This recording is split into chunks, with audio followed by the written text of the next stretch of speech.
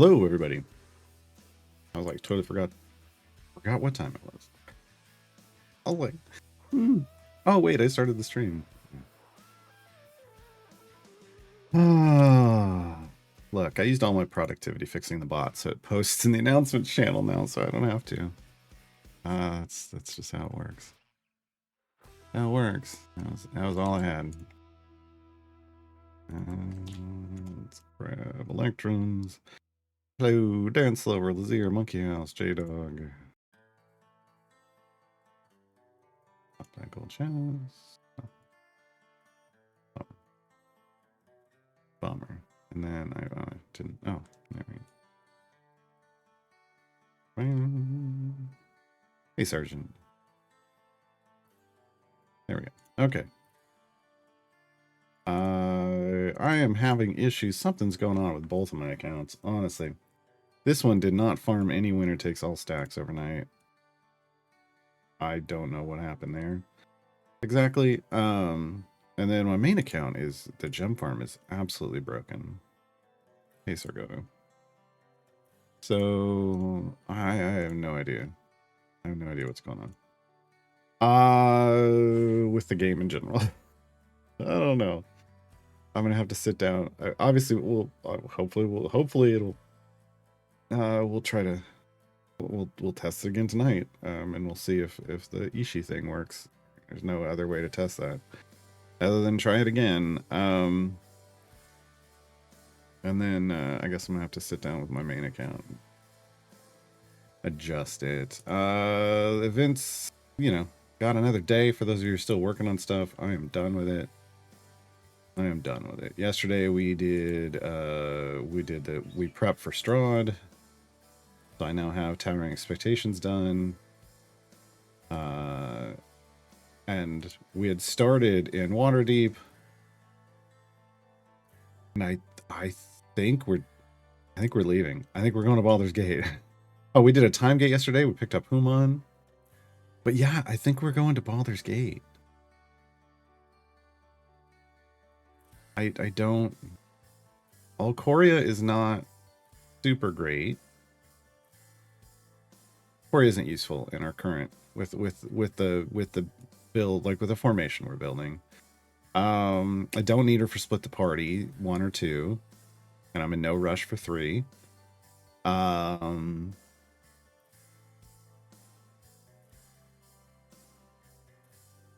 The one good thing there, I mean, there is a global blessing, like the tier 5 global we didn't get enough favor for, but that would just take 1 favor run. So I don't know that there's anything that's enough.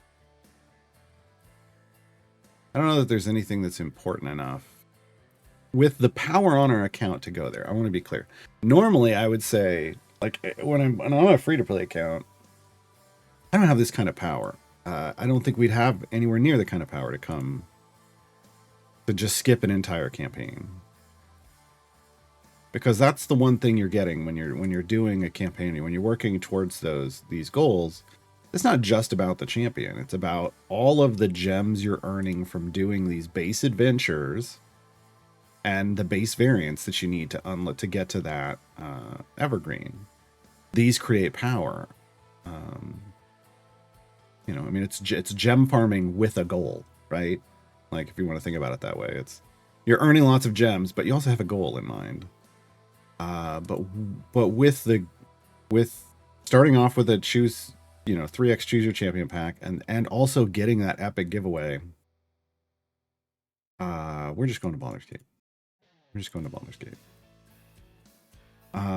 So we're gonna dive in now. As with all the starts of all campaigns, they're always going to show super difficult because you have no favor. We're not worried about that. This is going to have a different formation layout that we are not used to at the moment. Let's get rid of. Oh, whoa, wait. Which party am I in?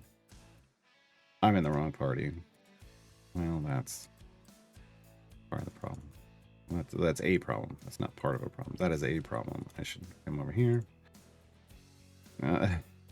We need to do this over here. In the party that, I mean, I could have switched it, but no, we want the party that has the fast core in it. Come on. There we go. Do that again. I could have just swapped the cores around, but I'm annoyed that I keep doing that, so I'm punishing myself. Train myself not to do it anymore. Okay, so we only have to go to area 100, which isn't very far. We do need favor. We're gonna go like,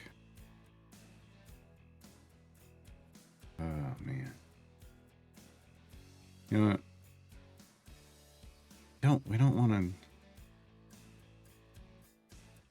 We want to grab some favor, but we don't want to grab a ton of favor. So let's do like a half an hour.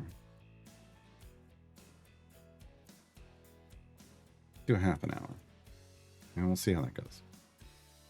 All right. Hey, Lurking Rider.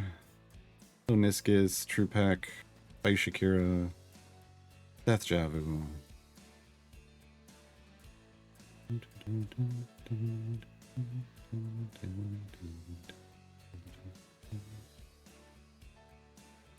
Hey, Star Chaser. Nope, on a Tuesday? J-Dog, it's Tuesday. We don't have pop-ups on Tuesday. Mondays and Wednesdays.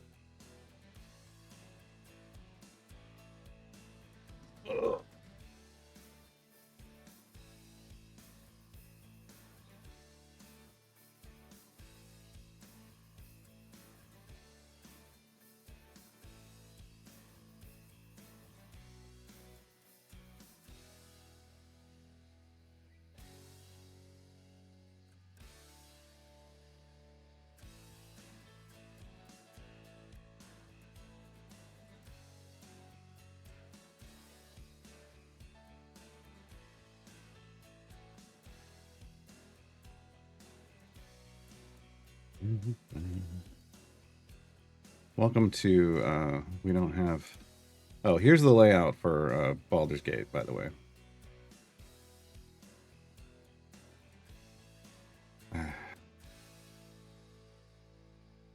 So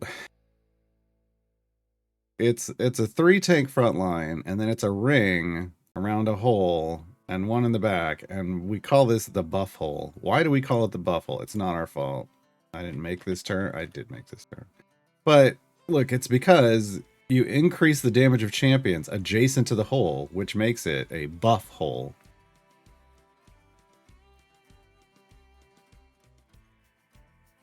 Which makes it a buff hole. So, this is the buff hole formation. This campaign, we will not be able to get all the blessings in, probably. Well, who knows? We've got a lot of power, but I doubt it still. Yeah, it takes a lot to get all the way down here. Like, look at this. We're into the E42, so, you know, you're talking E44 just for this, and it's usually a little more for these. That's a lot compared to over here, where it's E27, so E29, maybe 30s, right? You have to have so much more power here.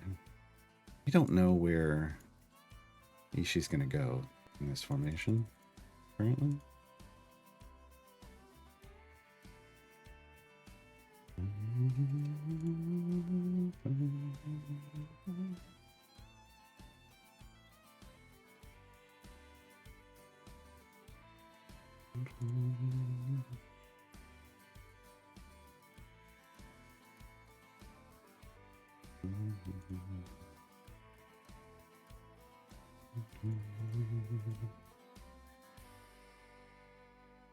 Oh, Jesus. Hey, look what we got today, folks. Root beer. The root beer's back, and you're gonna be in trouble. Hey now, the root beer's back. What do you want? A shandy there? Yeah. Maybe a Zaka.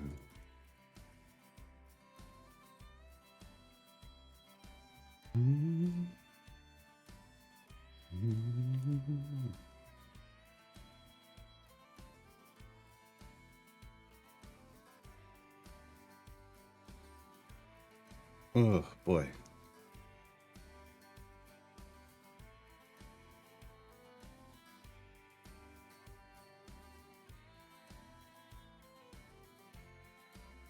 Ad break. Ad break.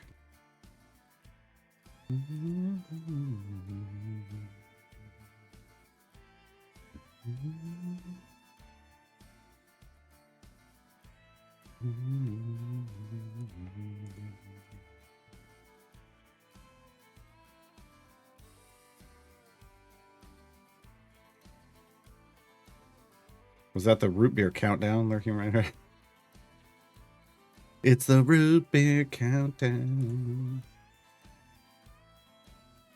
Yeah, this is going to be one of those weird format, like 3 tanks we haven't had to deal with before. So, yeah. This might be Gale in the front, Party in the back.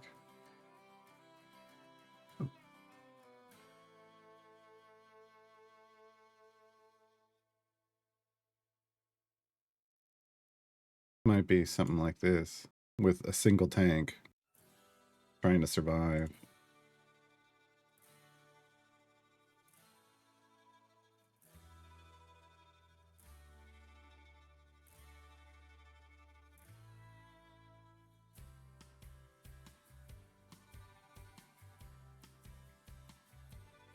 Yeah.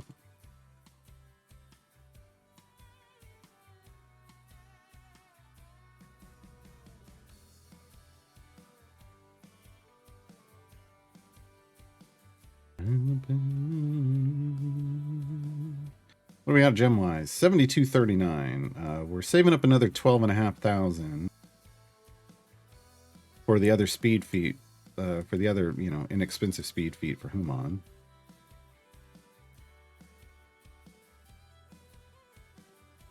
And then I'm probably going to open gold chests until I get the bounty contracts needed. I need 10 of these for Strahd. The gift for Strahd.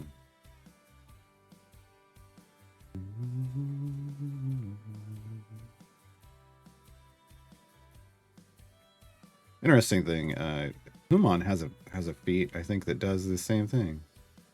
Yeah, enemies that attempt to attack this champion will instead attack a different champion if possible. Misdirection. It's a cash exclusive at the moment for 2 more weeks. But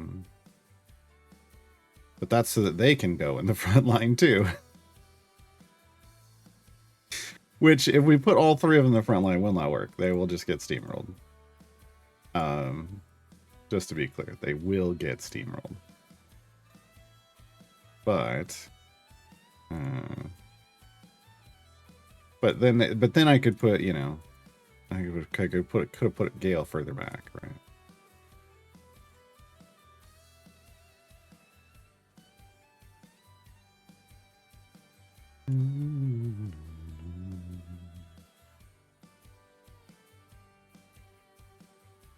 Nice Lurking Rider. It's weird. I don't. Yeah, I guess because of the event. I'm like, I don't race there with him, but with the event, it doesn't make sense.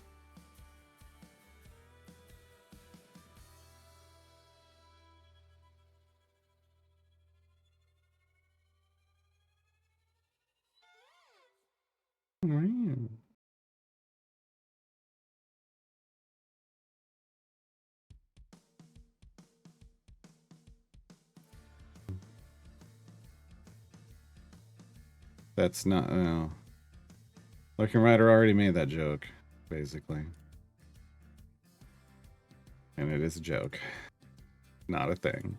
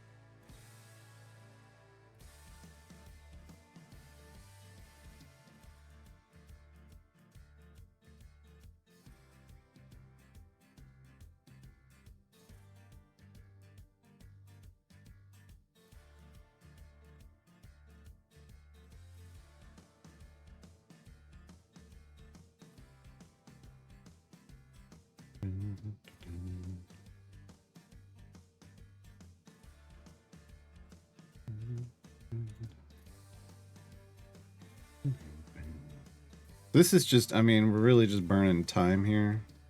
I feel like we should, we're going to pass 100 without, in the 30 minutes, but we're just going to do 30 minutes of time to grab favor. Whatever favor we get when that timer is up. We're going to move on to the next adventure. Next adventure, we will do a deep push in. And so I'll need, we're going to burn one of these. My last one of these. We're going to go, super far. Super far.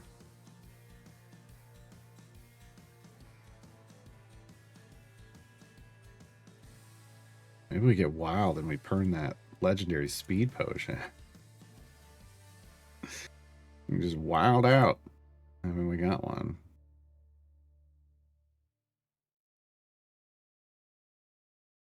It's not like it's ever really gonna get us a whole lot of, like, it's not gonna get used for gem farm or anything on this account, so we may as well use it for a day that we're just spending the day trying to grind through a bunch of stuff. Right.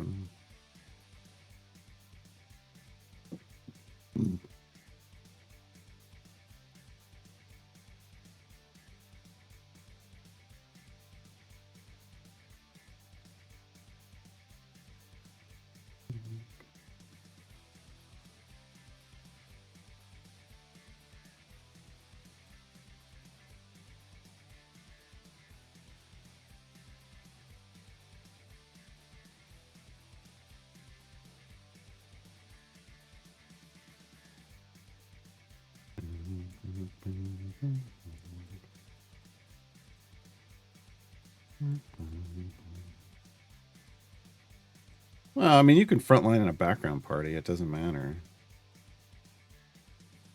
If you've got the damage to kill everything, the simulation's just going, oh, everything dies before you do. All right. The issue is more when you're trying to use someone who's not a tank in the front line, you have to be aware of the trade-offs, and the trade-off is if the enemies end up on that person, they're just gonna get absolutely destroyed if they're there too long. Like, if you can just instantly kill, well, then it doesn't matter. You're not tanking. It's not a tank line if no one's ever touching the front line, right? But those are very specific situations. That's not, like, we could do that here most of the time, sure. Not really what we're talking about, right?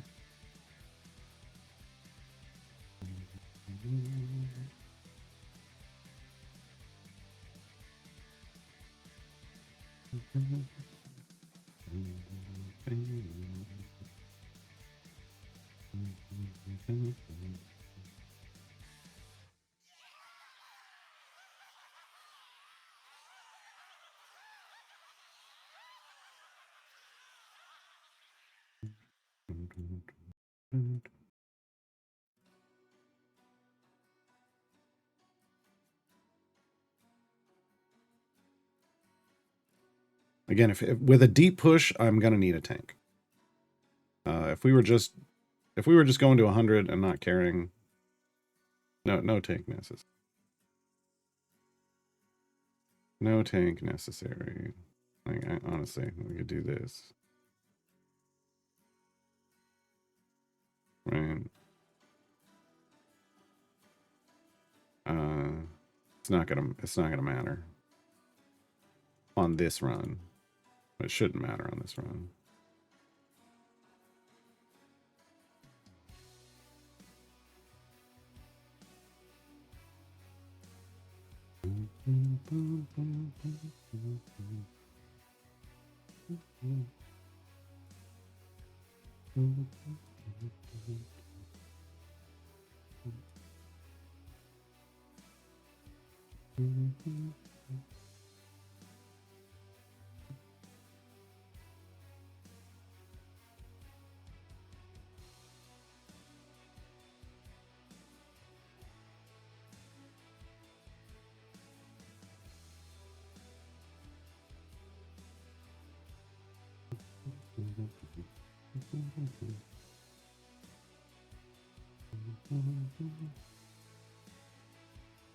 Skip heroes, man. Are you talking about like speed champions? They don't work in the background, so it wouldn't matter. When you're talking about a background party? Yeah.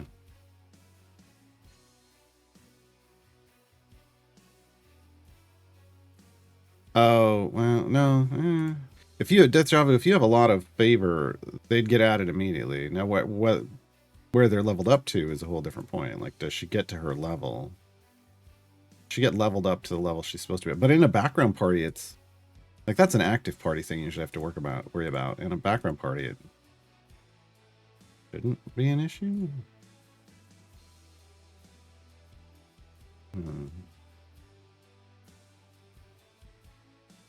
Anyway, now we're going back to this because I did this to put Eliwick, a non-tank, in the front line. Well, that is to say, we're talking about tanks. I wasn't going to put a tank up here anyway. Not for this.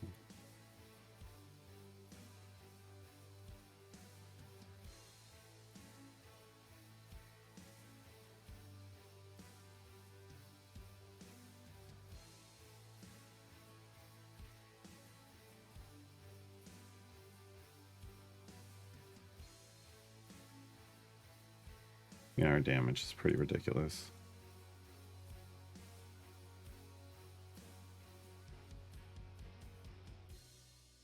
Not getting tons of favor.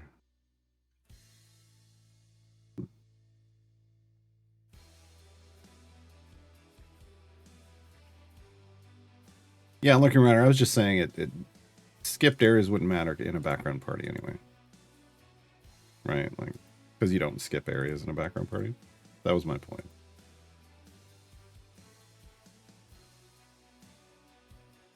There is no, there is no real speed effect in a background.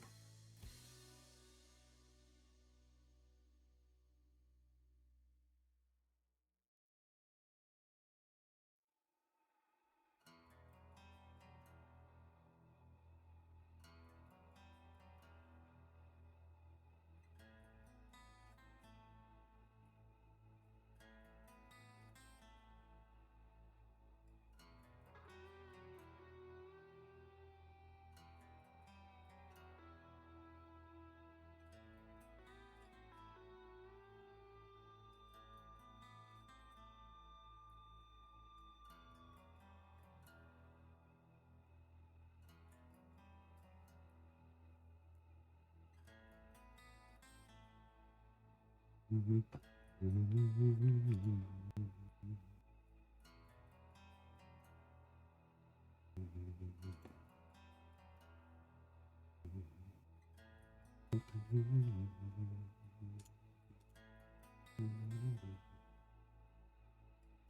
think we're not putting any of these in. I think we're going to a Zaka.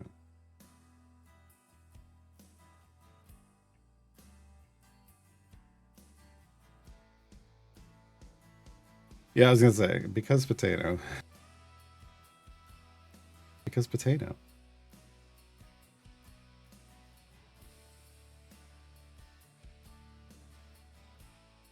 The potato just isn't doing the calculation. What are we up to? Yeah, that's better. There's EO4 favor. Getting better.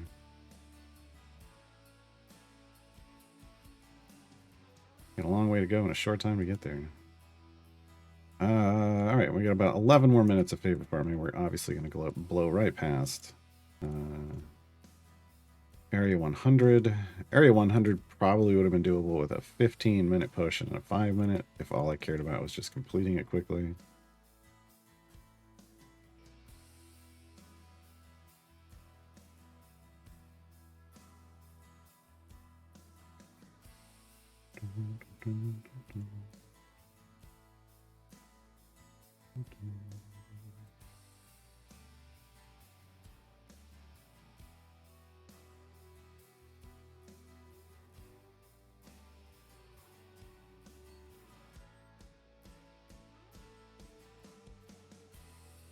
Alright,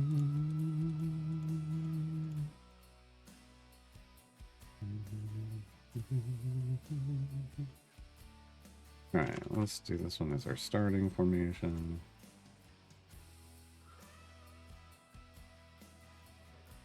And while this is continuing to push, we're going to come over here.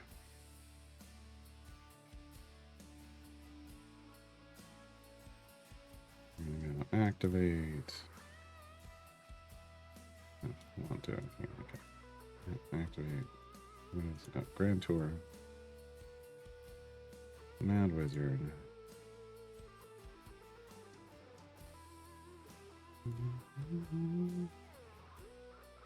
Wait a minute. Nope. Nope. Nope. I said activate, didn't I? Didn't I say activate? Activate. That was weird.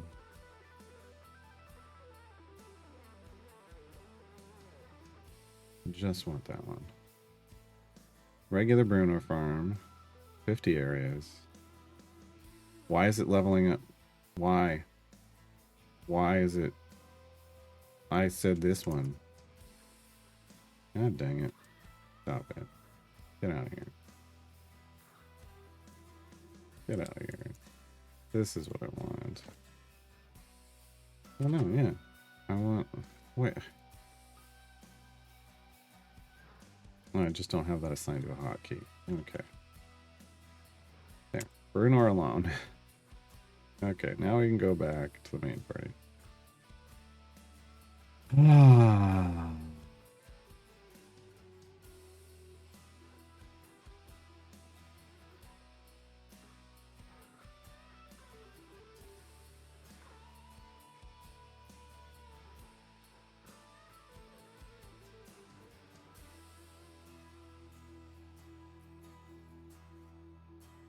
Completely candid, a bunch of kids running around for Elminster. And while they're running around the neighborhood for him, I'm asking them to gather up empty liquor bottles, dragon scales, and cursed gems. Lurking Riders response sounds like the kind of things kids were told to do to earn pocket money back in my day. I was just watching a show on Netflix where at the start,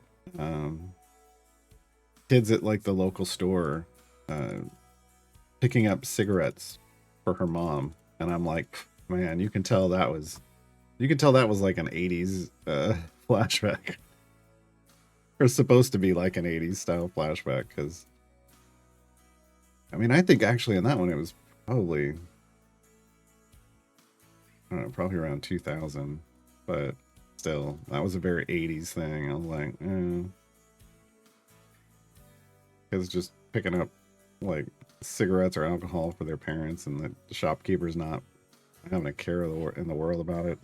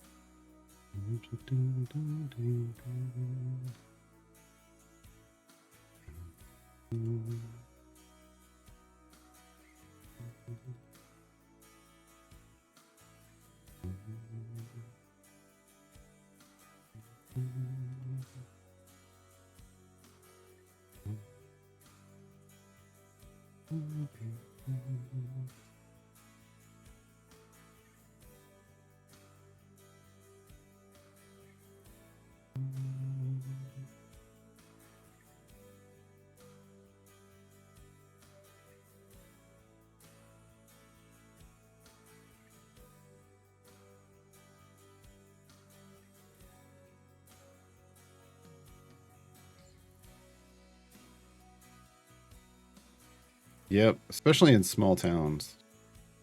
Yeah.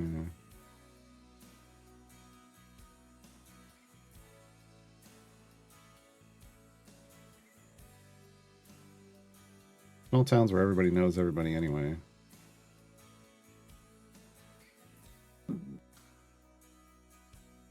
Which was the situation in this show, so.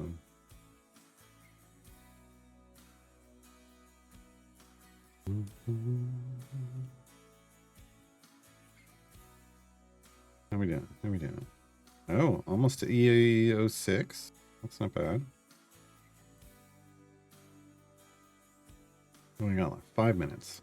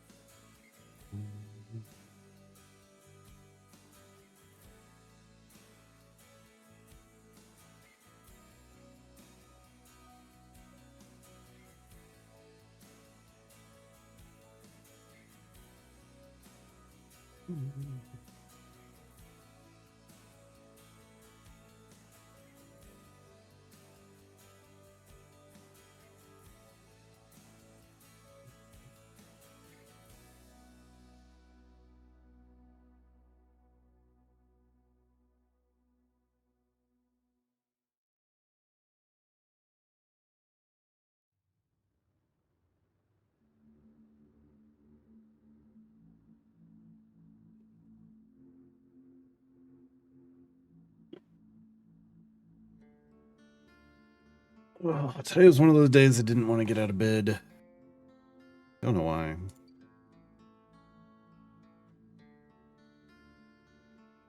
Like, I would say it's a post-holiday drag, but it's not like I did anything for the holiday, so doesn't make any sense. Do I need these electrums for anything? I don't think I do. Oh, I know. I gotta save them for the manual or the natural time gate. That's what I need. All right.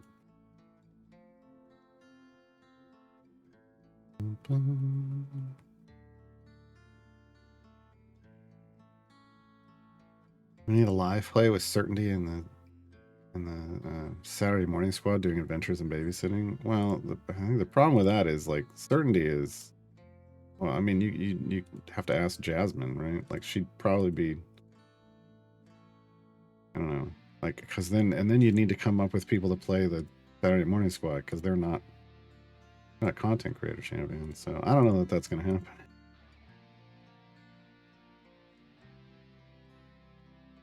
I don't know that that's going to happen.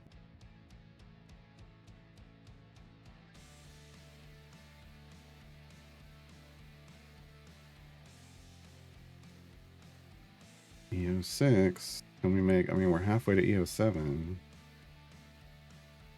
And only a few minutes left.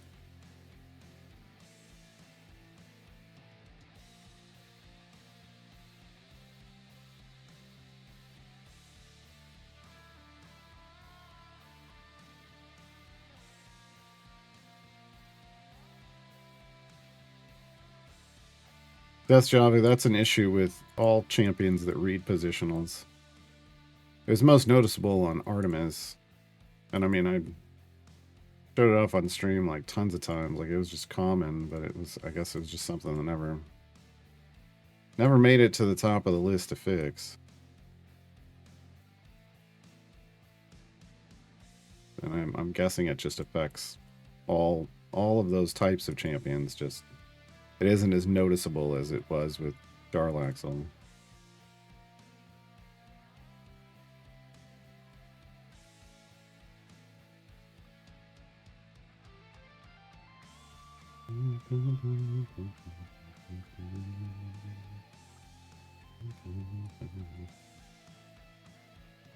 Well, but then there's just the issue that sometimes abilities can literally turn off on champions. I think that's more the issue. I think what you're noticing isn't that. See, there's probably the problem. I don't think there's an issue with the champions that observe positionals. I think there is an issue with positionals where sometimes they turn off. And to get them to turn back on again, you have to shuffle your formation. That's why a lot of people will do things like this. If they're seeing something wonky and you do something like this, that usually brings everything back online. Like replacing them into their, like moving them into a different formation slot makes them re-trigger the check for their abilities, and then it works. But we noticed this again back with Artemis specifically, trying to do Orkira stacking back in the day. because that's built around Artemis. And man, you could see it. Like you just see it shut off, and then you just move, and then suddenly it bounces back up again, and things would get weird when you're moving champions around. It was super annoying. Never tried to figure out like what the trigger was. Just noted it and complained about it. And,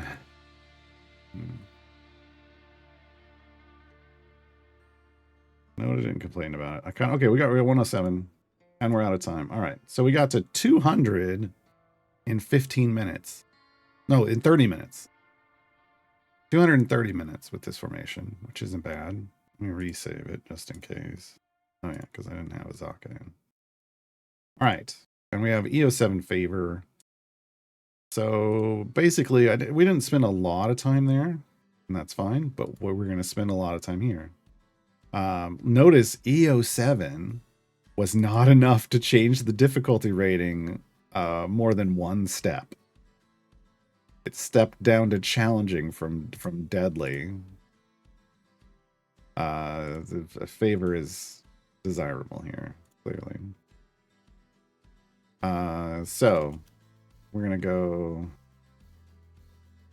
We're gonna throw down the large boys. That's a rap group, right? The large boys. I'm totally gonna do this because why not? Wow, just those two capped me at 11x speed. Okay, this is the fastest we've ever gone. I'll take it.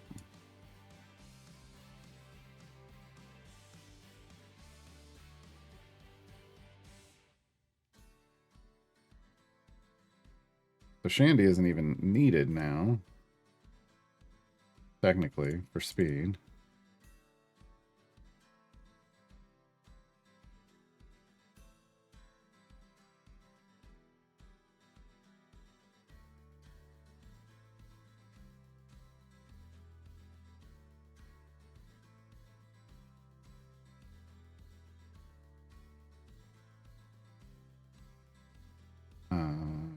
Like none of the extra speed effects are going to matter. We could make this go faster by adding more speed potions, oddly, because this raises the cap. I'm not gonna do that. That's a, you know, late game and beyond. I've got so many speed potions I can waste some kind of situation. That's not the situation here.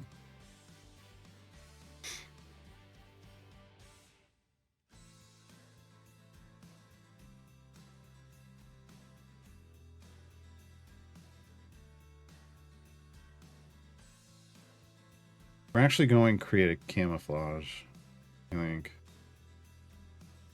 Yeah. We may have to... Well, we may have to respec Gale. But that's fine. I do have respec potions, right? Yes. Okay, cool. You know what I should also check? Oh yeah, here. Potion of the Gold Hunter. We're starting like that's a great time also to use that. It's a week-long potion that just doubles our gold find. Not a huge you know, jump, obviously, but that's not the point. The point is doubles our gold find. And in this campaign we need all the gold we can scrape together. So if anyone sees recyclables along the side of the path, we need to pick those up and turn them in.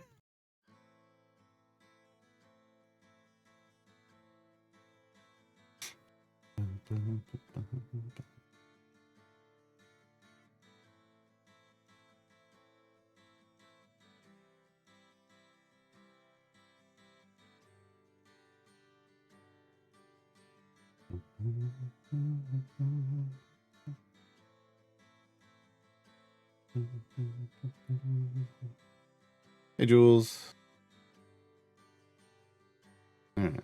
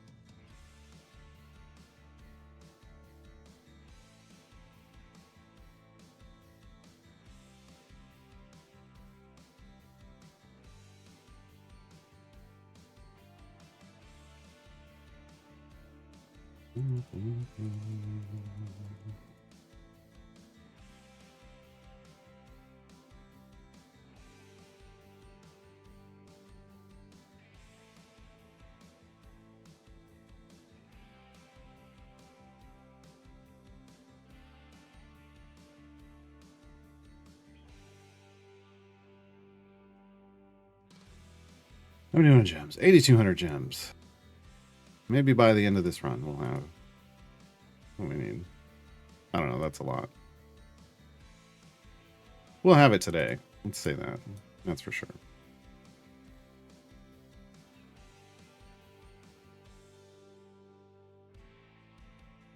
Kind of a perfect full house for Eliwick. We get 2 gem cards. We get 3 moon cards. For a favor run, I'll take it. I'll take it.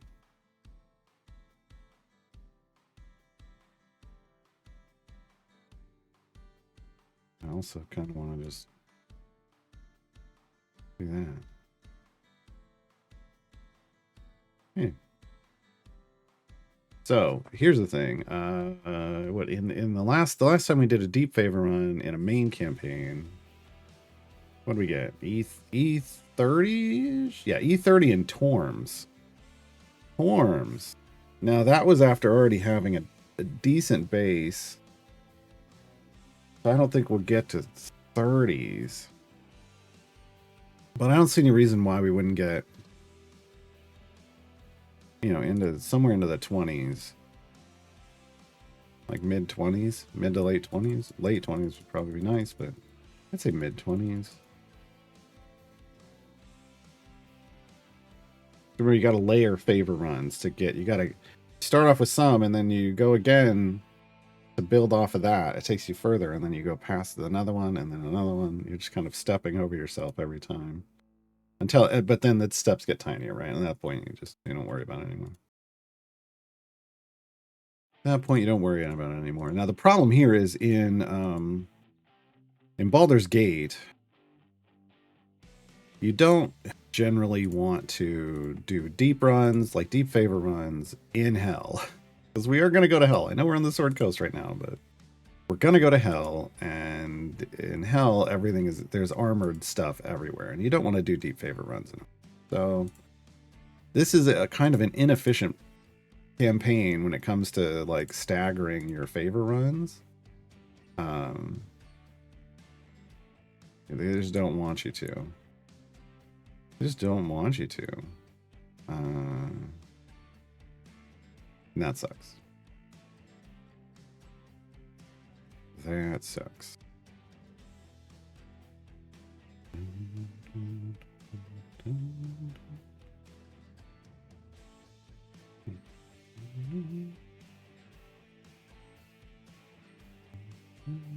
So like somewhere like, you know, in Tomb, we can just do it every so often. In Waterdeep, you can do it every so often. But like just as you're progressing, wherever you're ending up. Not really the case here. Not so much.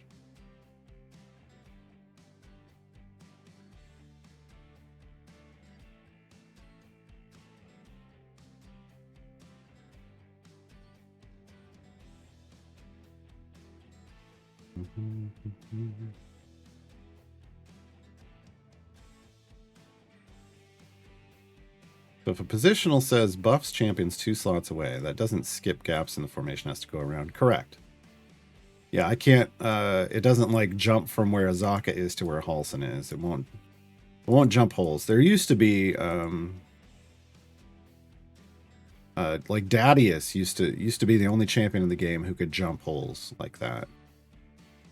Otherwise, it's literally got to be adjacencies. So 2 adjacencies away.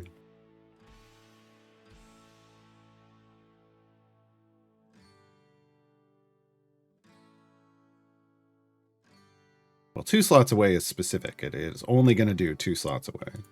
Within 2 slots is 2 slots away and 1 slot away. And yourself, kind of. I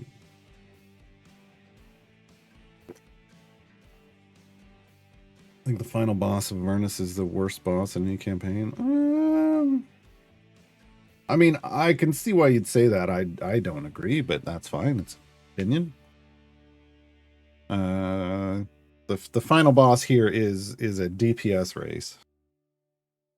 And so I'm a little worried about our chances. I don't know that we can do it with Ishii. Not that Ishii won't have the damage. It's just it's like when you're dealing with armored enemies in a DPS race, you tend to need multi-hit stuff. We're gonna see what happens. I tend to tell people, you know, if you've got a single target DPS and you're trying to race that boss and it ain't working, you got to find a multi-hit DPS. So Ashara may be coming back in for that. We'll see. Which is fine. I mean, we used Ashara yesterday, and she came in and did the job. What's she got in terms of? She's got 50 average item levels. That's you know, that's fine. That's fine.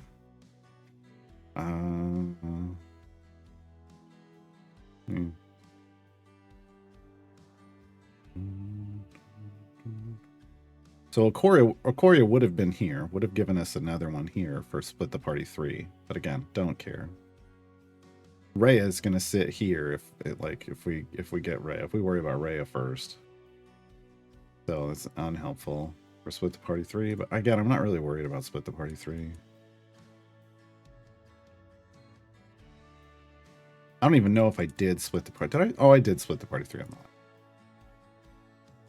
I remember because I wanted to verify that. I wanted to build out the guide for it because I'd never done a guide for split the party 3 because I figured I already told everybody how to do 1 and 2. Can you not extrapolate? And people could not extrapolate. People could not extrapolate.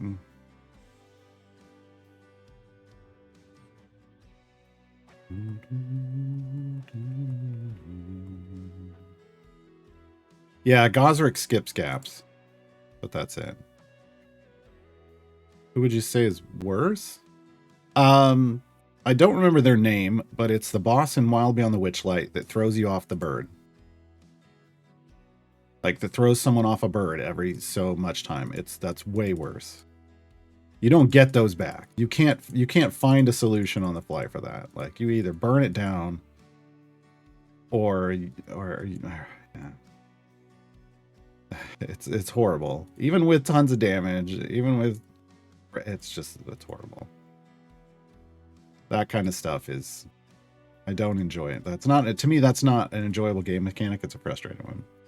Brain's not included. Which spell do you have autocasted? I don't know what that means. I'd love to answer your question, but I don't really know what you're asking. In the context of this game, I don't know what you're asking.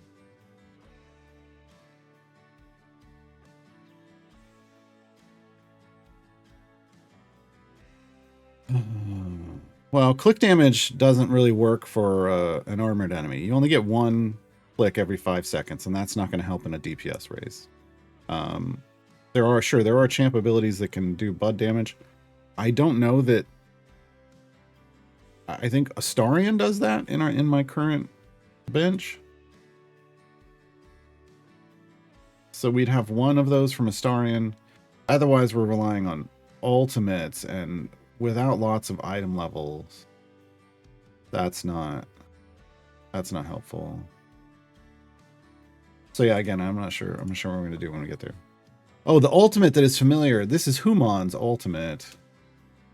It's rollout. It's currently boosting their speed effect every time it resets. So we're just trying to go a little faster. Yeah, I don't refer to those as spells, but yeah, the ultimates. It's just like, I don't know what that means.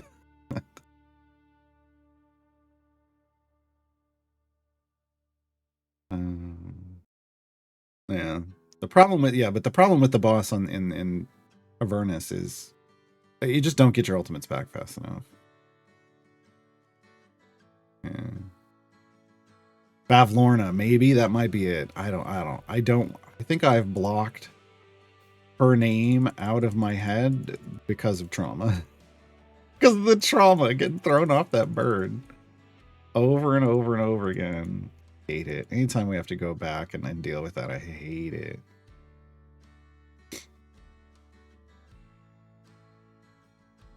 The Devourer, I don't mind. The Devourer is just like, can you beat this boss with 9 people? And the answer is, I mean, well, it's yes up until a point, right? But the throwing someone off the back is like, I know it should be the same, but it just doesn't feel the same to me. Yeah. Human has a bud-based damage ability too. It's a feat. It's the immolation feat, and yeah, I mean that's something that we're definitely going to have to work towards in prep. But honestly, I wouldn't. Yeah, honestly, we are going to have Human in for that fight. More importantly, Human is a breaker if you put them in a different position. So we're going to want the double credit on the boss off of Human for that fight. So we're going to have to get Human geared up a little better. I'm scared of the Pixie on a Devour showing up one of these days. Well, look, just because Mars wants it in the game doesn't mean it's going to ever happen, but we'll see.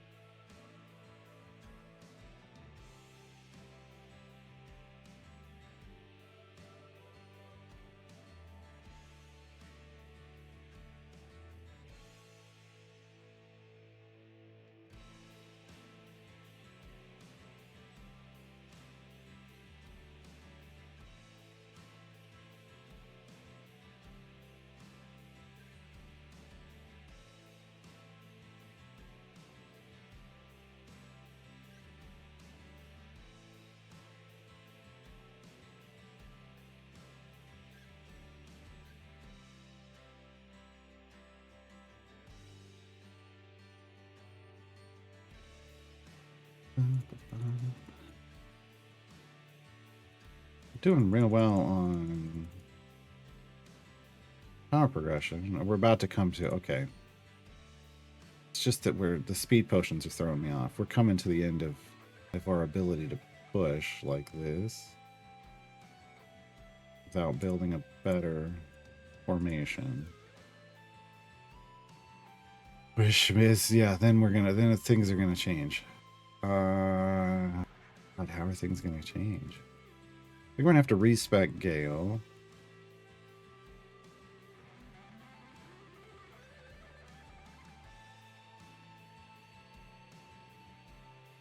For sure.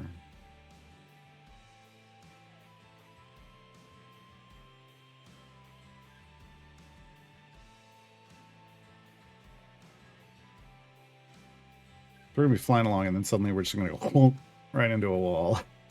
Right into a wall.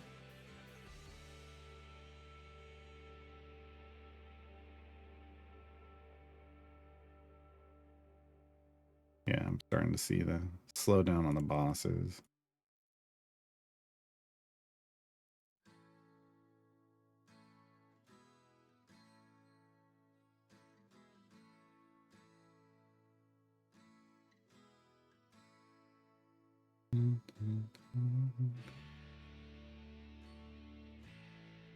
I appreciate in your Split the Party 3 addendum section that you emphasized how the 70% champion removal of party means entire party removal using only 3 champions. Yeah, rounding up.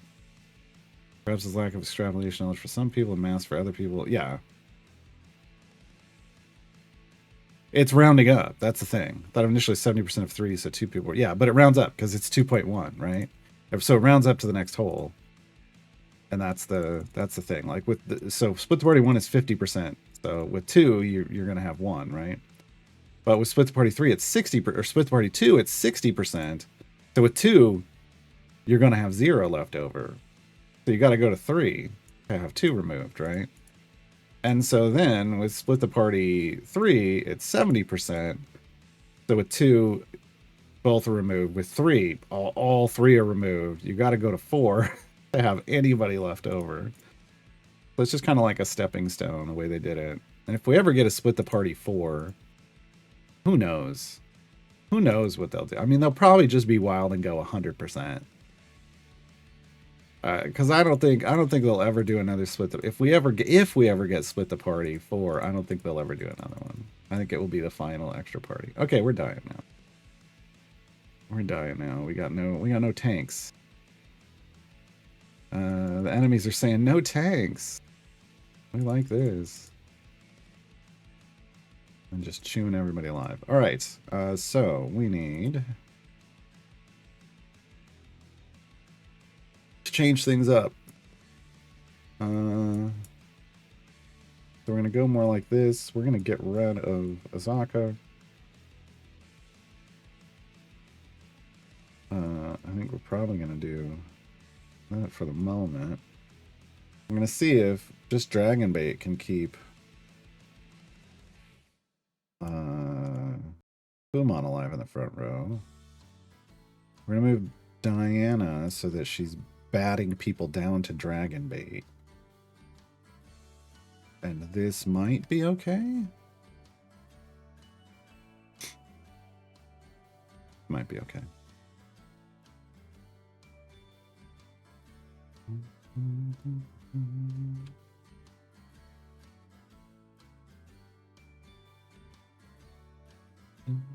Well, Bruner always dies if you do the math wrong.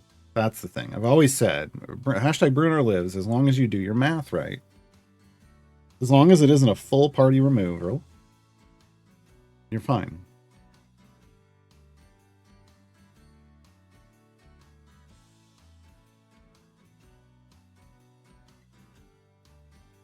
Yeah, Jules, I've always kind of felt like it's anyone in seat 1 will live, but I've had people tell me that they had somebody other than Bruner not live.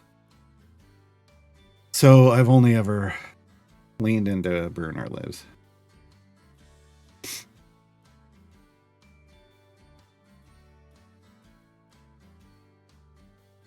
Yeah, I don't know. I've just, because I don't ever try anybody else. I mean, if I had a dev account, if I had access to a dev account, like just the dev powers on a test account, like on my CNE client. God, it would be great on my CNE client if I could just, mess around with stuff. Then I'd do split the party. I could do split the party 1 over and over and over again and test out. Like, is it all seat 1s or is it just Bruenor, right? Like doing a bunch of them with each. Put a chicken and slot 1, the chicken lives.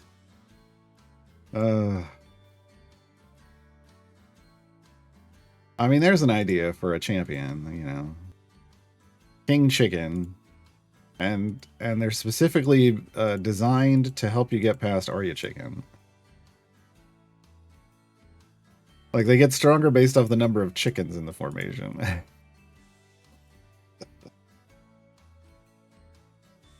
Oh, no. Oh, no. Alright. Another feat? Sure. It doesn't matter. It's not going to be super helpful at the moment. I'm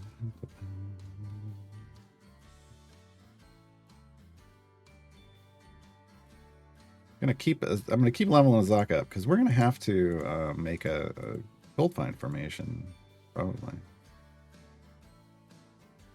as well.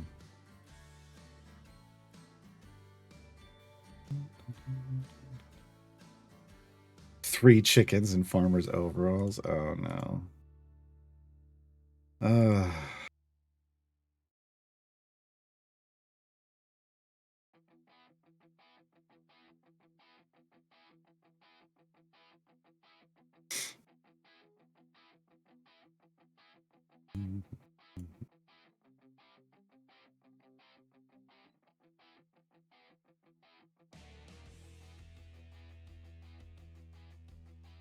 Well, we've never seen Human skins that are anything other than kobolds. Right? It's always kobolds in something. But you could have Farmermon. You could totally have Farmermon. And it's 3 kobolds in farmer's overalls. Totally do that. Yeah.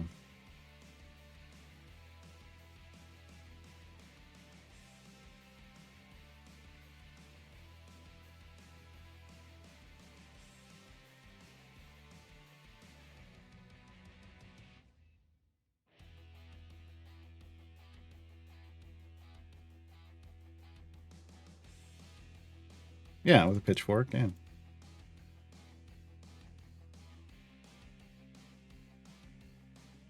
Uh-oh. Uh-oh. They're getting to the formation now.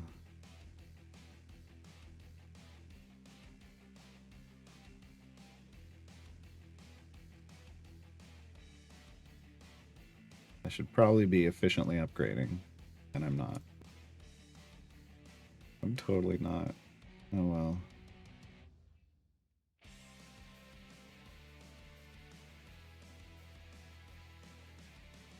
Answer, add more gold, fine.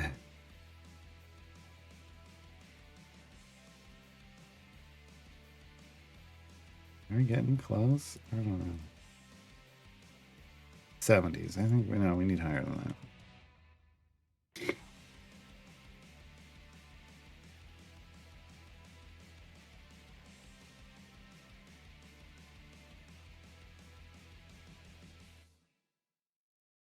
Yeah, the coming soon was so they talked about that. The coming soon was a week early. It's a vault, and it's coming out next week. So this week is the emergence event. Next week is a vault.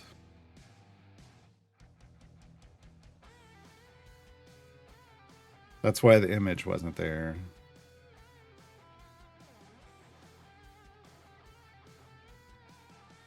I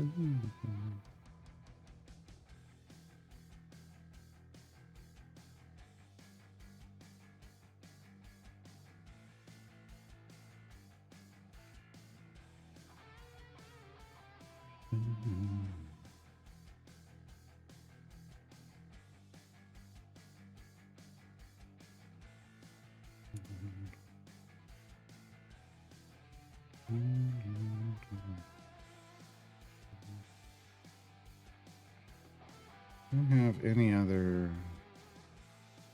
No, I think she's the only. Here's what I want to do. I'm gonna pause this. We can go back here. So Azaka in here. I'm gonna save as dirty gold farm.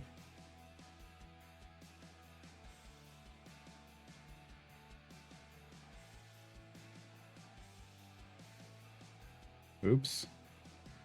I forgot to save pushing formation. Whoops. Whoops.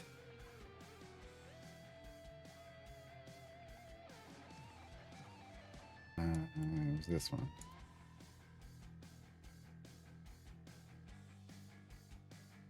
Okay.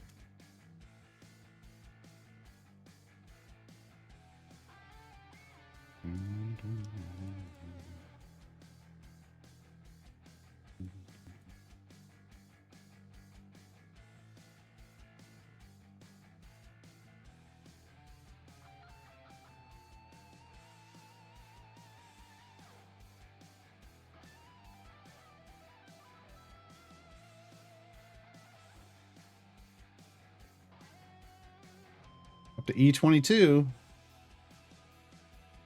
Yeah, that was kind of what I was hoping. I was hoping the mid 20s, but we're in the 20s.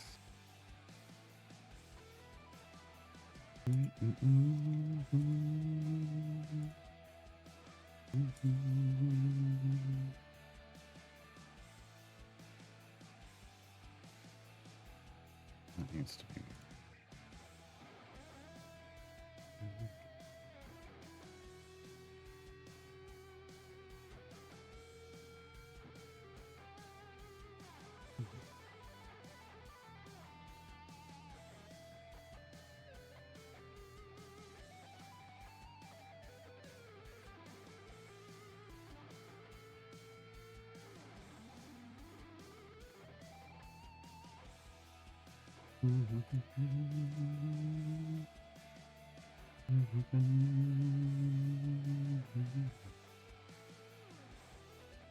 Human's still not in a position to help us push. I just want to be clear. I'm aware of that. I am aware that my Human is not in an optimal position. That is acceptable to me for the moment. 2260. Where are we going? 2360.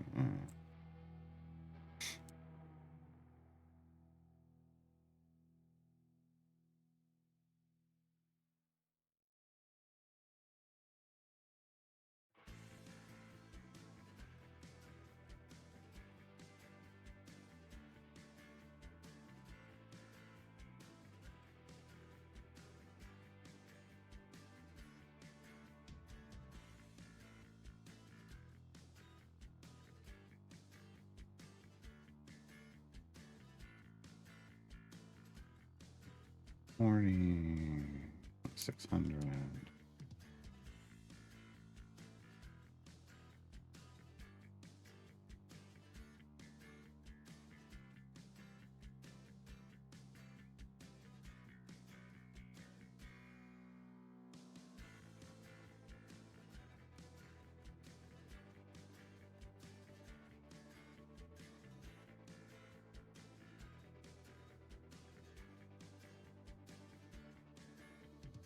Oops, we died. Oops, we died.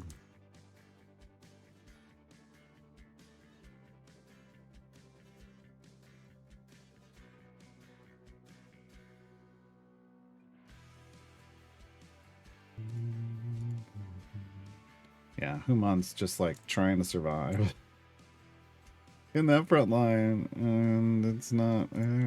Sometimes it works, sometimes it doesn't. He's about to get Shrek'd, yeah.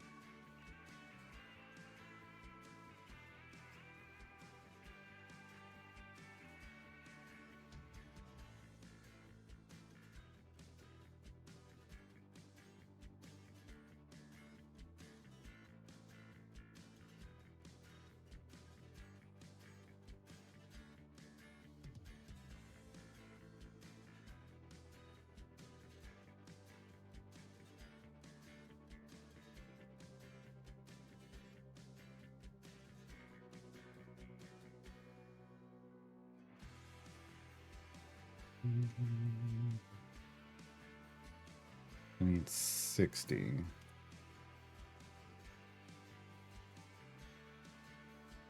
Well, yeah, Human's just not surviving up here. All right. So we move Human back here.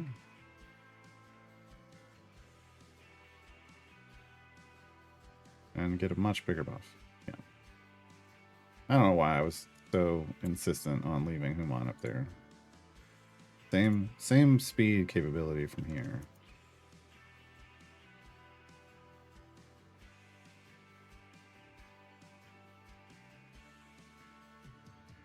What is the issue here? We're just out of power. We're out of power. Okay. 2270. Nothing. Got a little bit there. So where do we need it for Gale? 80.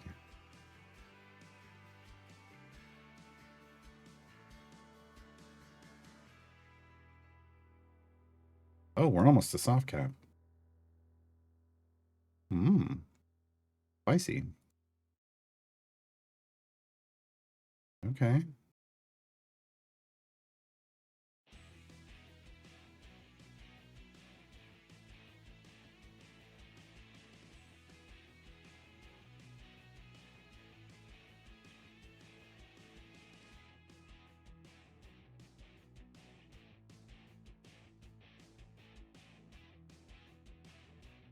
There it is.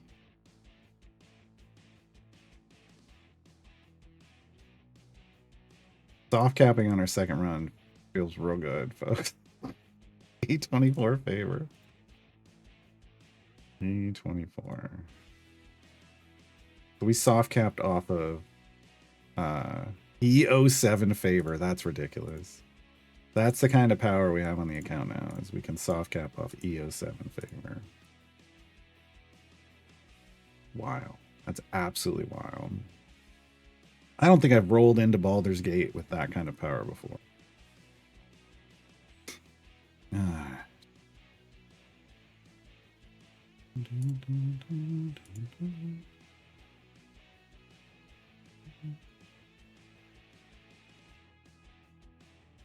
There isn't anything to put in. There isn't anything to put in here yet. We've only got 3 feats. I mean, we're working on that. We need 2,400 more gems. And we'll have something for that. It's possible we could get there.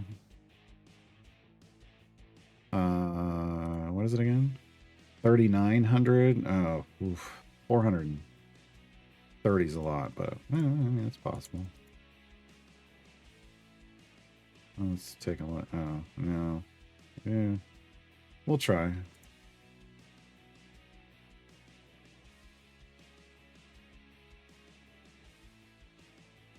Hey, Shevik.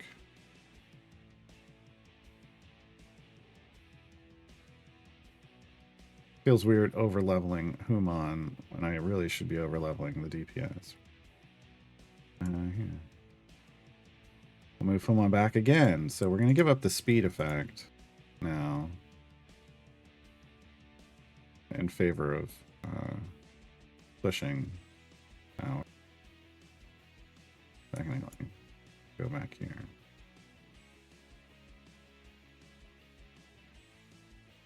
Soak up a bunch of... Oh, no. Okay. That didn't work.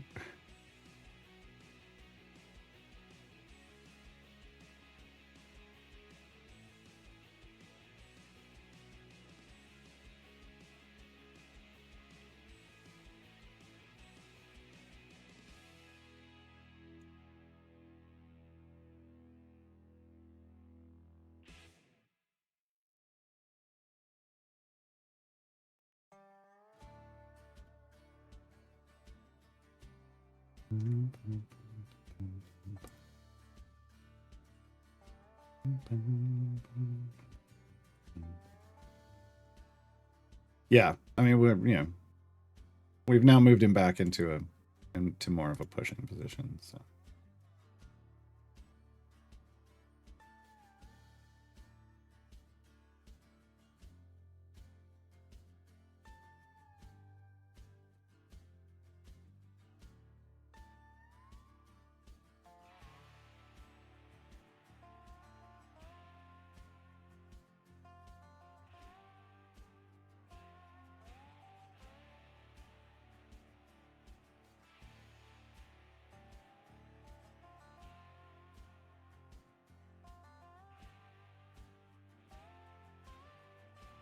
Now we have no damage. Oh, he died. Okay. That was weird. Take it. There's another. I feel like, I don't feel like we need to rush Human. I think like the next deep favor run we got, we're at 25 now. We went from E07 to E25, so we could get into the 30s with another deep run.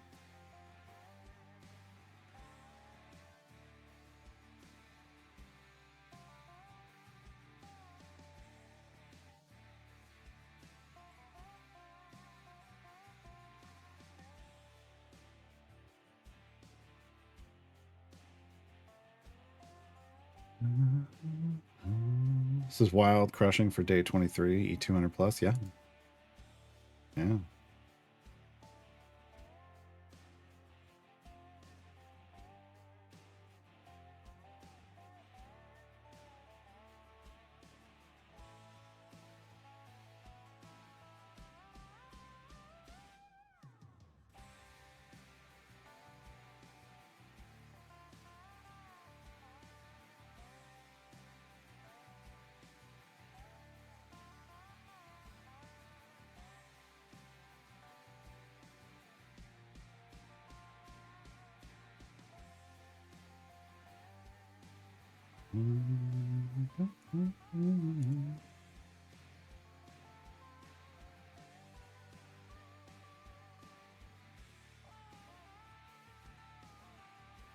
Oh God, Sheila, get out of here!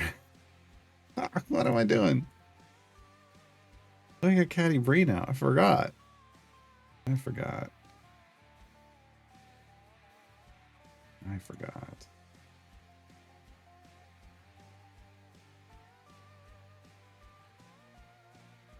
That's gonna help us out a little bit. I'm glad I went looking to see if I had any. Oh, and Vola. Oh God. Forgot about Vola. Which fair. I mean, I'd like to just consistently forget about Vola. But...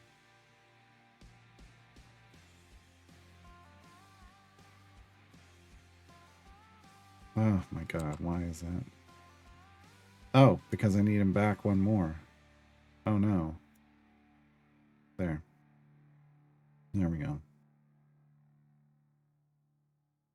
I forgot where I had Ishii. All right. Now we're rocking and rolling again.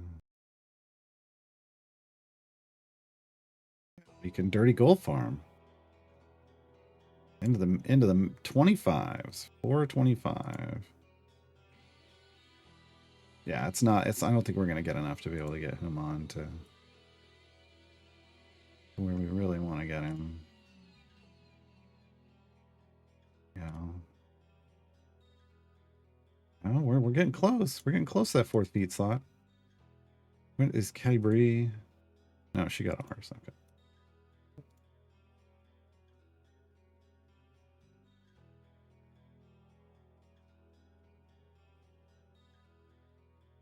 '26. We're up to E26.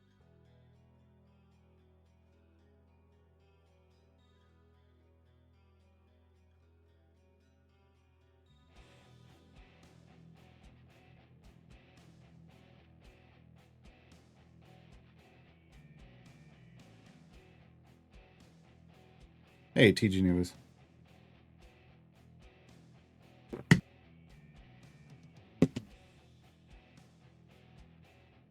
Well, so okay, so we're talking about Shevik brought up F1, so now we're going to talk about F1.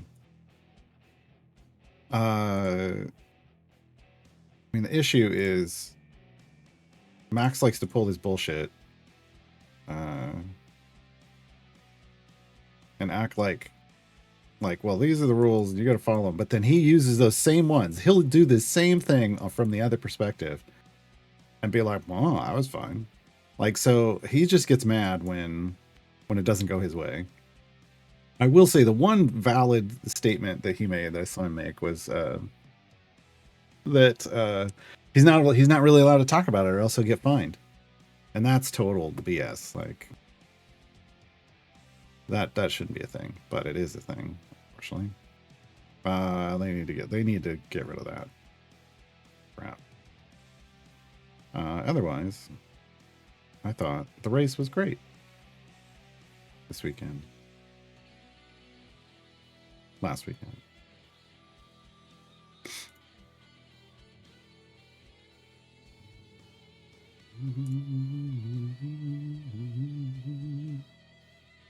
Okay, so we got Human's last feet.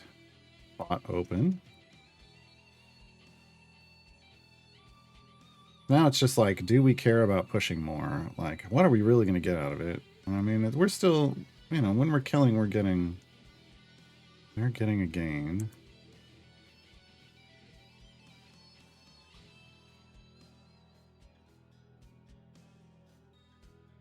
Yeah, it's kind of slowing down. So we're kind of getting, we're definitely near our wall.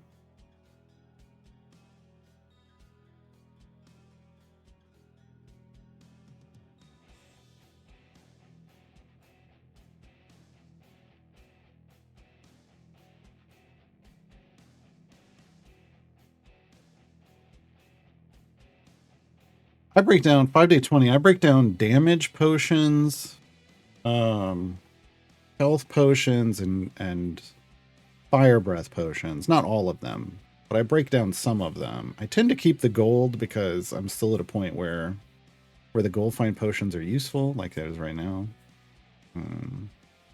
Yeah.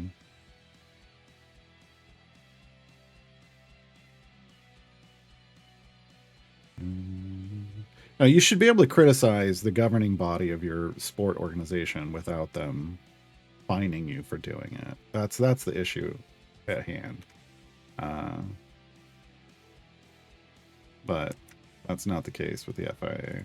The FIA has always kind of been my way, or you don't compete here anymore. It's kind of garbage. I just think that rule needs to be changed, honestly. But that's just me. Okay, we're pretty much at our wall with Ishii. Now let's go. We're at E.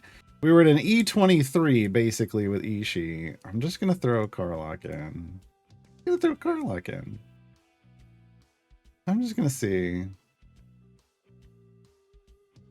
Oh god, I haven't even hit her ultimate yet, and we're already bigger. Oh, poor Ishii.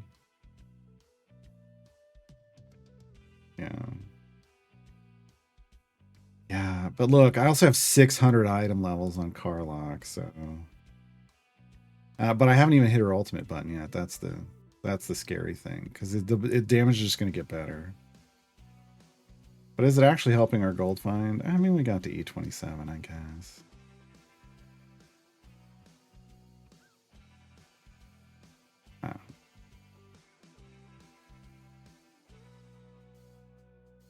Yeah, that's the problem. If the governing body is an advocate for sponsors and not the competitors, then you have a problem. Then it's problematic, and that's what we tend to see. They tend to lean more towards sponsors instead of athletes, and we'll find serves a function much later on than damage. I disagree. But that's fine. You play the game however you want.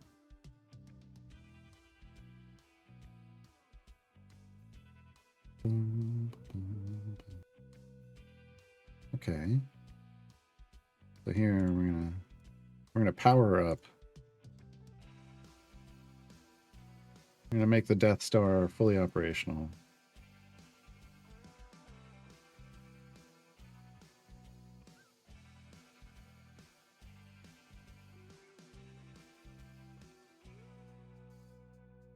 But damage are just kind of pointless.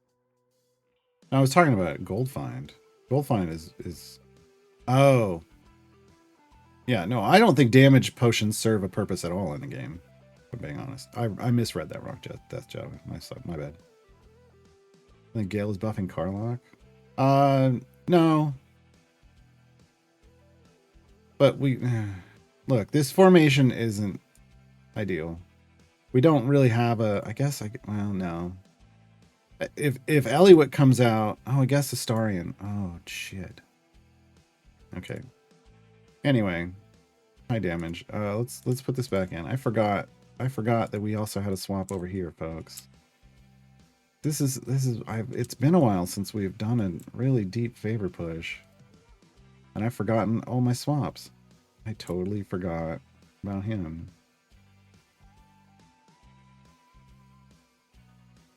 Okay.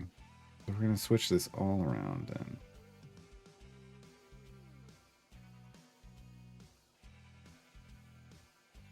Gale, come out. You go in. You're going to be here. You're going to be here. That should be fine.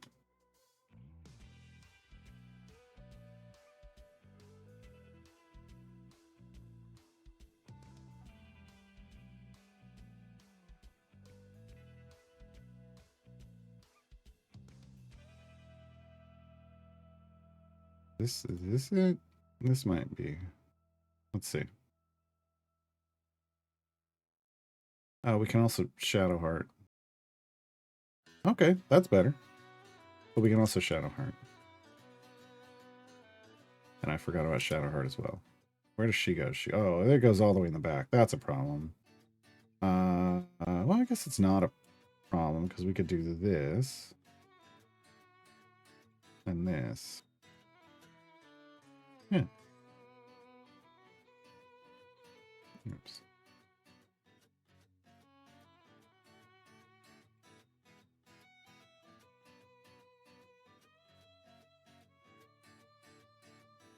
Right? Or is Vola within two? Two columns in front.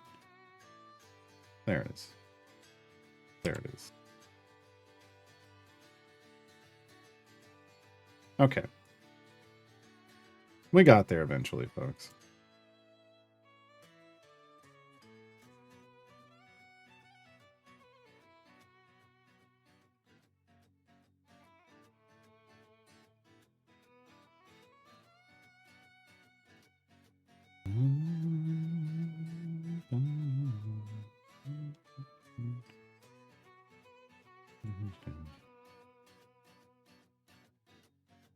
No, before. Jules commented before I moved Ishii. Yeah, I don't pay attention to Bolo. Let's be honest. I don't pay attention to Bolo. Where are we at now? 5E27. So we haven't gone up that much. So we are going up. And we've got some ultimates that could help. Like Well Fed can help. Yeah. See.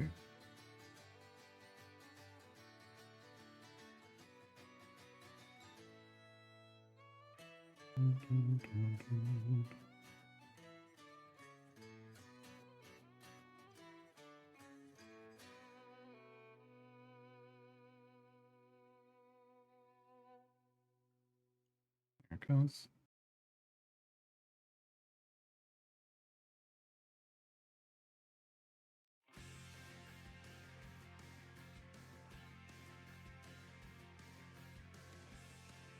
All right, still in the kind of the 27s. All right. Well, we got about 4 more minutes on those gold find potions, so I kind of want to use them. Hey, the ultimate achievement. Reduce other champions' ultimate cooldowns by 5,000 seconds total. Cool. Again, I don't chase achievements, but take them if we get them.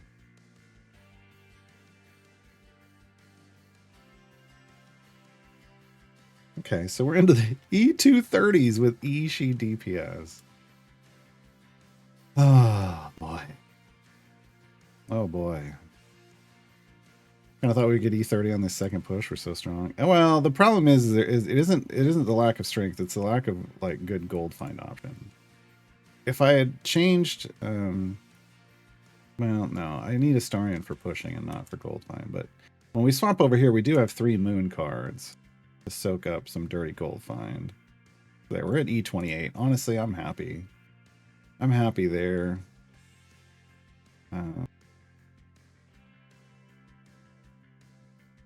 I was just thinking somewhere in the 20s, high 20s would be nice.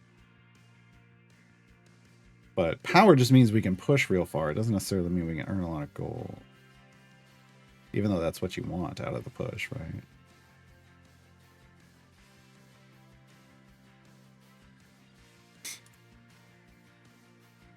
I just need to move this familiar down here. All right. So setting up these like we've got a speed formation, starting formation, speed formation. We got a pushing formation, a dirty gold find, and it's not just going to be used on this run. We can use this throughout Baldur's Gate. So taking the time to figure out the strongest formation now is a good idea. so we don't have to fiddle with it later. So I really, you know what? Yeah, I just can't really move this too much. I would like Human to be forward 1.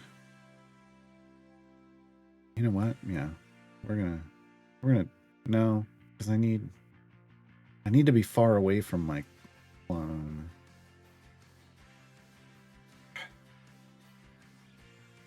Okay, what are we getting? E10, 5E10. If I move her here, what are we getting? 2E10. I'll take it, and I will move Human up. The reason being, in the middle column, we get more damage against bosses, and we destroy armored segments. I want that more than I want the other thing. The back one, Human does more damage against trash mobs. Don't care about that. We're going to need the armor chewing for Avernus, for sure. For sure.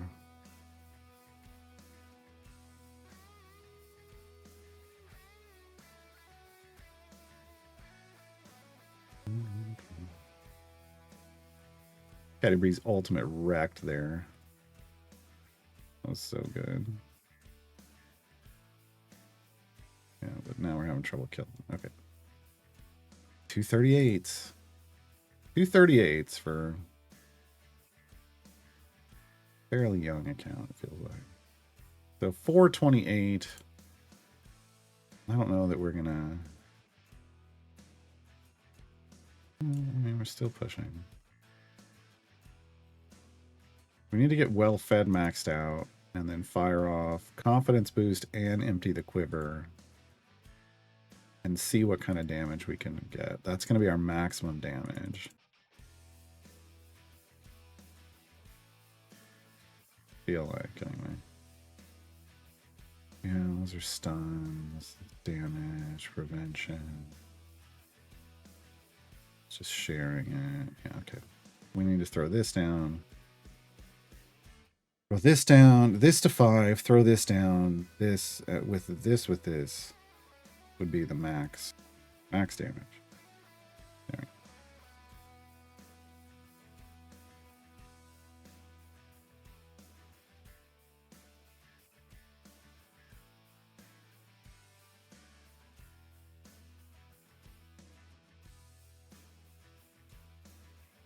Yeah, the epic giveaway is a lot of power when you try to do that. Yeah. If you just skip stuff, like if we had just skipped things and gone straight to trials, we could have. I think the problem with that is, well, I don't know. We're gonna see. We're gonna see what kind of problems we run into. I feel like there's potential for some confusing stuff, but we'll see what happens. I could be completely wrong. Could be completely wrong.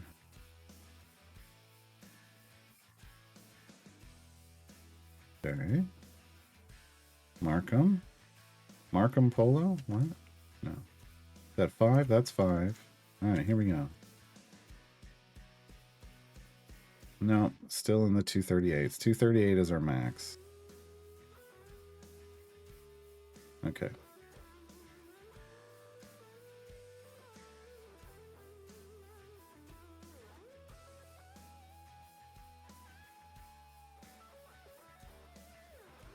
Whoa. How'd we hit 250, folks? What just happened? What just happened there? I have no idea. I honestly have no idea.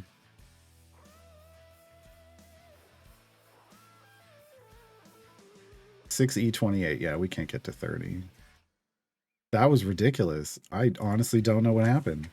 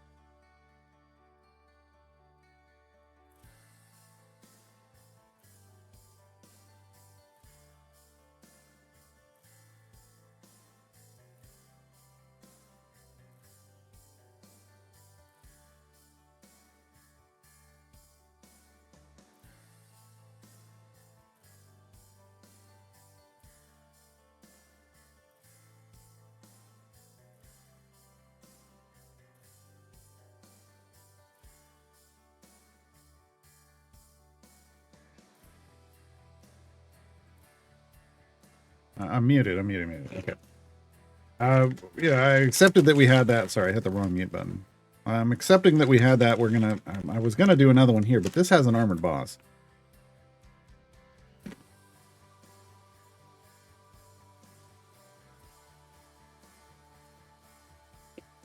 Makes it not ideal.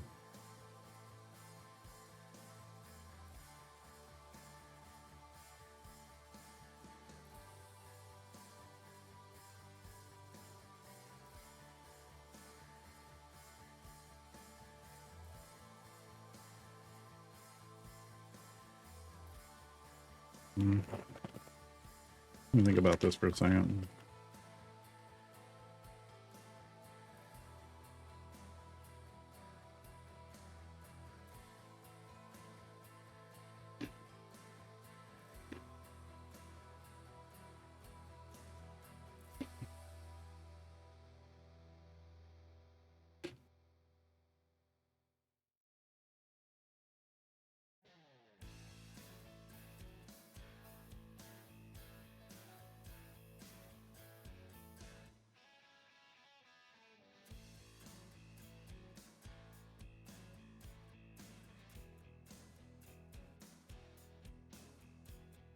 Nope.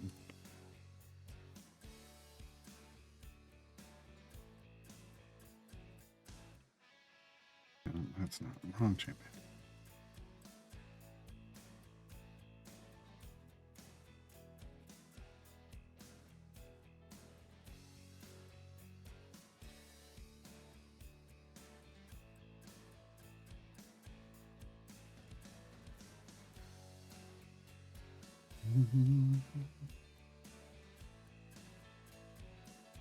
Okay, so we are going to do another deep run.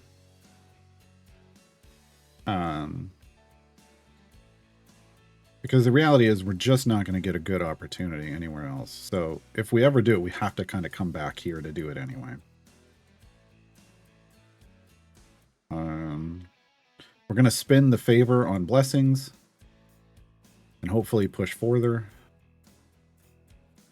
Hopefully push further.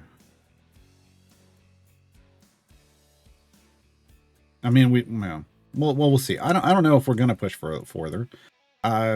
We might get a little further than we did. Not much because we soft cap. We're not going to get too much, but just going to the same place quicker, hopefully, should serve us very well. Oh, I need to throw potions down. Oh God, I don't have one. Oh God. Oh God. Must give me one of these, right?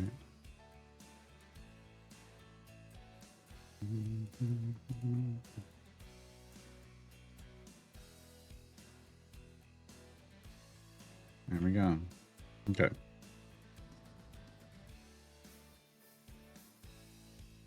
Because I know we're going to need to do another deep run at some point. And I think there's plenty, since we went from EO7 to E29, I think we can solidly get into the 30s. Like mid to high 30s with this one, and I think that would do a lot of work for us for a while. Won't get us all the blessings, not here, unfortunately. But I think it'll do good for a while. And where's our gem total at? 11,000. We're getting so close. Getting so close. Okay. Close out. Let me catch up in chat.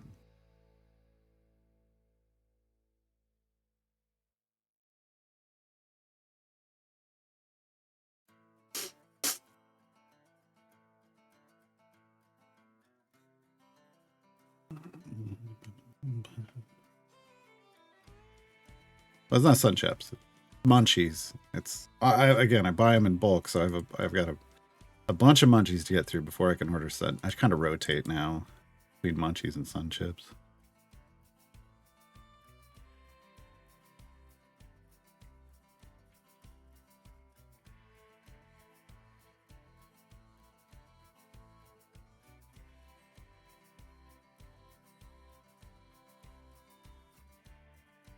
Hey, Amino.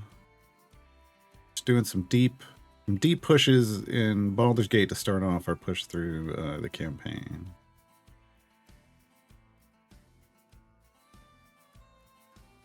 Okay, so let's go look at what we can buy. Well, right away, there's double damage. Damage all champion. I mean, we can just, this stuff's easy. But notice we're already into the E17s, just in tier 1. So wild. So wild. Damage of all champions. Cool now. I don't really care about this one, but it doesn't look like it's costing us very much, so we'll go ahead and... Yeah, I mean, it costs more for this than it did for these. Alright. This one will build up over time. Hellish areas. We're not there yet, but we will be. Now we're already into the 26, just in tier 3. Good lord. Please damage good champions. Yes, please. Every event champion in the formation. Sure. That one multiplicatively stacks. Can't get this one already. So can't even buy the tier 4 finisher. Global. Why don't they say global here? Didn't they over here? Or was that on... Didn't the other day... Or was that on my other account? I don't know. I could have sworn they added an identifier there. Happy about it. Increase the health of all non-boss fiend monsters.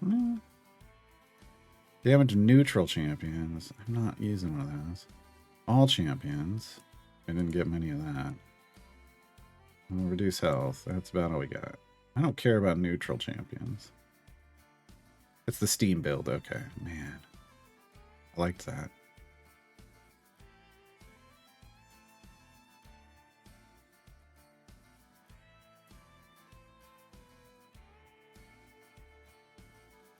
So, we need a lot more favor. This is why we're doing this. So, I mean, ideally, we're shooting for what? E36, so we could at least pull this one.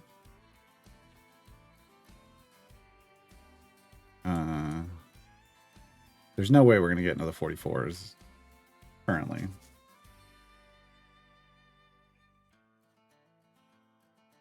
I don't think.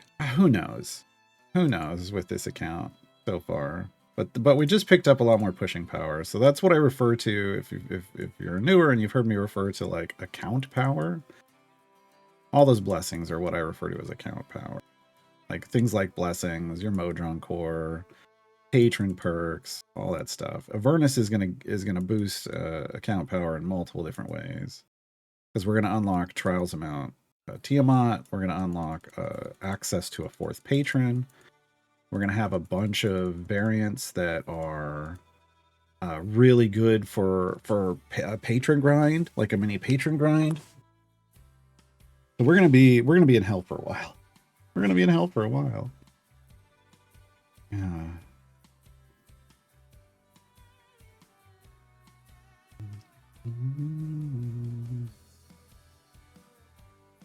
Well, we will want more scales.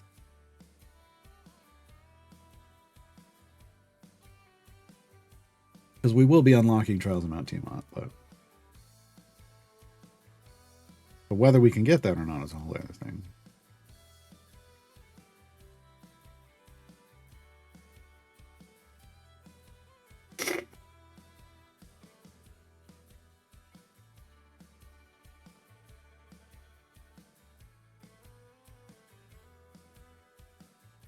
We need about 1100-ish more gems, and we can get another feat for Human.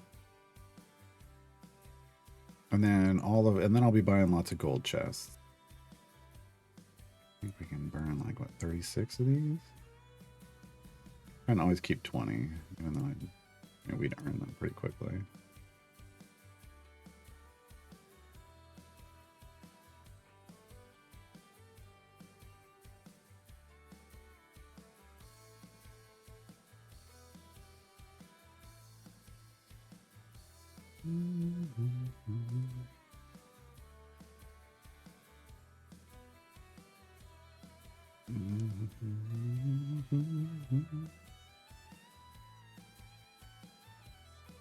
Yeah, Belushi is an interesting character in that she doesn't die when you want her to die, and then she dies when you don't want her to.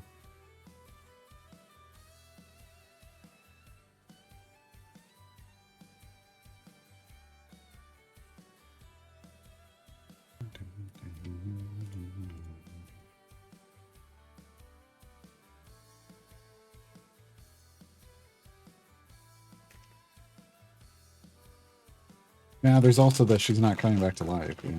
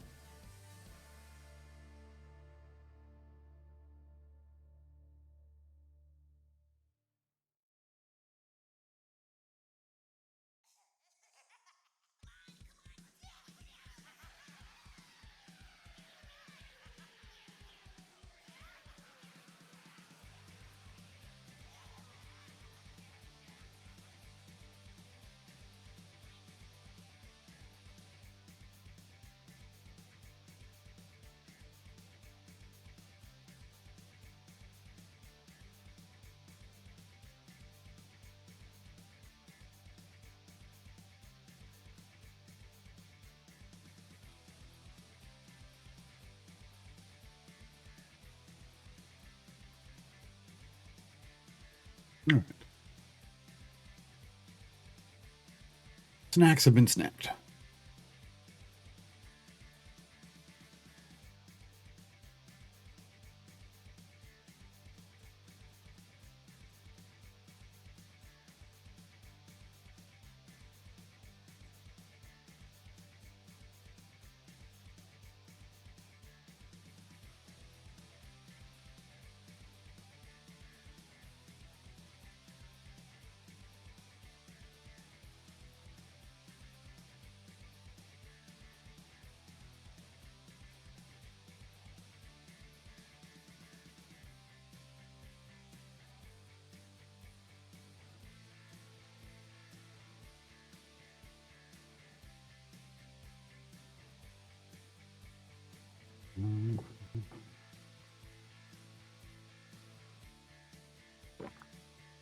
It's going to be interesting to see how far this speed formation pushes us without stopping this time.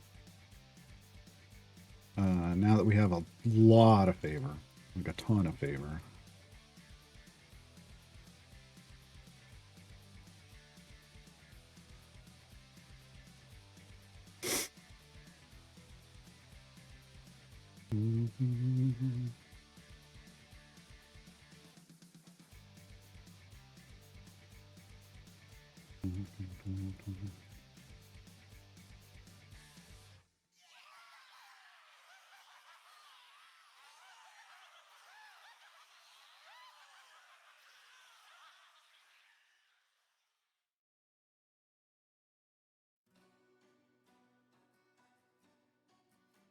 Man, if an automated feeder dispensed food 24/7,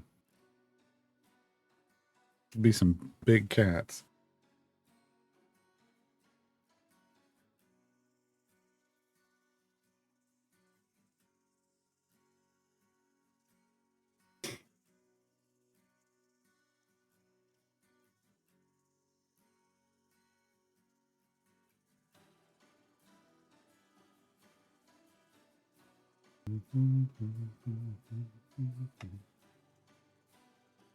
$12,000. So the feed I want is the first of the carefully balanced feeds.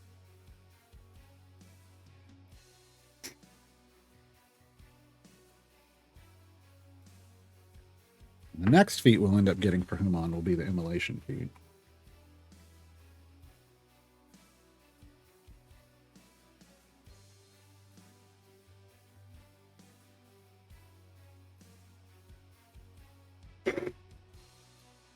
Doesn't Gale have one too? He does, but his is event reward. Boo!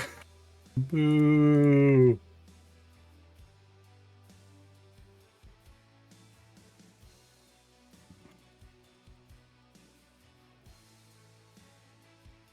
How is our fast? Oh!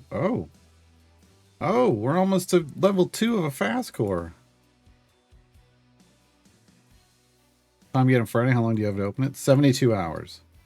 And then you get 72 hours from the time you open it to finish it.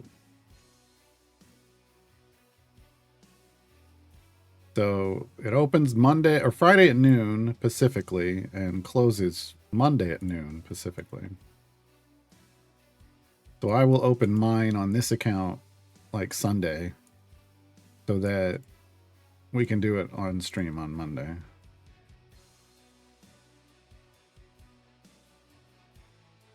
That's a Timegates 2.0 feature, because Timegates 1.0, it didn't matter when you opened it.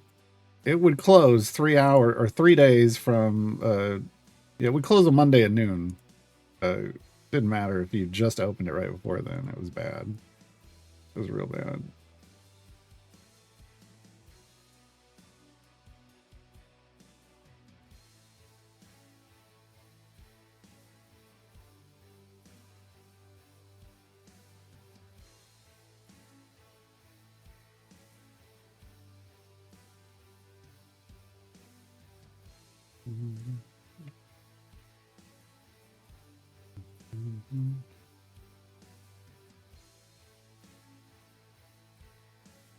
I mean, this is good. So far, we're racing through 400 areas with the speed team. And we've still got damage left. So if we're speeding up to 500s now or beyond, that's going to be amazing. We'll see. This is why I like investing in a speed team, because you can just do all the regular content with them and do it real fast. While also leveling up your Modron core. Hey, okay, we opened up some space up here. So, no, that's not the one. That's the one.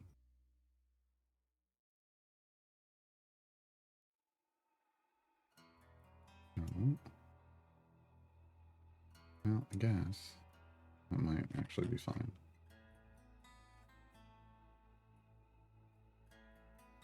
Yeah.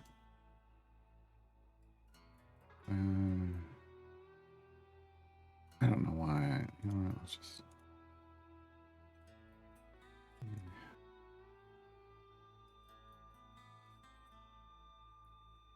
It's not, though. It's still slow.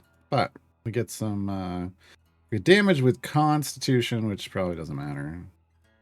On 13, we'll check. And then just straight up damage. What's your Constitution? 16. Okay. So where that actually does work for Ishin. That's not bad.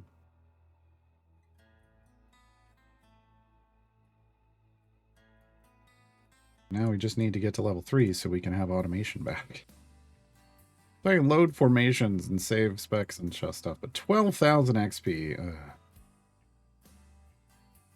12,000 levels to complete with it in. Which I think will get done in Baldur's Gate, but not going to be anytime soon.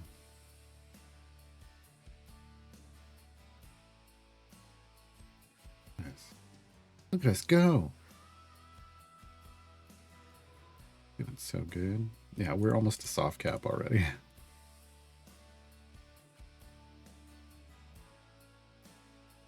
Is it better to wait for the next event on a chance for my final seat 1 swap or use a time gate to get someone out? If you've got 6 time gate pieces, then do it now.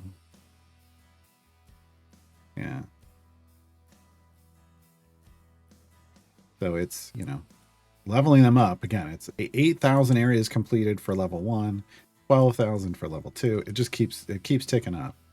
So you want to get them unlocked and in your active party as soon as possible.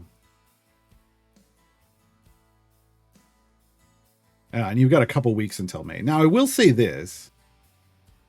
Well, no, it's Tuesday. There's a natural time gate on Friday, but honestly, if you've got 6 time gate pieces now, go ahead. Yeah, you're fine.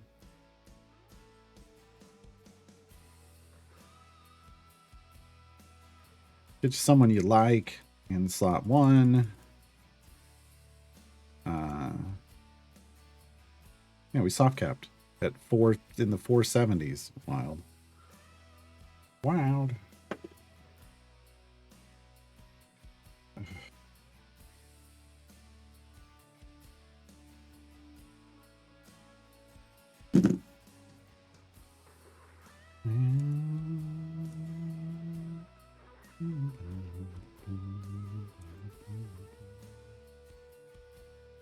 Yeah, I'm in the same situation. I mean, you know, I get the 2 every 5 days and 1. Well, I now get 2 per week because I have 2 patrons.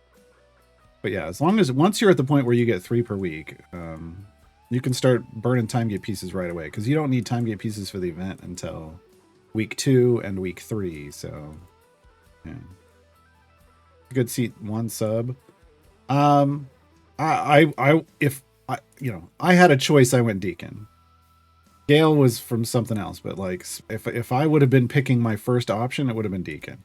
There are people in here that are their choice would be Thalora. That's a personal preference. They're both speed champions. They both got buffs. Thalora can't exist in the tank line as a seat 1 tank. So, you know, one of those two.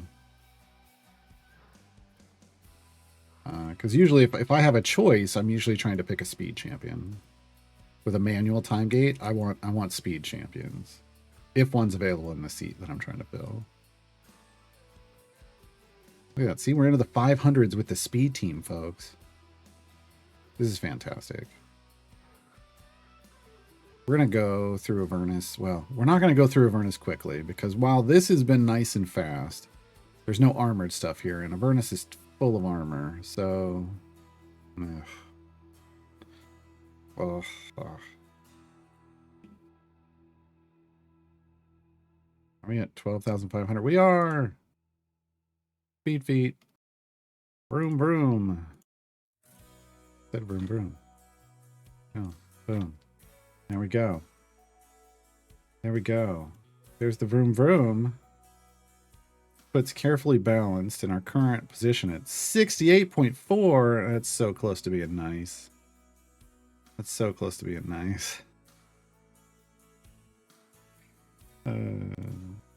But still, that's what we want. Now we, you know, at some point we're going to want the other carefully balanced feat. It's the 80%. But I think before that, we're probably going to want immolation to help with the armored bosses. And those will take these two slots. So you want two carefully balanced feats. You want the 10% for speed. You want the 10% path is clear, and then you want immolation.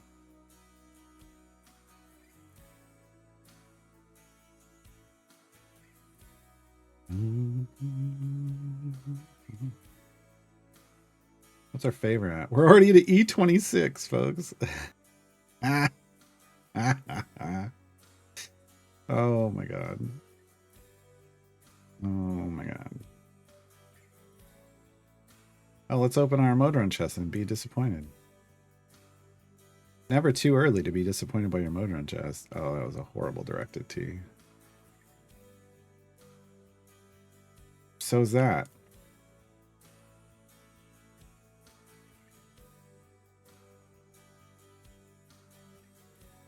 It's really too early on the Modron and the pipe game for me to be that disappointed by a chest. And yeah, here we are.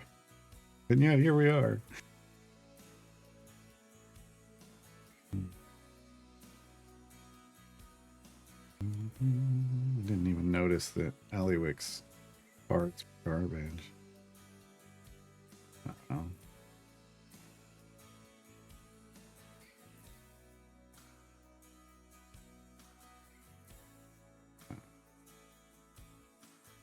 Yeah, that's not ideal. Okay, we're just into this phase. Oh.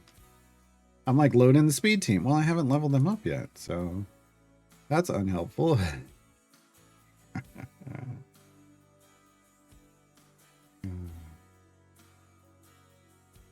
We're loading the pushing team. I don't remember which one we were doing. Get the rest in.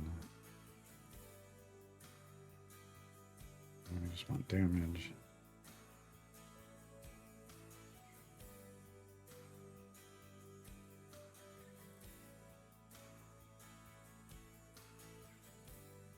All right.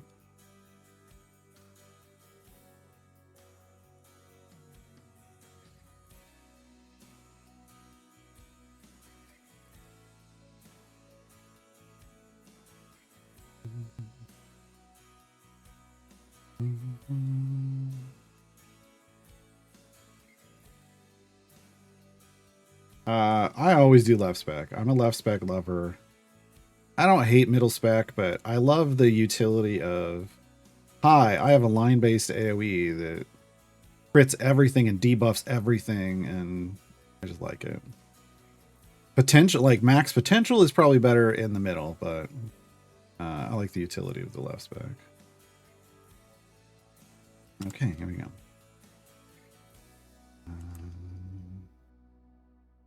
And we need to add that feat.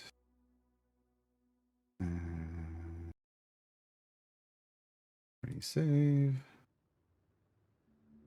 I mean, the middle has, again, the middle might have more damage potential, just if you're trying to get it, but I don't know. I think it comes from the whole, you know, debuff everything mentality that came with the click debuff meta. Okay, so now I'm going to hot swap between the two. Oh, I also need to, yeah, that's fine. Okay. So I'm going to go speed, formation. Should probably be this the start. Okay. As long as we have the bud to kill everything instantly, we'll be in the speed spec or speed formation. Otherwise, I'll tab over to the hotkey into the pushing formation when things don't die instantly.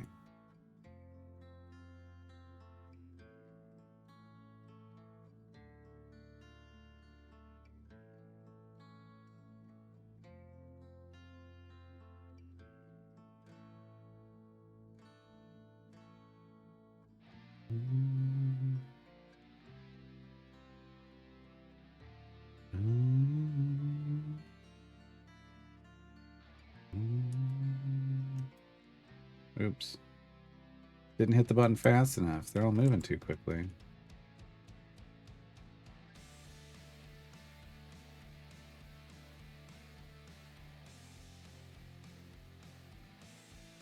Okay, we're going to be buying gold chests for a while until I get my 10 blue bounty contracts.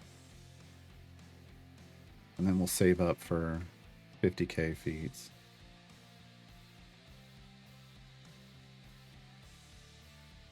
We are definitely saving for feats earlier this time, like 50k feats earlier, it feels like.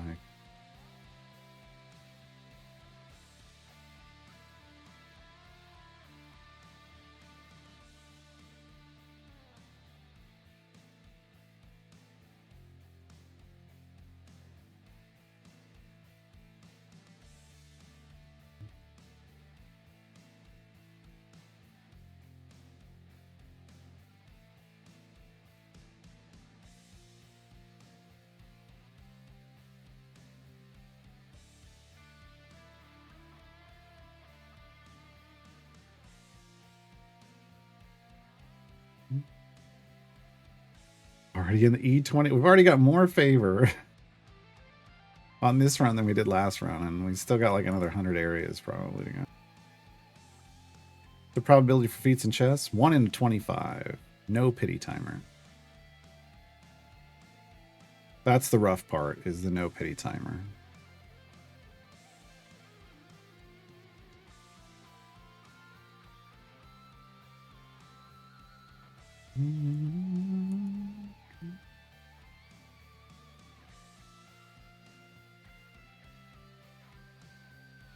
The feats from chest is really just a numbers game. You just got to you got to open as many gold chests as possible. Because over time it will average out to the 1 in 25, but without a pity timer, it's... But again, that's why I'm like, all you should ever be buying after like your first few days in the game is just gold chests. Forever and ever.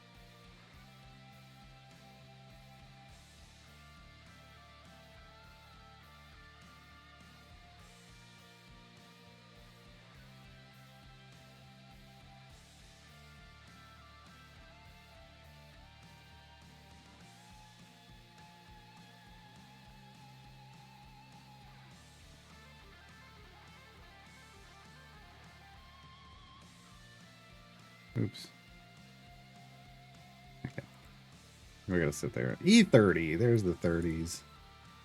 I haven't overleveled the Ishi yet either. Yeah. There was 400 overlevels just in my first attempts.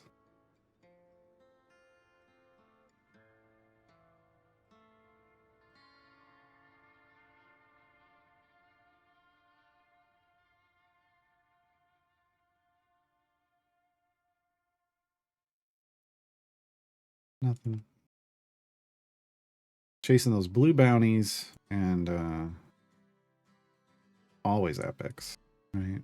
We got 53 more epics we need.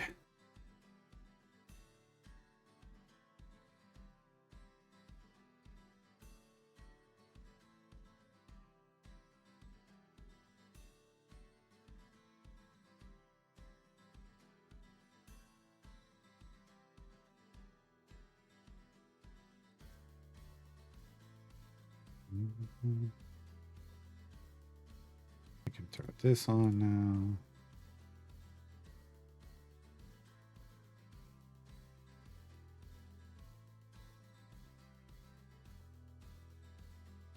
Probably just even throw this on.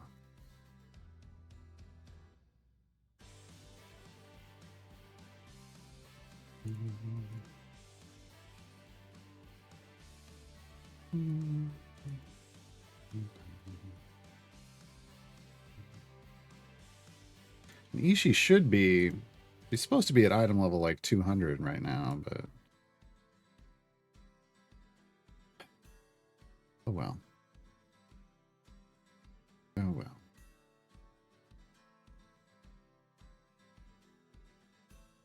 Oh, I absolutely want her deck feat. Absolutely. But I can't, you know, I don't think about it that way. Like if I get it, I get it, but it's so random out of chess that I don't. Try not to be like, oh, I hope it's this one, because the odds are in the favor of I'm going to be disappointed.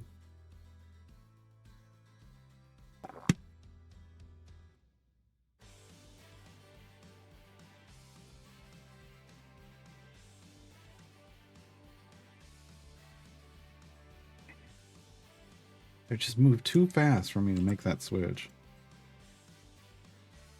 For some reason.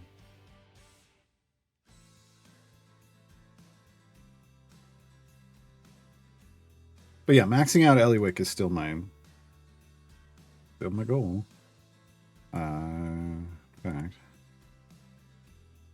I mean, we're trying to get Eliwick to 300 at the moment. All of that missed. All of that missed. Yeah, both of those missed. So yeah.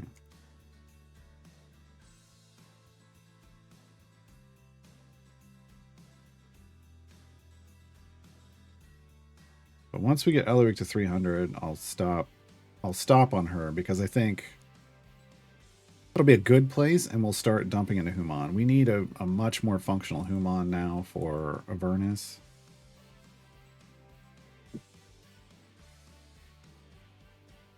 And it's unfortunate that we ran out of, like, Diana's capped on her Electrums now, because we needed more Electrums for Human's gear to get rares.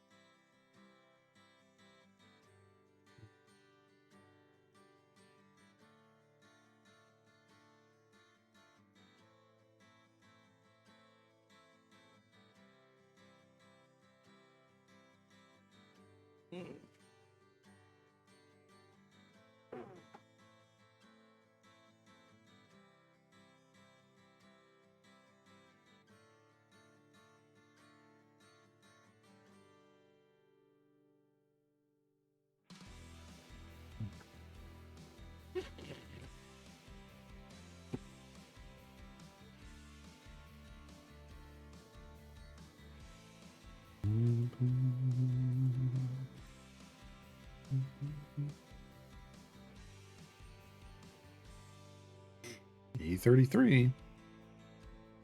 So we're in the creeping up stage. This is why I said E29. I mean, we should get into the 30s, but I don't think we could get to the 40s. Now we're limited by a combination of power and gold find. Getting ready to buy a core. Plan to grab unaffiliated, since I have a bunch of champions with bonuses for working with unaffiliated. Any reason to go strong? I mean, who's your DPS? Like, is your DPS unaffiliated? That's what makes you go unaffiliated, right? Like, if the primary DPS you're buying that core to boost is an unaffiliated champion.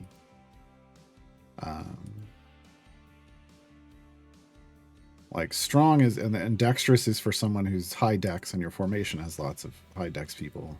Unaffiliated is unaffiliated DPS with lots of unaffiliated champions. And then strong is for a champion who has a really, who qualifies for that strength score and the other bonuses that are on that core. Like Karlach DPS, the strong core is the core for her. But like Birdsong is either unaffiliated or dexterous, depending on the group that's supporting her.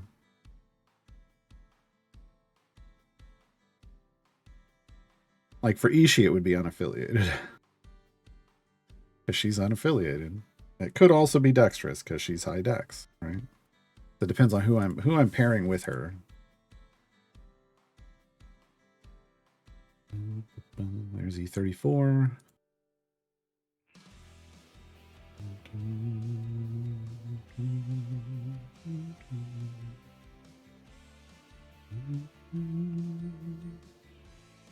How many clones? Oh, we didn't level Miria all the way up. Oh, it's just charisma. It doesn't matter. 39 clones. Okay.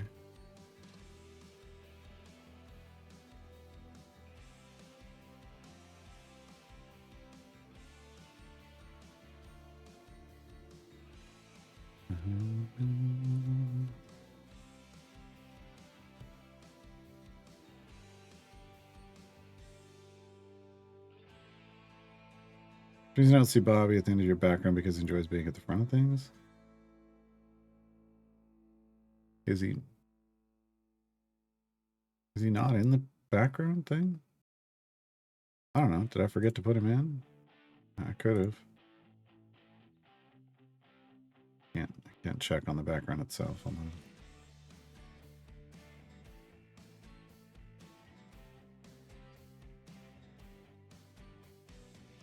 Oh, that was the wrong button. I just wanted to open the picture, not the program. Huh. I guess he's just never got added.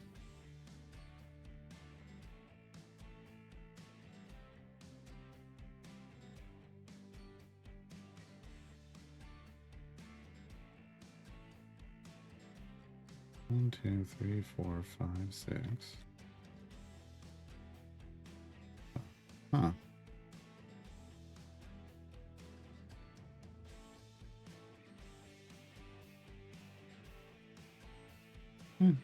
Yeah, he just never got added.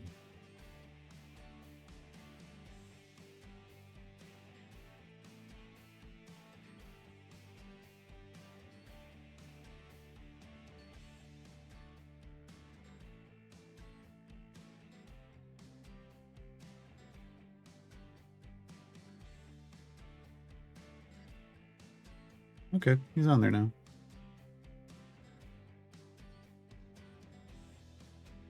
Means I'll probably have to go through and double check that list again. See if I forgot anybody else. Is it okay to open all the silver and gold chests, even the ones I don't have the characters for?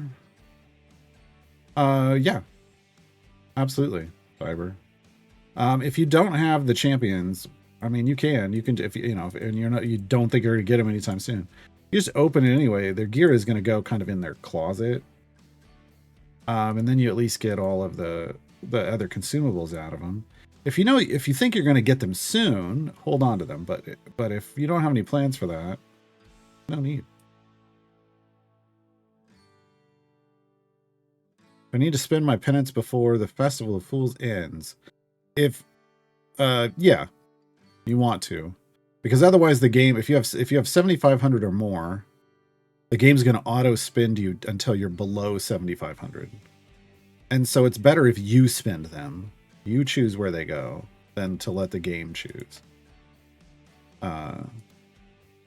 Which then is better than what used to happen, which is in the old days, an event would end and they would all just disappear. Whereas now it's going to auto spend you down below 7,500, and then whatever you have left over gets turned into generic tokens that get turned into the event specific ones when the next event starts. So it's just a protection system now that's nice, but some people get mad that it auto spins. They just want it to convert into the generic ones, but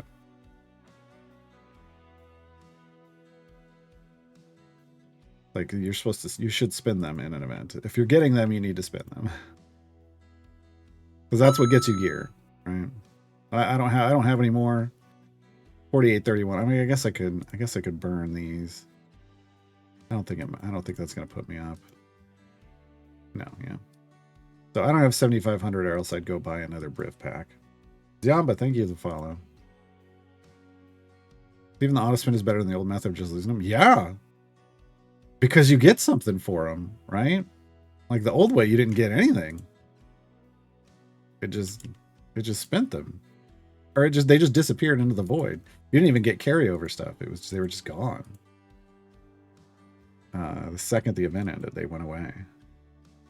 But then in the old system, also, you couldn't just buy stuff with them. You had to use them. You had to spend them on running free plays to get gear.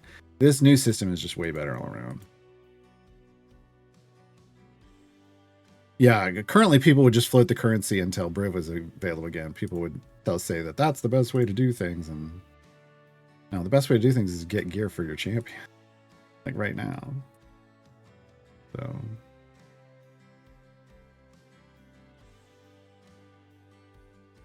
should I buy Briv to level up gear with those, or try to get my other ones up to epic gear?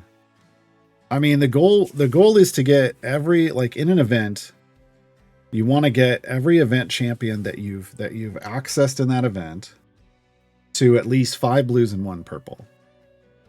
That's kind of the minimum. Everybody should be able to get 5 blues and 1 purple, because that's a valid state, right? If you have lots more tokens than that, chasing epics, like if people are near pity timers, you can look in the, you can look over here and see, like, so I can see my pity timer is 1 in 7. You know, if it were like, if there were just 1 left, I would definitely want to buy it. Like, you know, you see, you could aim for pity timers depending on how many tokens you have, or you could try to go all in on a champion that you're trying to get, you know, to a goal. Like with Briv, dumping them all on Briv only matters if you're close to getting, like if you're chasing an automated Briv gem farm and you're close to getting another, like a threshold for getting a higher jump value.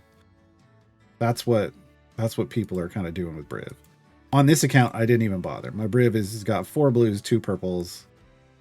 He's fine. I'm not chasing a gem farm on this account, and I wouldn't even be worried about that for a very long time. 49,000. So you're gonna buy like 6 packs. So, you know, that's about 6 packs. So figure out like what's going to be the best place to spend, like, or to put 6 packs. Are you 6 away from pity timers? Are you 2 away from a couple? Like, you know, if you can get an easy pity timer, grab an easy pity timer. Oh no, are we actually, there we go. We get into the 800s, but our damage is waning.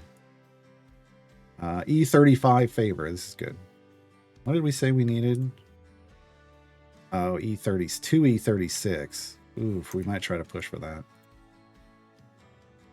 We might try to push for 2 E36.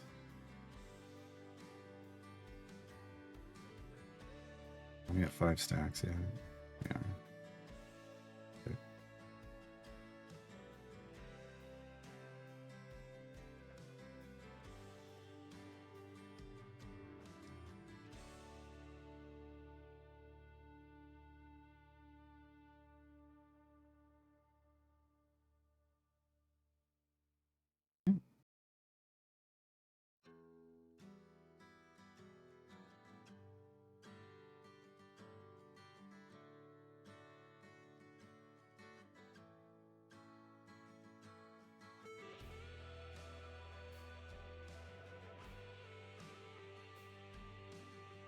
$70.35. We're yeah, I don't know if we're gonna get where we want to get.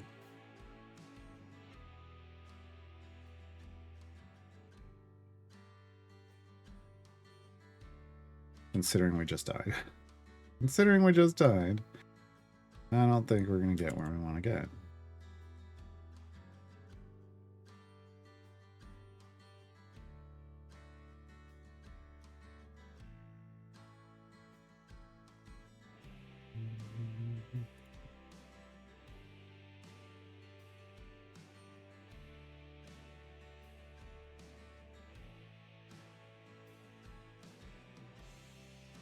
No. Come on.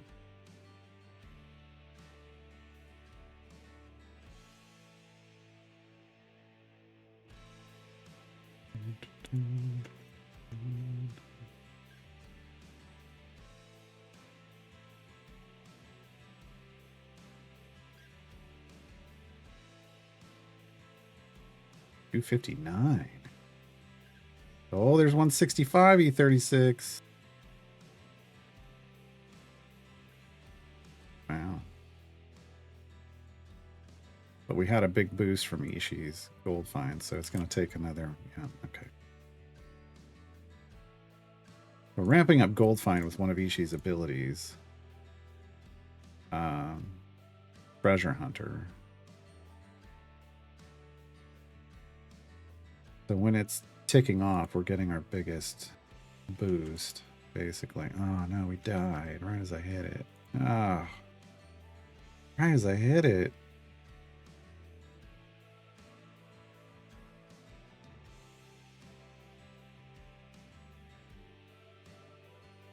BBG. Oh, on the picture. Oh well. Like I said, I don't have to look through it.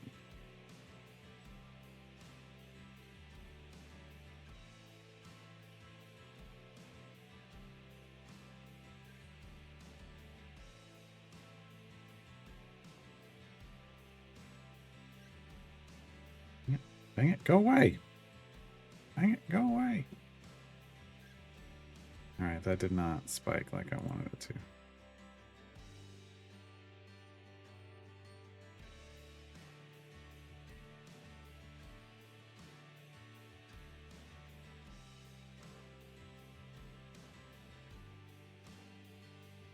Oh, that guy's a big guy. Oh no.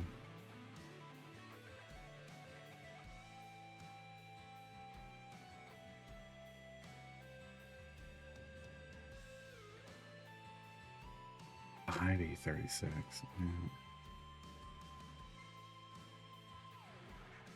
We're trying. You know what? What's my gold find over here? Oh, I don't know, because I didn't load in the... Hold on. Let's... You know what? Here. This is not a thing we've done so far. Of like trying to use an optimal core. I don't even have a level 4 one. Oh god, and the pipes are all screwed up. Okay. Okay. Why is it so garbage here?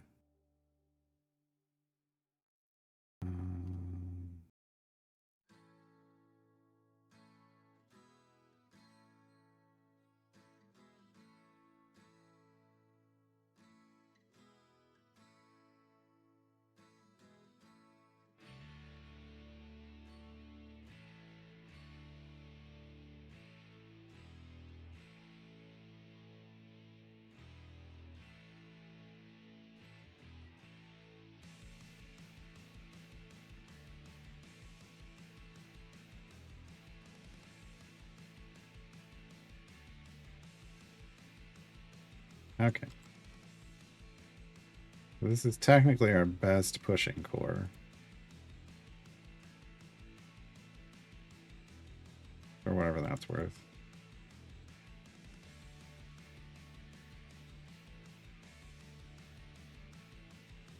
No.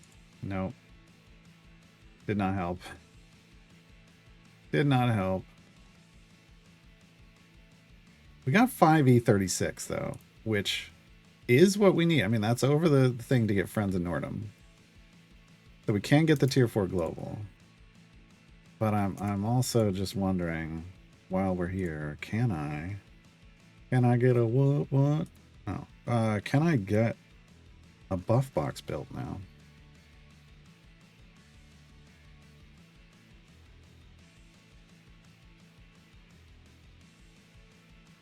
Can I build a buff box now?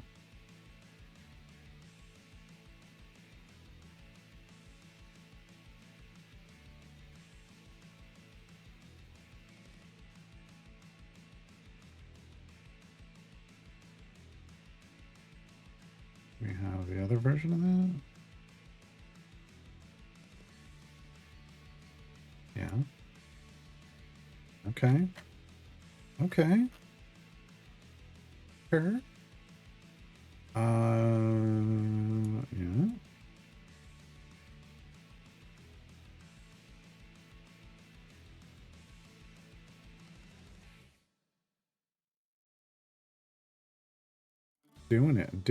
Doing it. Wow. Okay. So this isn't bad so far. So far.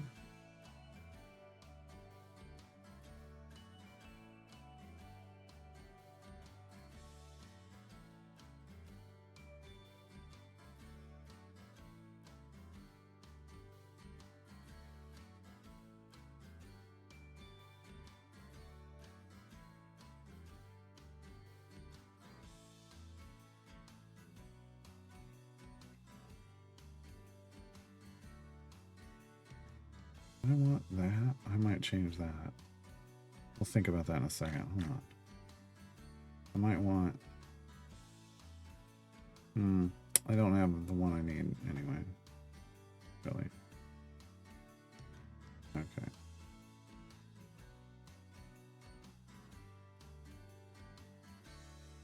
That.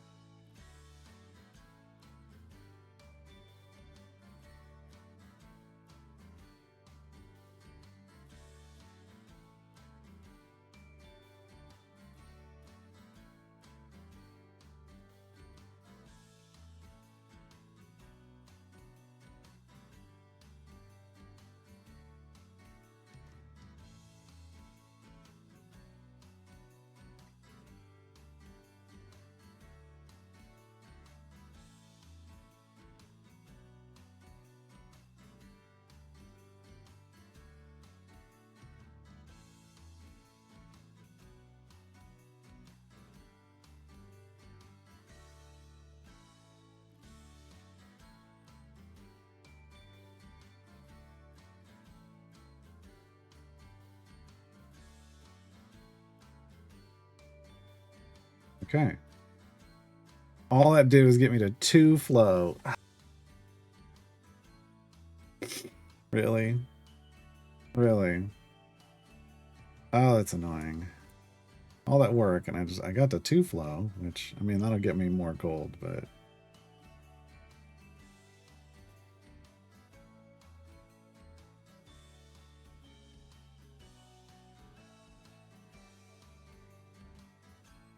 Oh, boy.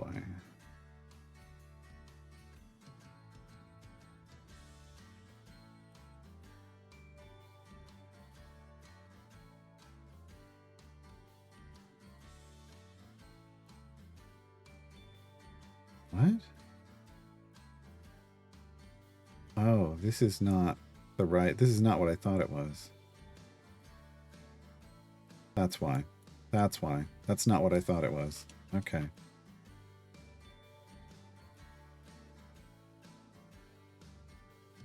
I can't do what I was just trying to do. Hold on. All this goes away.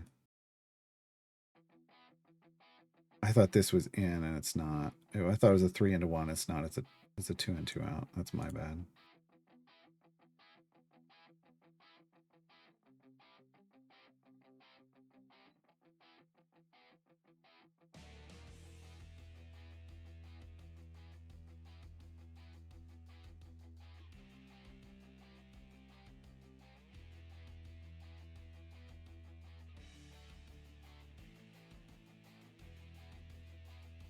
I actually want this.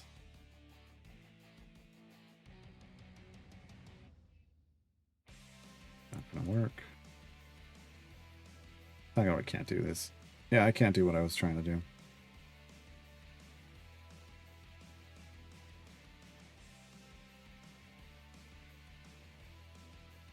Okay, so that needs to go away, and then we redirect. How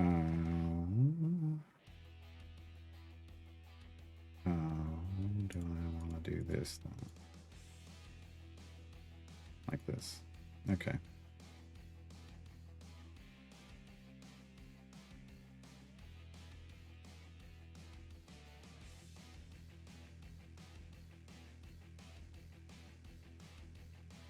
Yeah, we didn't even get to 2 there.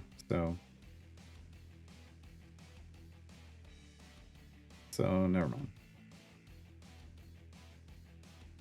Never mind. Okay.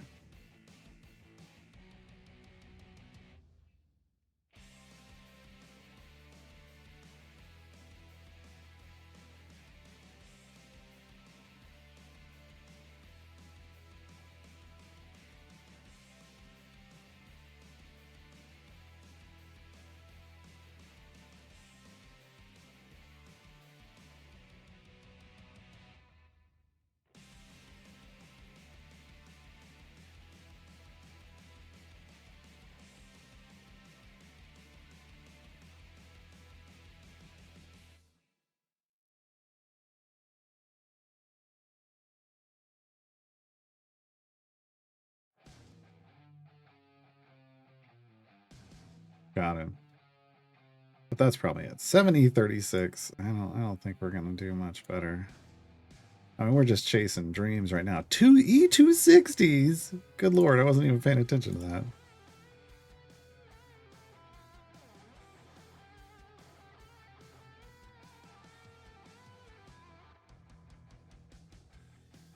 E260s was wild. That's just what we needed.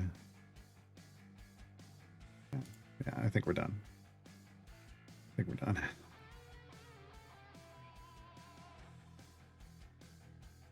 Okay.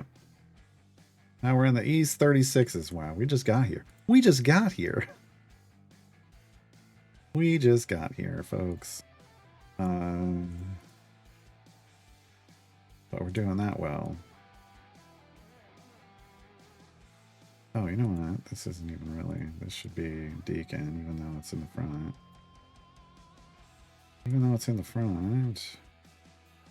Now we will save this as this.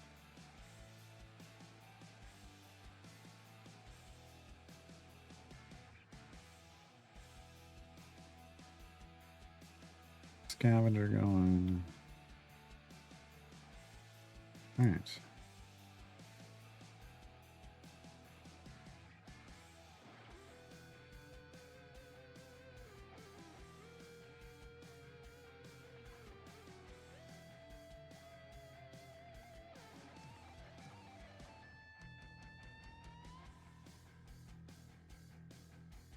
Now we're just getting to the area goal and we're bouncing. We're not hanging out in these anymore. We're just going to try to race through as much of Avernus, well, all of Avernus, hopefully. Problem is, we're going to start dealing with more and more armored enemies as we go.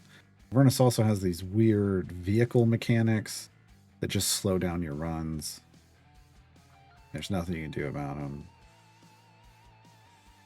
Nothing you can do to speed it up, which is annoying. Which is really annoying.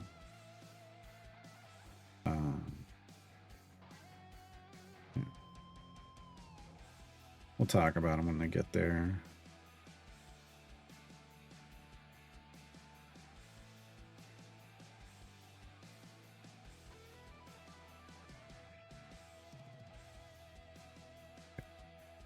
This, and I want this, and I want to go boom. I actually want to change.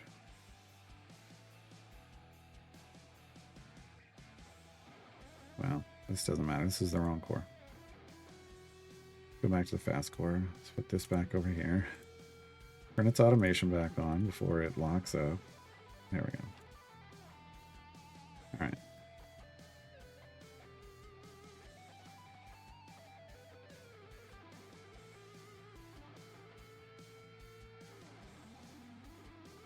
Yeah, with the vehicles, basically, you're on top of a vehicle riding through Avernus, and enemies are jumping on the vehicle. They're coming out and they're jumping on the vehicle. And until they get on the vehicle, you can't damage them, which is silly. I mean, it makes sense because they're like, well, you shouldn't be jumping off the vehicle to damage them, right? Sure. But with that, what they should be doing is making it so that the enemy spawn speed effects that are on so many champions speed up the enemies not just onto the first part of the screen, but all the way onto the vehicle where they can be damaged. Then a speed effect would apply and it'd be great. It does not do that. It does not do that. It is not great. So, yeah. This gets a little annoying. You do about it, except you know, except carry on. Keep calm and carry on. Keep calm and pack a carry on.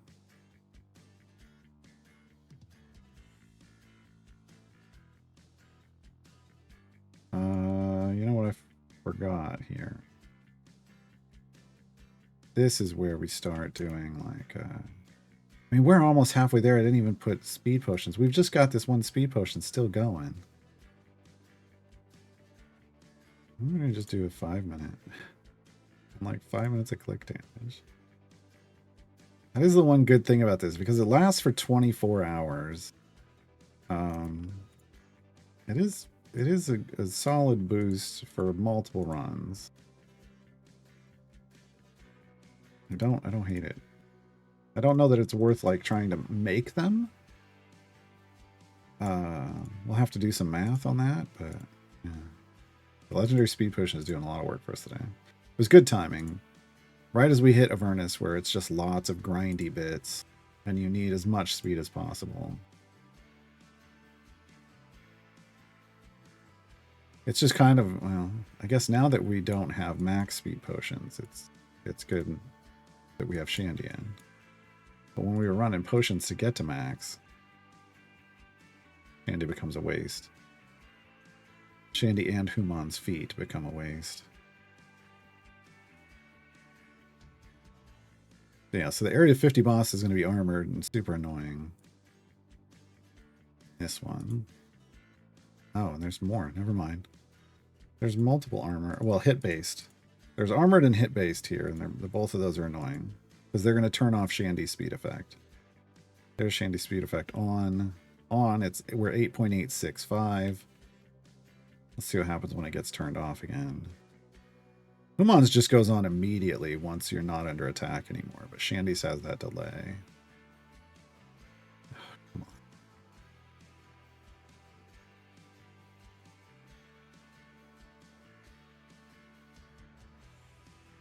Can't believe I'm mad about losing speed. I'm not losing my speed. I'm so mad. No. I just want to see what it is once it turns off.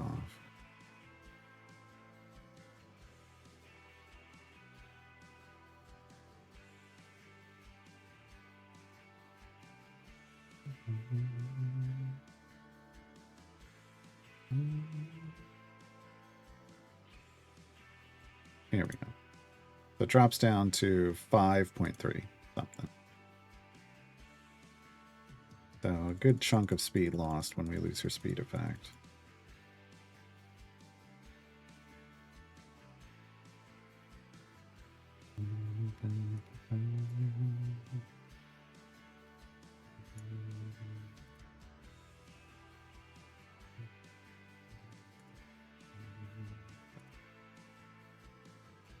Oh, and we're done already. That's wild. That's wild. I love it. Okay. Difficult terrain. 175. So we're going to throw... well, then we'll do 5 again.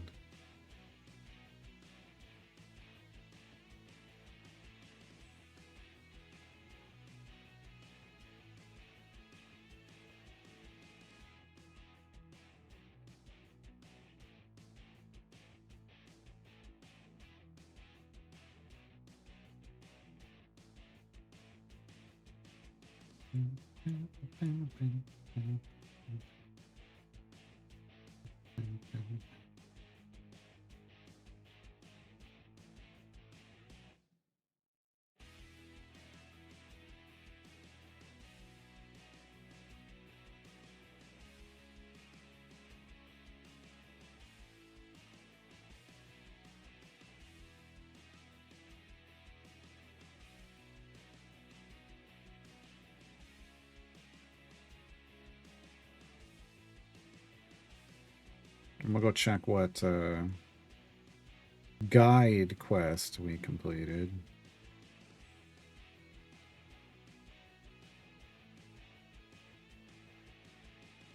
Probably for buying a bunch of blessings.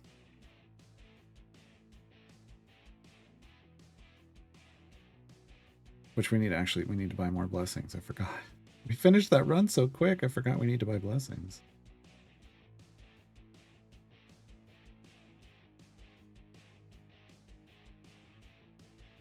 Okay, Nordum. Got him. Health reduction. Got it. Got all of that one, too. Okay. We are 4 tiers complete. And we're not even to hell yet. Damage all champions. Damage all champions while on an adventure that starts in Elturel or Avernus. Okay. We each complete a descent variant. Well, we don't need to worry about that one. Put a bunch into that. Put a bunch into this. And we stop when it says nope. Yeah, we're not to the point of completing variants yet, so I don't really care about this one. 6.99 E36. Nice. That's, yeah, we did real well. We did real well. Completed, yeah, a bunch of blessing ones. Take all those.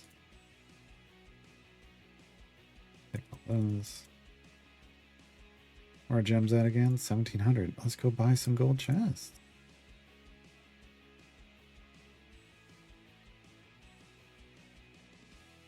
I'll take a huge potion of speed, sure.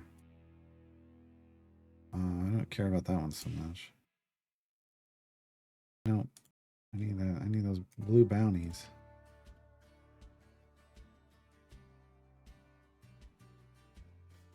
How do you cancel the familiar animations? Under settings, under graphics, you want to turn off disable. You want to click the checkbox for disable flashing lighting effects. And then they don't do the flashing animation. They just chill. They'll just chill there for you.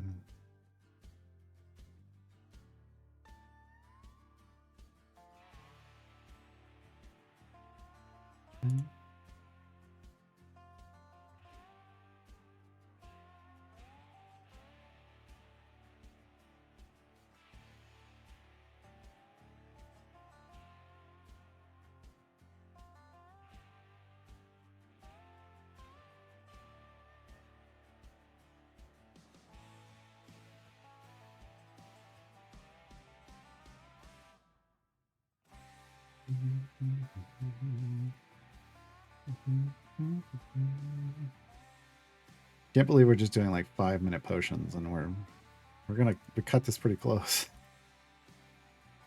5 minutes a run? That's nice. That's nice. I don't know why I'm leveling up champion. OCD.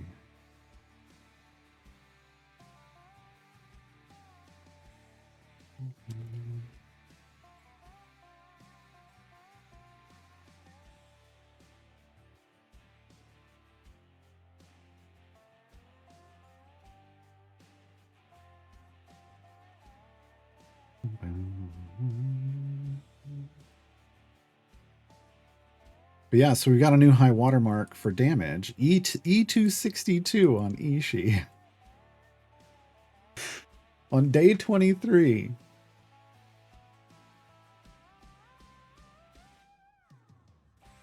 Wildness. Wildness.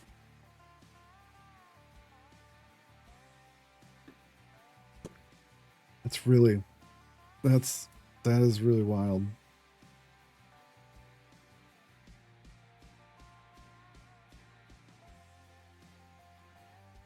And we're not really getting a lot of help from our cores or patrons yet, so there's a lot of room to grow, as it were.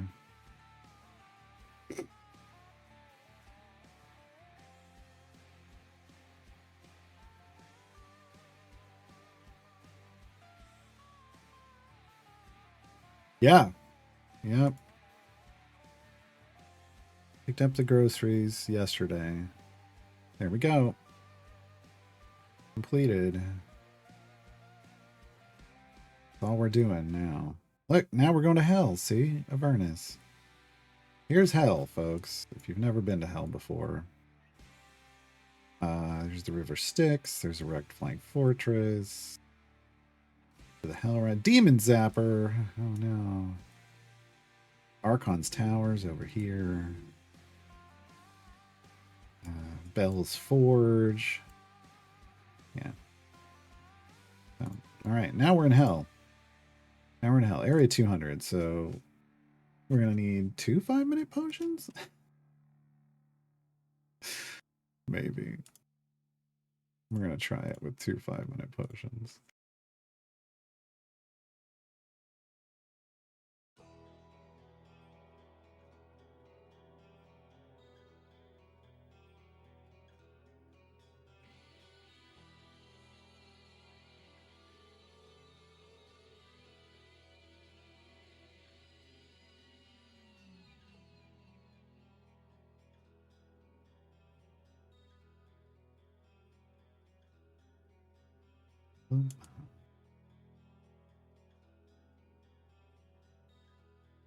I should really actually be swapping Azaka out for Dragon Bait. We need some health share when we don't have tanks in the front line.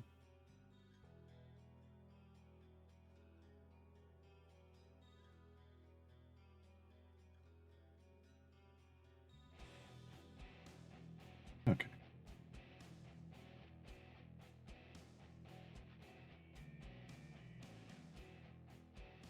Putting it out today because I mean that means you're skipping Okori. Yeah.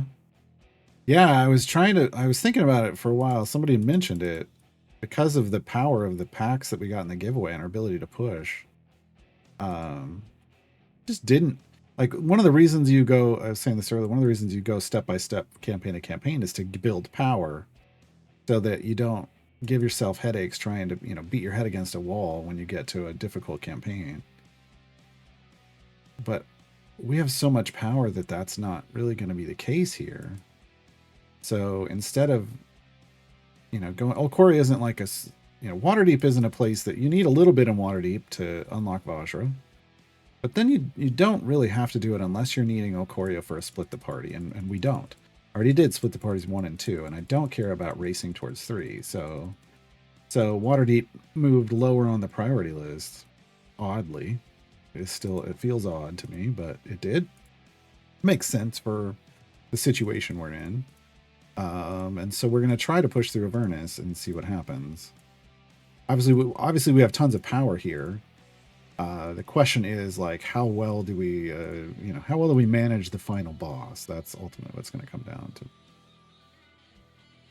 I think we can smoke everything up until that, and then it's going to be interesting.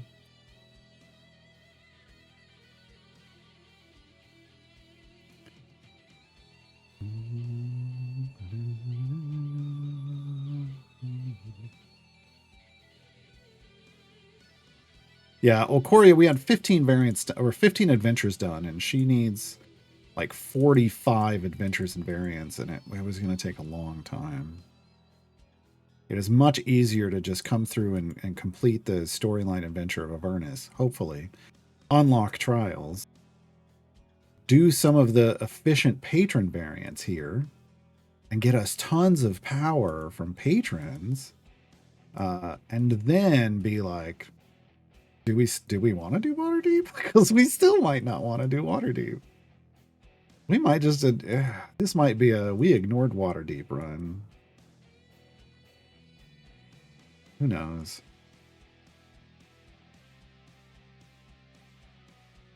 We're gonna find out. Did you suggest it? I don't remember who. I don't remember who makes suggestions in chat. My memory is not that great.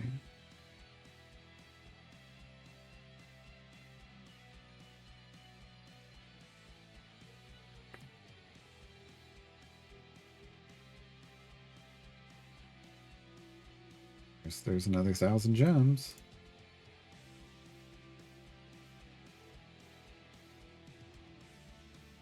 Large bounty contract. That'd be nice if I could turn it into a couple mediums. There's a large potion of speed, a medium potion of speed. So, I mean, overall, that was a nice chest, but not what I'm looking for. That's a strange phrase. Phrasing?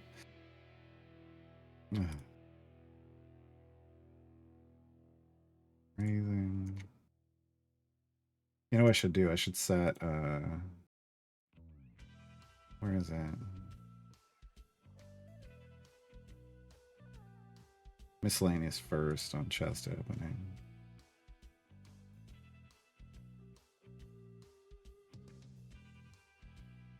That's what I really care about right now. Well, I mean, I care about the gear, but when I'm bulk opening silvers, I just want to see the consumables.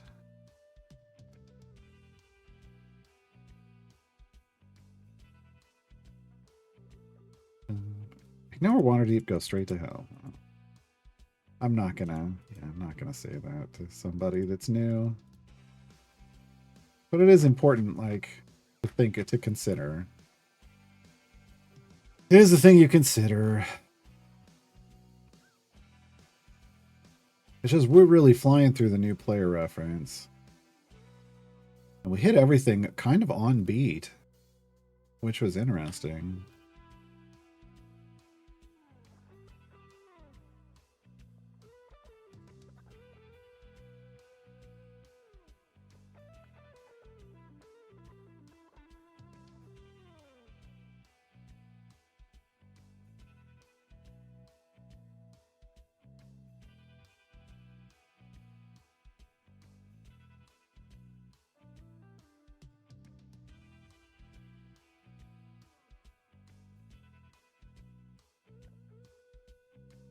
Yeah, I mean, my new player reference starts after or ends after unlocking Rhea in Trials.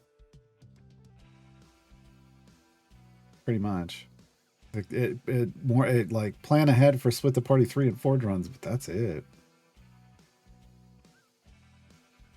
That's where if I'm ever gonna do like a mid-game guide, a written one, it would need to pick up from there.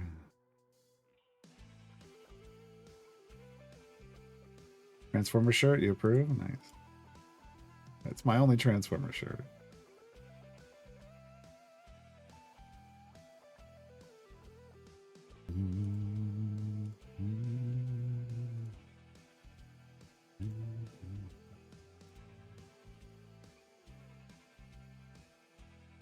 All right, how are we on potions? Yeah. So it did take 2, but we didn't use all of 2, so we could probably use 2 of these also for like 225 and maybe even 250.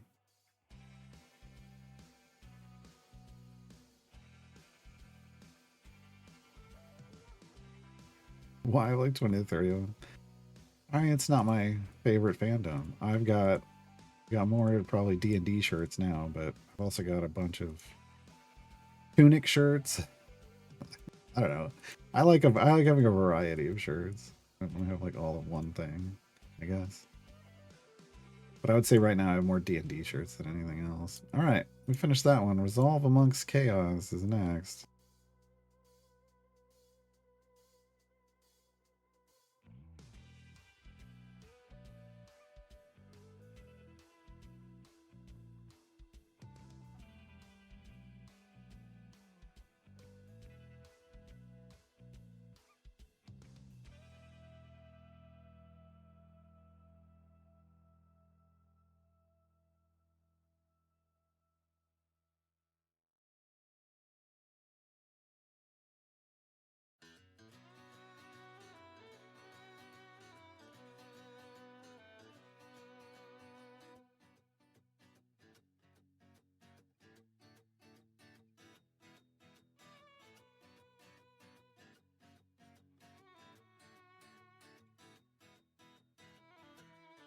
Did I get? We already got unlocked another one.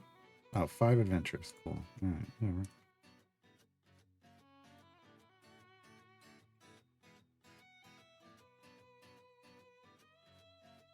Where'd you go after Avernus? I mean, after Avernus is Icewind Dale. That's standard. I don't think we'd go back. I think with this, I don't think we go back to Waterdeep unless it turns out that like Split the Party 3, like Ulcoria would be a freebie.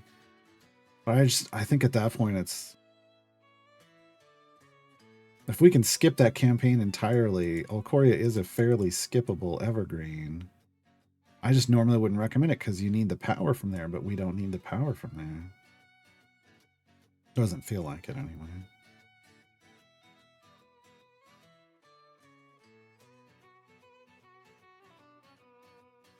I mean, that's what giveaways and cash, spending on the game, it lets you it's pay to progress quicker. And one of the things that is allowing us to progress quicker is skipping an entire campaign, basically. Campaign with the least, that kind of matters the least in terms of its overall impact.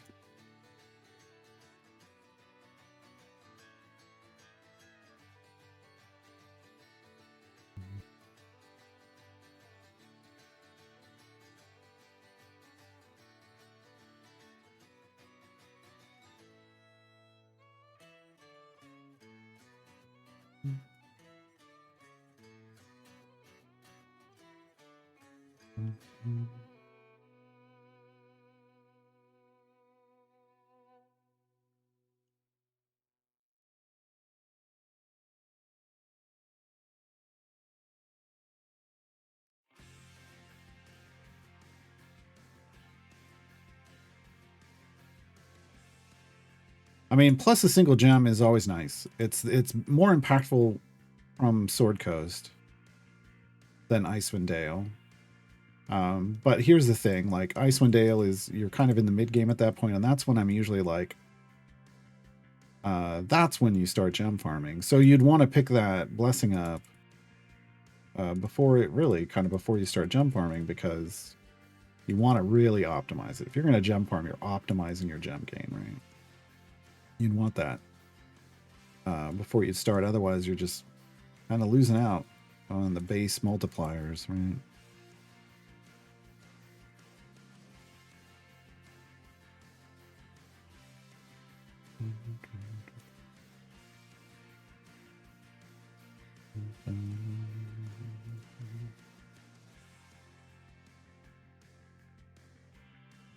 Thousand gems again.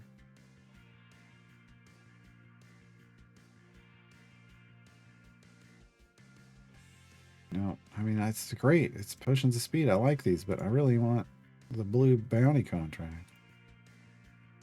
Game doesn't like me.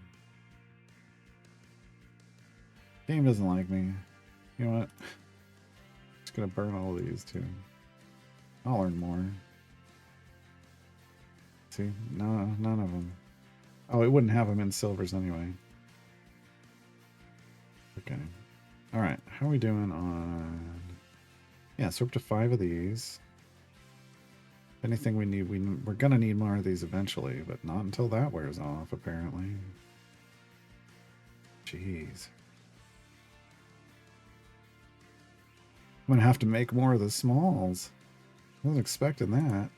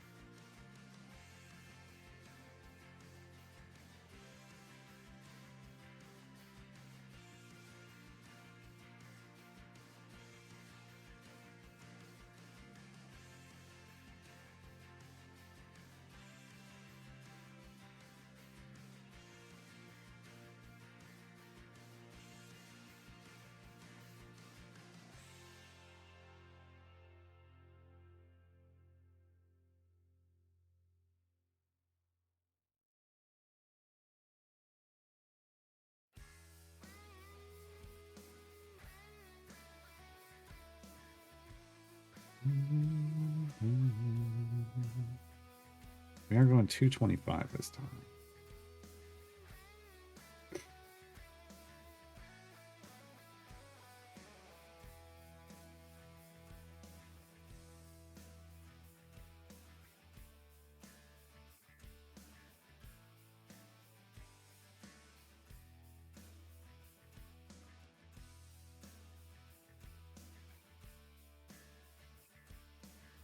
What's Mert's challenge looking like? Yeah, needs a lot of humanoids.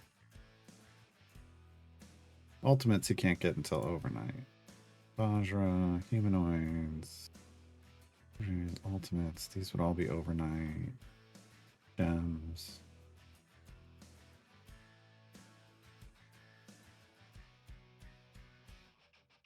If I just need humanoids, I should probably find a better humanoid place than Mad Wizard. As slow as the rotations are on this account.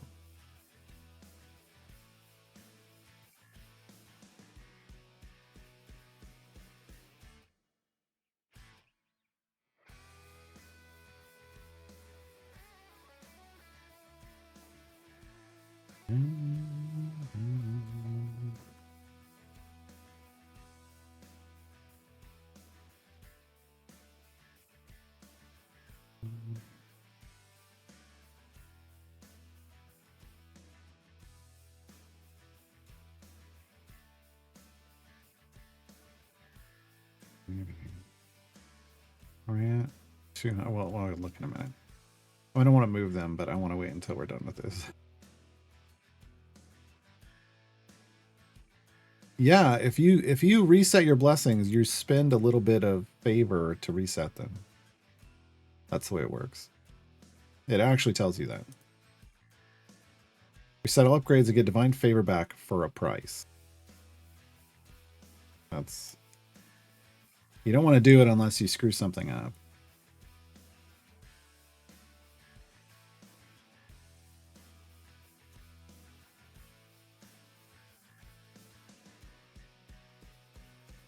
Clearing up Vecna, I kept getting rods. What are those for? It's part of the storyline, but the more of them that you get, there's a multiplicatively stacking global bonus based off the number of parts of the rod of 7 parts that you have. So there we go. Done.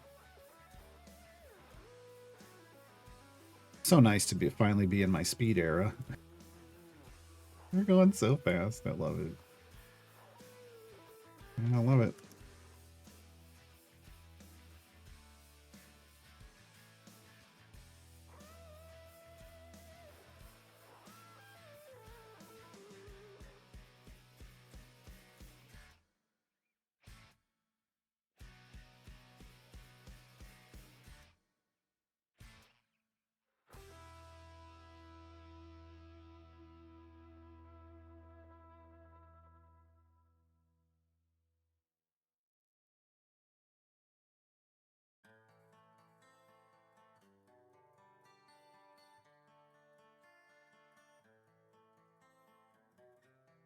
Why do we have to go on this one? 250. All right. Again, I think it's just 2 of these.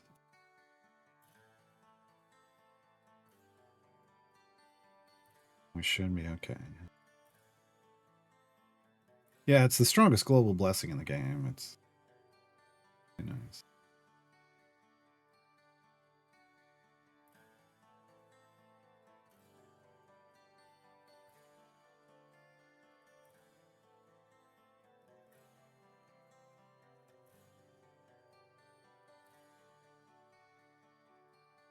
You mean favor?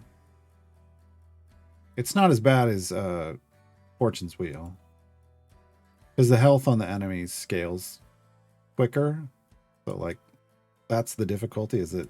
But Goldfind scales on health, so it's still lower. It's still the same type of plateau as Fortune's Wheel. It's just that because the health goes up more, the gold drops do too.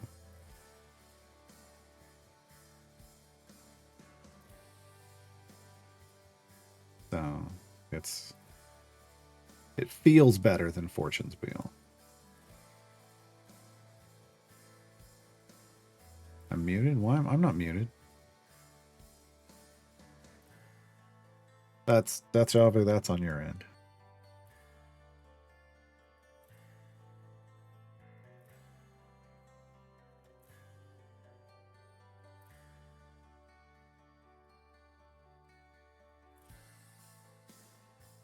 I'm gonna go over here.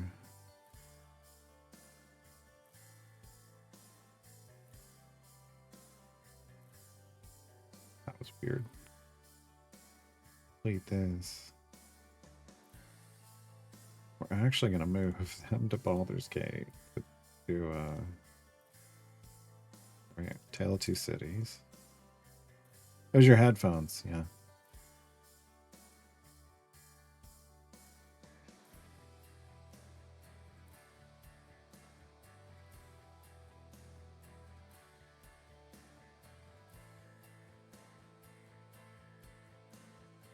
There's like 30 waves of humanoids there, so I should get that humanoid challenge faster.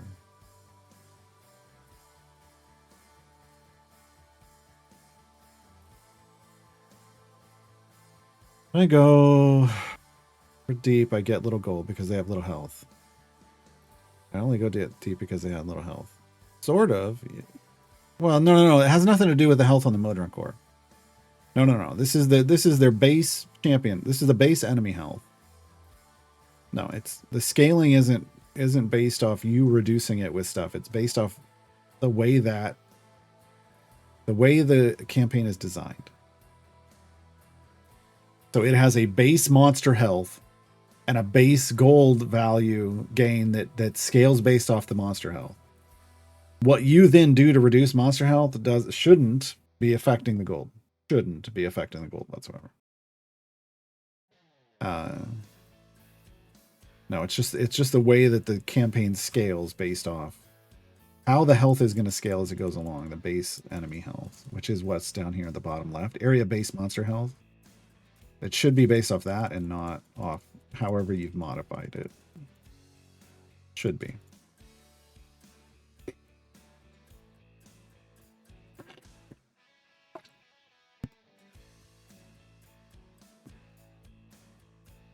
Yeah, you gotta do like dirty gold farming, or Azaka farming, or Makos bombing, whichever you have the patience for.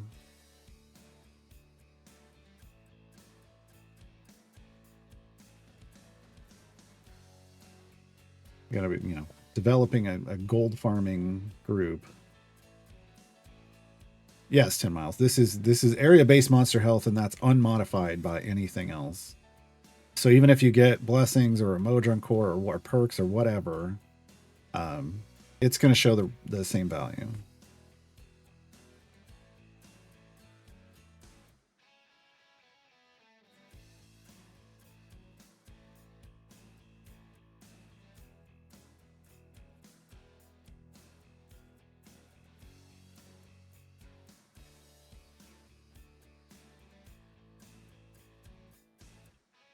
Wow. Okay. We are flying. The wild thing is we go even faster through this if we had a multi-hit DPS. Quickly as we're going, the slowdowns are on the segmented health enemies. Yeah.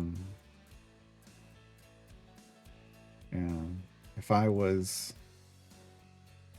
using a potion to get 10x speed, I'd dip Shandy out for Ashara.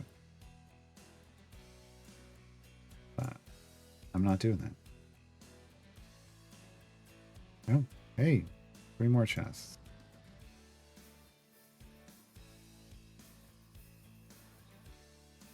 Oh, beat! Farlock Experience Gladiator. Never going to use it. There's Ashara. Speaking of Ashara, epic. I'll take that. That Experience Gladiator feat is for completing Zerial variants. And we're not going to be doing that. So.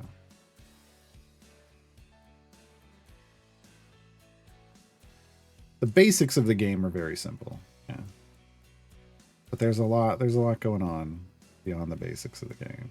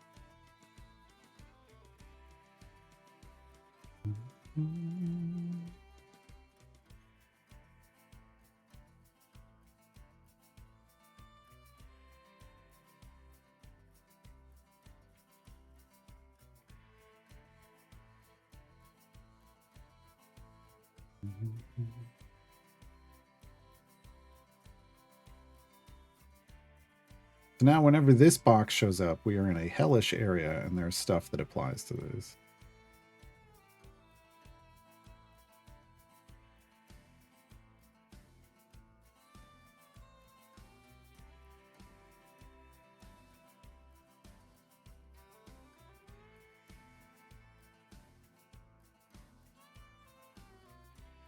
Yeah, this is a star end.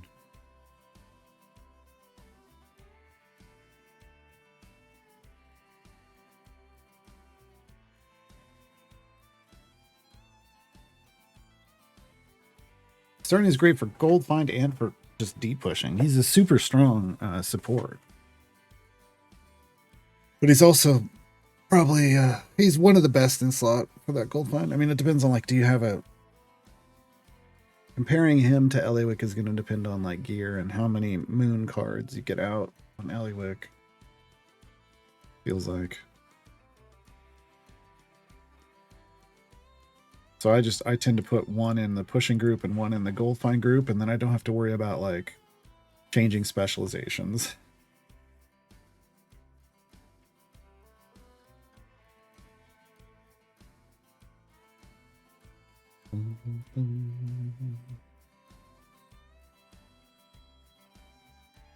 Sure, that's Javu, but the flip side of that coin is he's a stronger pushing support than Eliwick is, so I tend to like having him in the damage spec, and then I like to put her in the gold find.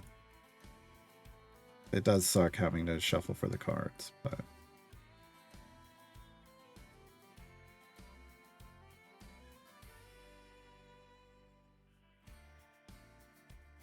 you're getting a wild offer storm right now? I don't know, I don't pay attention to it. I don't pay attention to the wild offers. Let me go look. I mean, it says it's done in 2 minutes or 2 hours, so yeah, probably storming. Probably storming. They do like a short like time, and then they come one after another in a storm. It would make sense that they would be doing that right now. How many I got? 5,700. It would make sense that they'd be doing that right now in an off week between events. Well, I guess it's not an off. I mean, this is the end day of the event, so they're just pushing. How much did... I had 2 minutes left. Okay. Cool. So we could probably get to 275 with just those. Dreamscape. Go. I'm gonna load her up first. And then her. Try a different order of operations.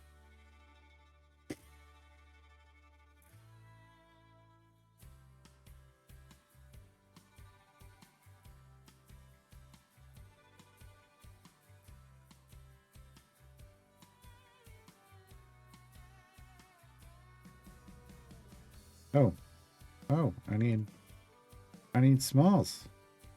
Killing me, smalls. It's the 275 one. Alright. Brew. Small click down. This is real weird. No, let's brew 3 for now. And 3. So odd. Be like, oh, I need more smalls.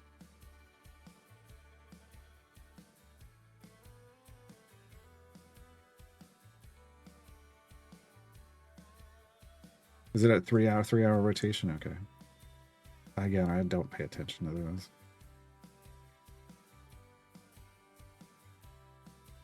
Yeah, so Wild Offer Storm right now. Tomorrow's going to be an emergence event starting. The event will end. The emergence event will start. And the emergence events are real easy. Just like a free play a day to get your daily quest done, which is just killing a certain number of whatever enemies are emerging, and they emerge in free plays, and then you're done. And then like on the last day, you might have to farm, might have to sit in a free play longer to like try to collect all like the max amount of droppable tokens, but the max amount isn't available until the last day.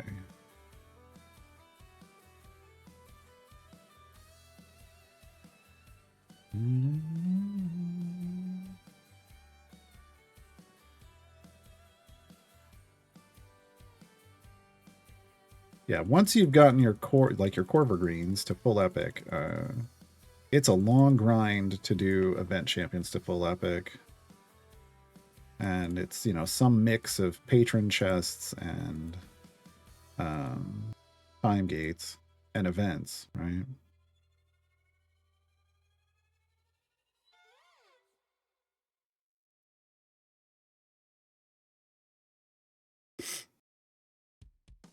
Yeah, we're gonna mystery vault next Wednesday.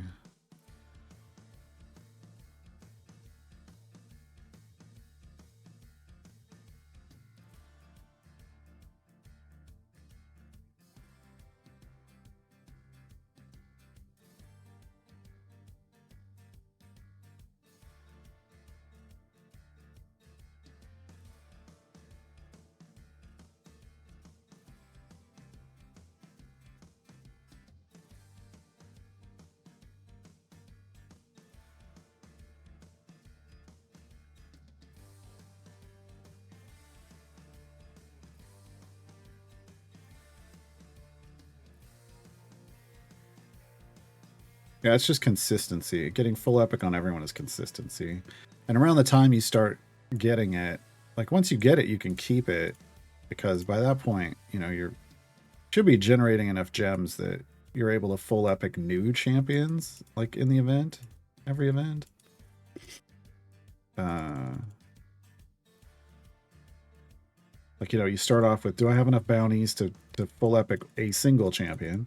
And then 2, and then 3, and then 4, and then all 5, right? And at that point, it should be super easy. But you got to go through those stages.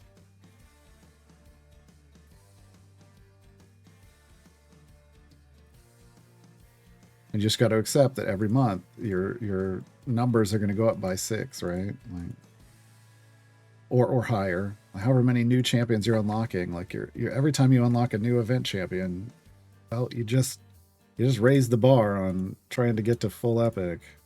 Kind of like now, every time I unlock a new evergreen, it's raising the number that's on the screen.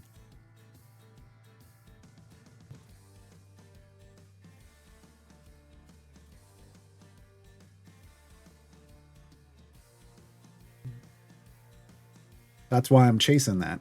Evergreen epics. Like the sooner I get to that, the sooner I can start. Like on an account, I can start trying to really push for full epic. The sooner you can get that snowball rolling, the better too, right?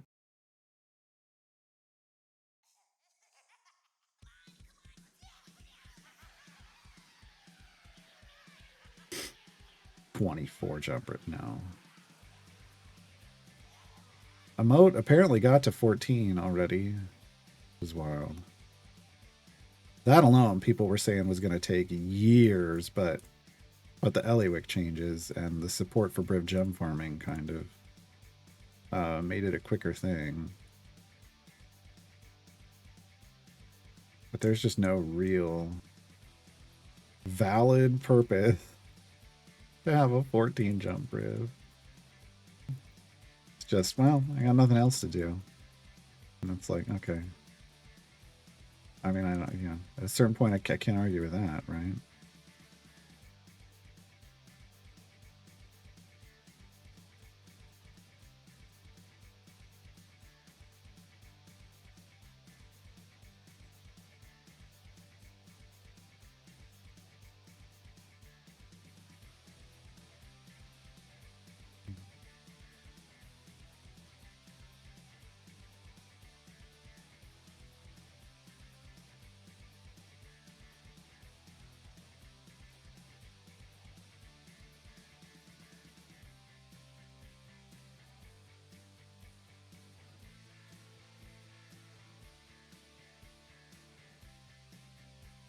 Four jump is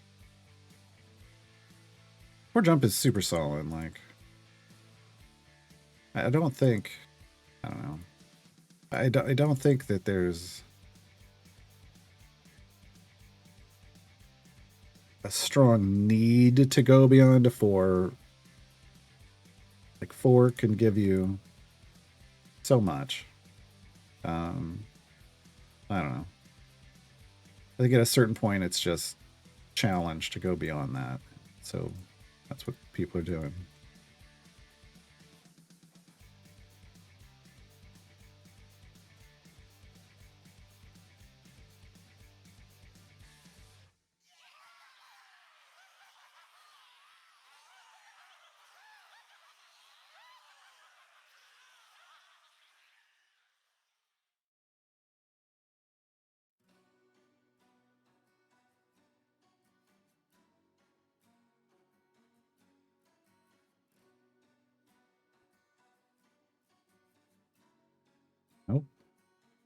Another feat for charisma for Shandy.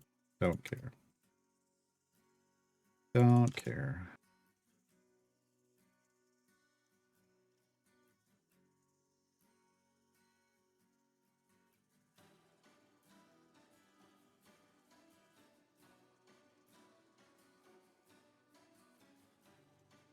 Well, the thing about Briv, like, even if you're trying to, you know, chase values and you only have, like, a shiny, that's fine, because once you eventually do get the golden, I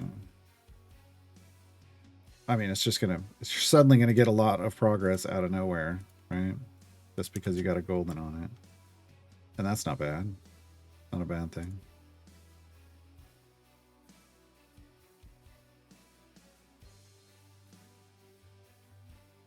Just, you know, it's gonna take a little more item level investment to get to that initial 4 jump.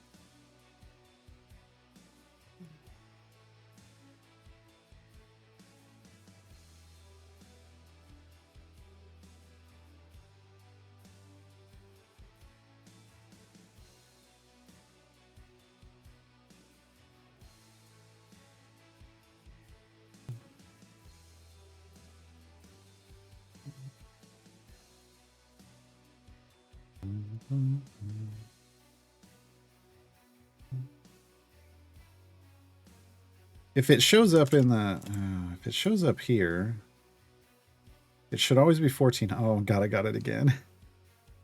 I'm sorry. This is at least the 3rd time it's offered it to me. But if it shows up here, it should always be 1400 if it's in this little blue box. Yeah, this is the 3rd or 4th time it's given it to me. The game really wants me to have it. The game really, really wants me to have it. And I'm like, no. You know what? Like, just for Nathalis, look, I'm sorry. I will, because it's offering it to me, I will get it because it hasn't offered it to you. I mean, I have it on my main, so I wouldn't need it there. There. Now I've got, and it just gave me a different Briv offer for 2100. Why? That's not worth it. 2 feats. Oh, 22 platinum chests, I guess, is worth it. All right. Well, there went kind of the rest of my platinum on this account. It came with 1 time gate piece. That didn't.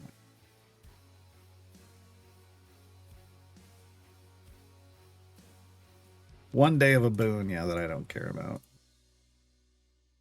It got me boons for a day. Hey, we're going faster, I guess. It's given me a speed boon. I'll take the speed boon. And the fire breath, I guess. Oh God. Oh God. Oh no. Oh crap. I just gave myself more work to do. Well, when we're finishing this, we're now doing event stuff, I guess.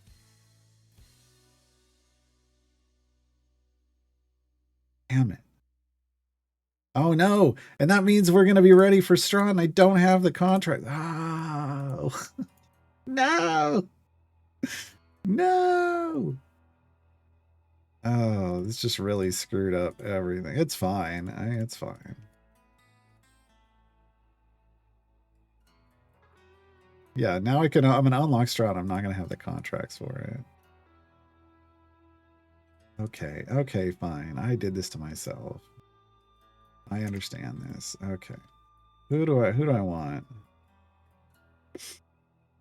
Alindra. I didn't even hesitate.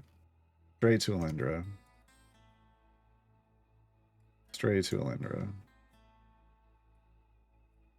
Yeah, peak comedy. I get it to troll. And I wasn't even trying to troll someone. I was trying to just make them feel better. Like, I'm not just going to ignore it. It truly was just like, no, I normally ignore this, but I'm not going to ignore it because it's upsetting that I'm getting it and you're not. And then this happens. Oh, I already had 10 in. Okay, this is not a good arrangement. How do we want to arrange this? Something like this, maybe? I don't know. Okay.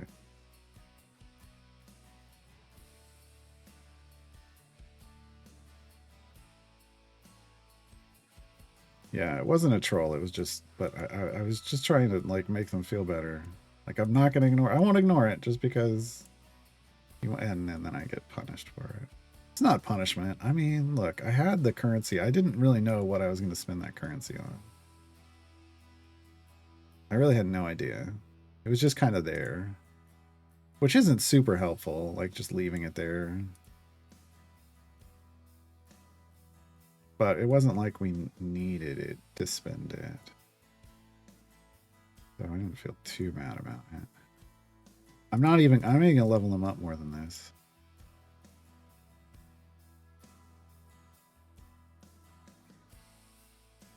Because we're just going to 50 and we're leaving. Hey, that makes me feel better. Beat the pity timer. And I got a medium bounty contract. Okay. So Alinda is going to be here in 6. And she's actually part of the combo, the mid-game pushing combo I wanted, which is Alinda and Whittle to go with Ishii to max out faster, harder, stronger.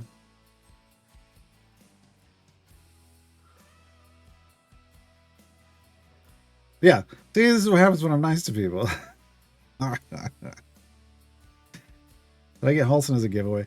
Oh, so along on Epic, yeah. The short answer is yes.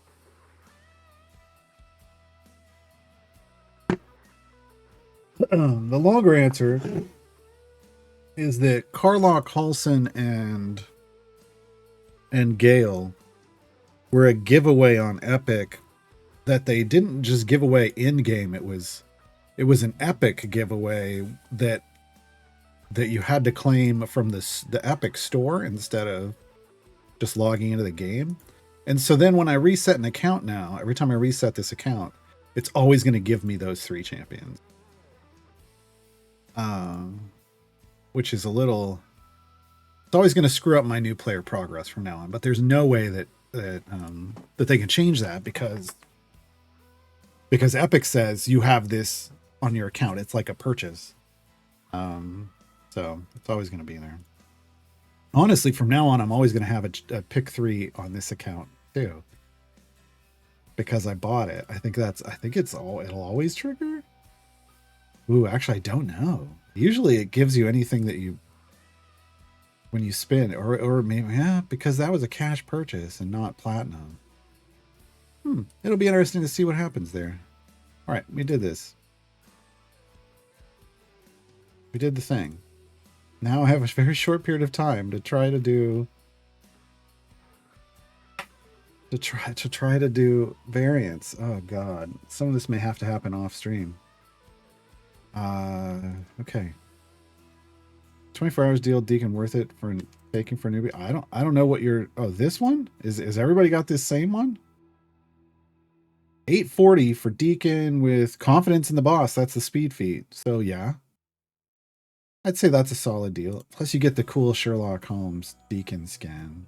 Detective Deacon. I think that's a good 840 is a pretty good price for that.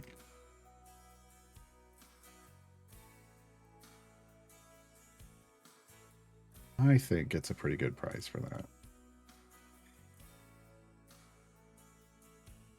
Okay. We've got this random NPC in the party. I don't know who invited him, but I didn't.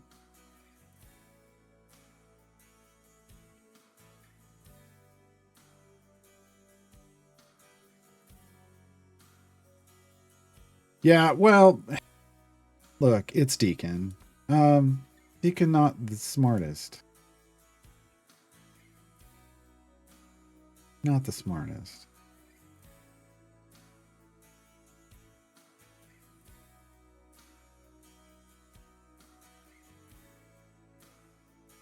Like if we look at we go back and we look at it. I have no idea why he would be holding it like that. And I think what it is this is the arrow that he's shooting out.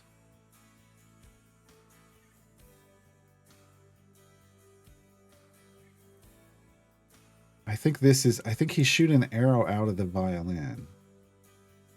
But this becomes his crossbow, right? Like this, like how he's holding it like this. I think he's shooting it out like that.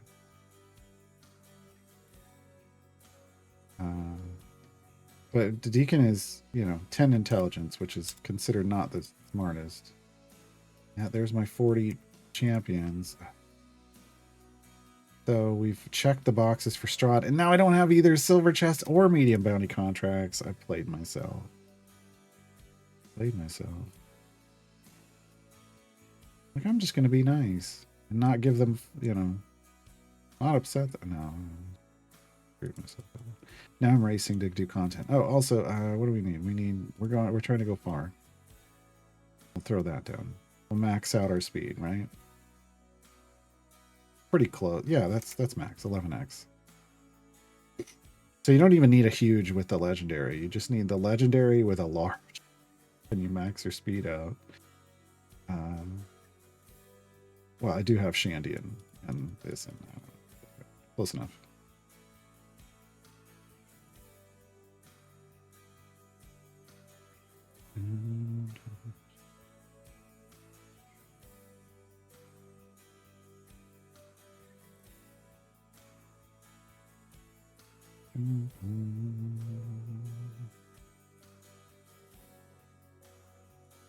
Captions are doing their best. The thing about captions is if I put the mic closer to my mouth, they'll get more accurate. But then I've got a mic in front of my face. So I kind of have the mic over here, right? But even then, they're not going to get like things like deacon. Like they're going to misspell that word. They do the church version.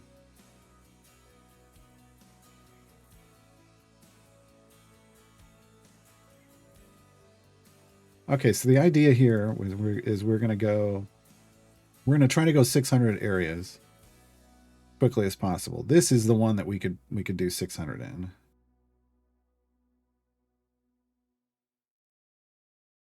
Yeah, so we're just down a champion.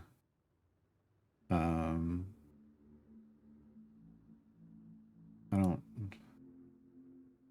need more like that. Yeah, this should give us the most speed possible. Oh God, but we're dealing with a frost giant. I forgot. Oh, this is gonna be rough.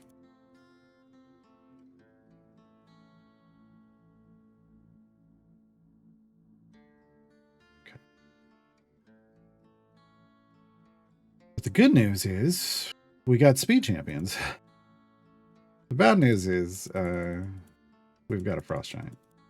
I should have probably chose right spec Sheila to deal with that, but I didn't.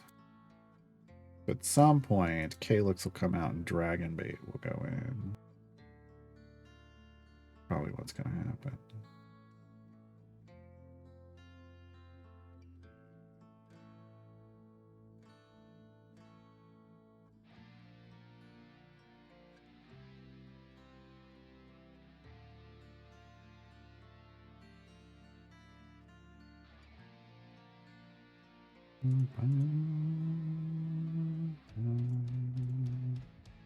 What's my Briv look like now? Oh, he's almost full epic. I was not trying to do that, but we're there. And he's got 346 item levels. Oh, good lord. All right, well, now he actually can compete against Calyx potentially in tanking and pushing. 347 Theodinarax. Great. The shiny went to that. I would have rather the shiny went here. Make him a better tank, but alright. Now I need those Electrums for... Oh god, now I... Oh good, we got some penance. I'm gonna need them for Alindra. In fact, I'm just gonna go spend them on Alindra right now. Not gonna open them yet.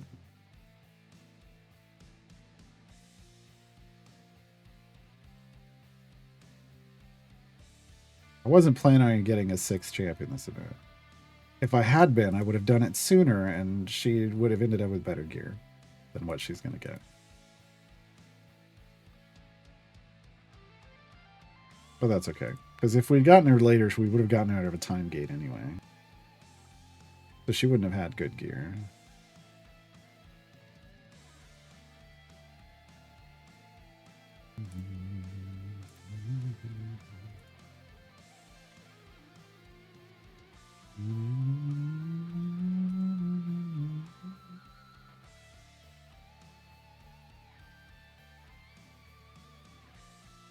Hey, Judas.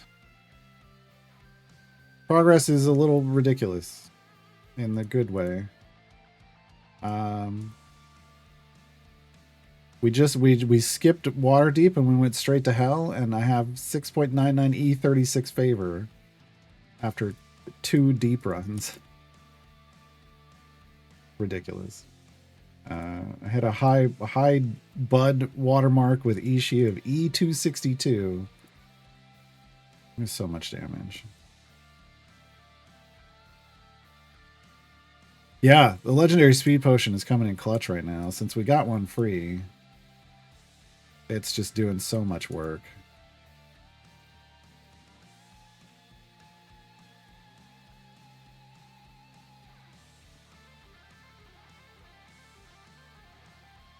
Brick 376. I don't know. Is that what I said it was?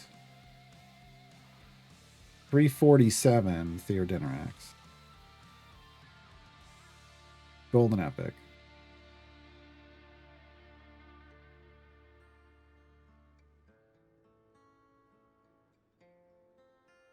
Here, let's just do. Oops.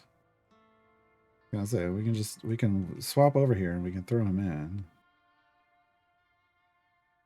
And we can see what his jump's at. Alright, Deaths, thanks for hanging out. What's his jump at?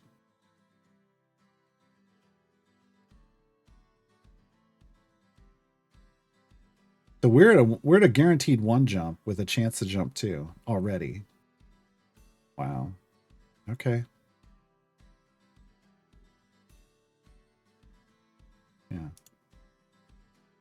Yeah. 44% 2 jump, yeah. You didn't see the pangolin dock? Nope.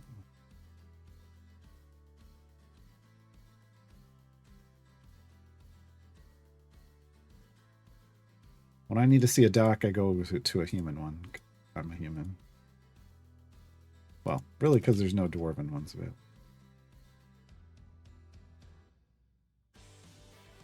Wrong dock. Wrong dock, I get it.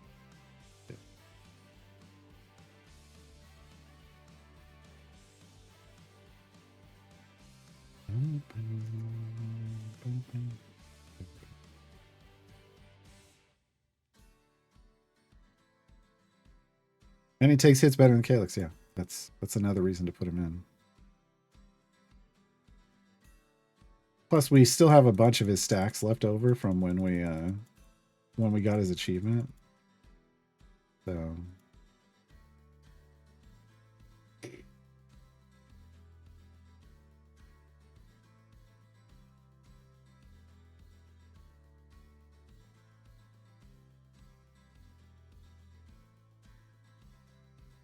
what's he down to? They still got 11,000. We've jumped a bunch of areas. How do I know if I have enough account power to do Rosie variant 3 tier 4? You try it. Or alternately, I mean, if you'd done the other ones, well, no, you just kind of got to try it. Yeah. I can't go look at it now because I'm full up, but like that's really the, you know, like when I'm trying to figure out if I can, like on this account, can I get to tier 3? Can I get tier 3 stuff done? Well, I did a deep push in a free play, and I know roughly what my overall power is if I have the best scenario. So I know, like on this account, I can do the 601 and the 801 if I'm unrestricted. Like if I can use any champions I want and I get all the 10 slots, I could do the 801. Can't do the 1001, right? Tried it without Dungeon Master and got just past 1,000. Well, I mean, depending on who you fish in with Dungeon Master, that could be a big difference, right? Like the tanking is part of the problem there, right? Because but otherwise there is a scaling, there's a power scaling that goes in, like based off her gear and your overall account power, but you are champion limited there, so you got to find a way to, you kind of have to get the perfect pull from Dungeon Master, or if all you need, I mean, for to go 600 more areas, you probably need a perfect pull with Dungeon Master.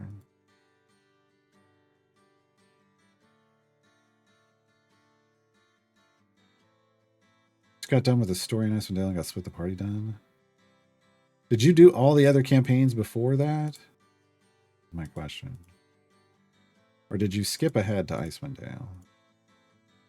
The Dungeon Master selects seats, but you still need kind of a key seat choice. Like it still needs to land on a seat that's really going to help you out. Because I think all you're going to have like 10 and 11, so you need somebody in a seat that isn't 6, 10, or 11. That's still a lot of. It's still a lot going on, right? I don't think he. I thought it was random from seats that don't have. Like I thought he would target a seat that has all locked champions if all other seats had one available.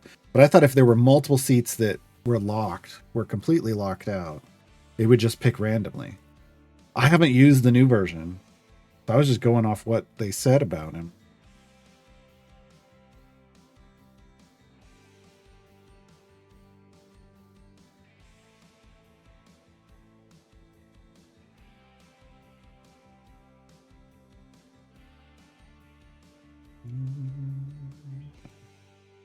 Still jumping. Still got a bunch of stacks. The old version was just a random champion, but even then, if a seat had no champions available, it would target that seat. But if there were multiple seats that had no champions available, it would pick at random between those seats, and that's why I thought it was doing that again. I don't know.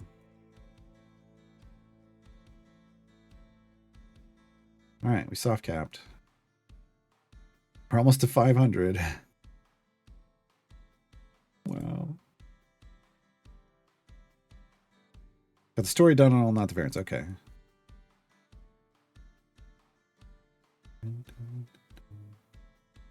Yeah, Sword Coast it ramps up its difficulty as it goes. Not like the other campaigns.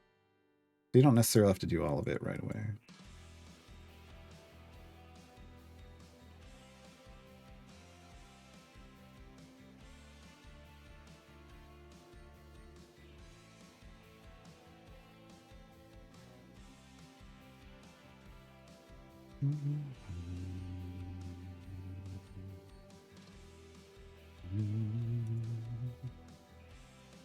I really need this. Needs to be over here, I think. I don't want to save it. What's her next one gonna be?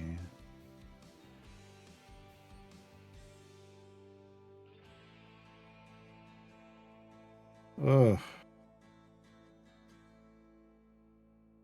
Ugh. That one makes me almost want to run Grim DPS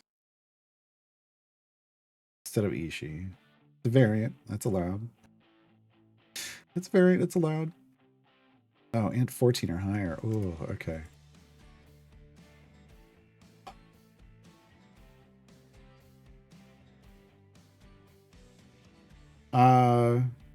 What you should be doing is with variants right now, you should be trying to pick ones that are going to help you do patron stuff. Like that are the efficient patron variants and There's a bunch and there's a stack in Avernus. There's a couple in Icewind Dale. And if you didn't unlock the evergreens in the campaigns that you went through, you might want to do that. But depends.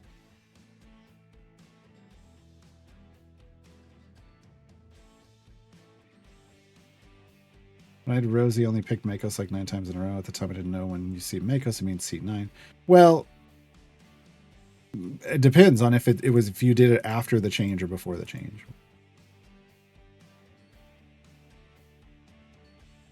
Which seat should the evergreen after Vecna go? I don't. Oh, I thought you meant no. Never mind. I was like, I think Vecna is going to go here in seat 5. After that, who cares? I don't think it matters. I don't think it matters because we're back to then wherever it goes, somebody will complain. Right? Oh, is this event? Then yeah, then you get the whole seat. Yeah. Went to dinner. Why the variant? Is it a event or a time gate? Brew pack. I was hoisted by my own petard. There's only a couple people that understand that reference. We were talking about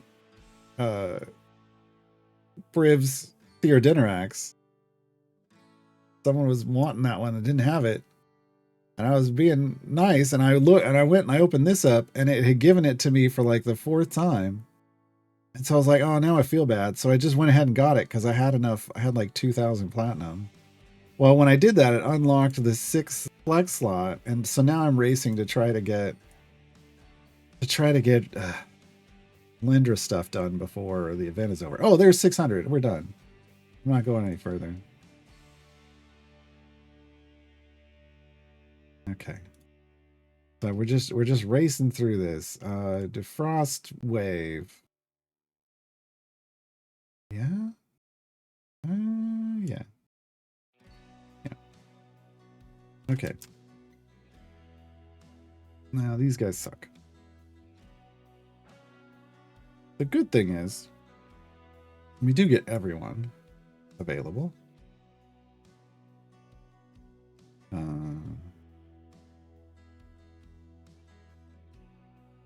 Yeah. That's a good thing. Now, the question is, I mean, I feel like what we're going to do, we're going to do it like this. We're going to do it like this. I'm putting him in. I'm putting him in right here. I'm going to put him in here. All right. All right, this is how we're doing this. We're doing an hour one again.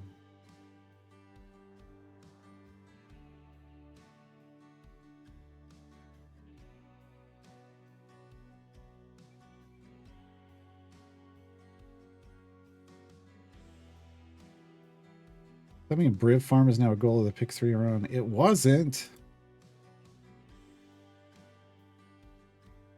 But now I don't know.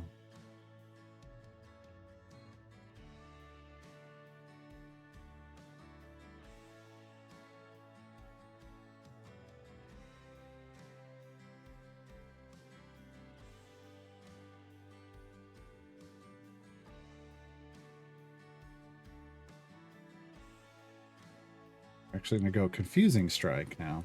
Okay. To give us some crowd control on these frost giants. They shouldn't be too hard. They're hit based instead of armored.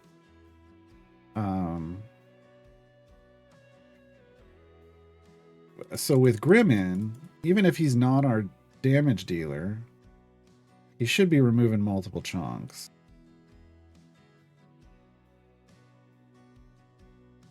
We'll see how it goes.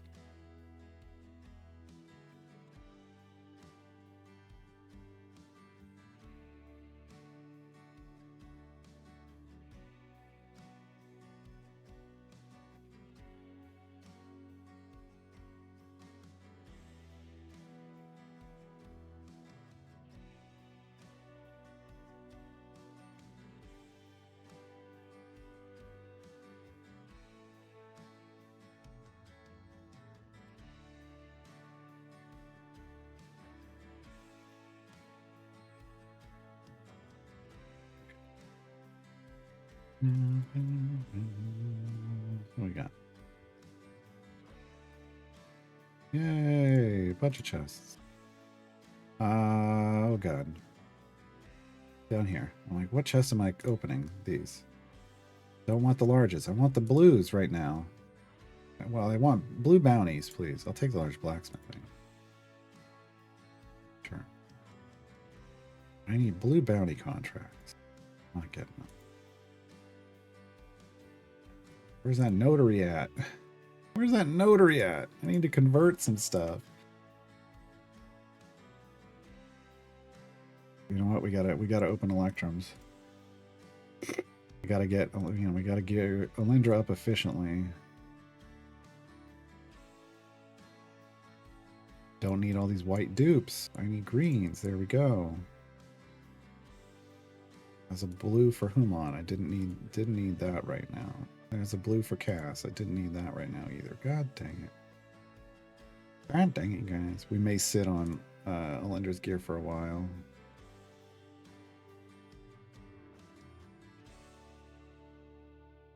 Or her chests. Her chests may remain in the inventory for a while.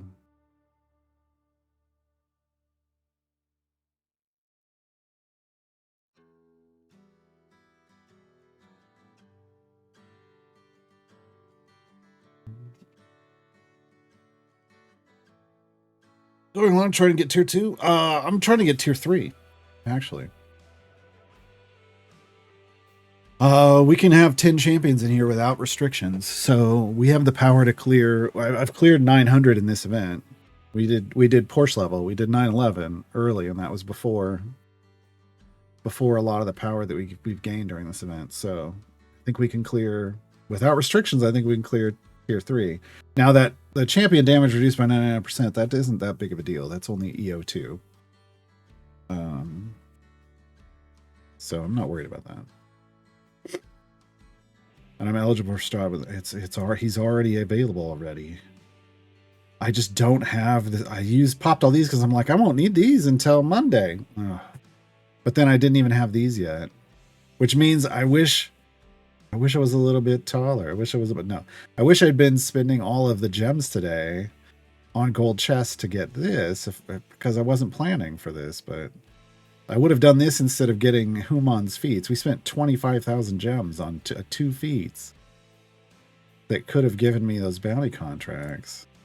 Potentially. I'm up to 9 at least, so we're closer. I only need 1. That's not bad. It's actually not really that bad at all. Let's dump these on Aliwak. B2. Okay, she's in the 280s. Dang it. Alright. So I only need 1 more medium bounty contract, but I do need more silver chests. 4 more silver chests. That's not that bad.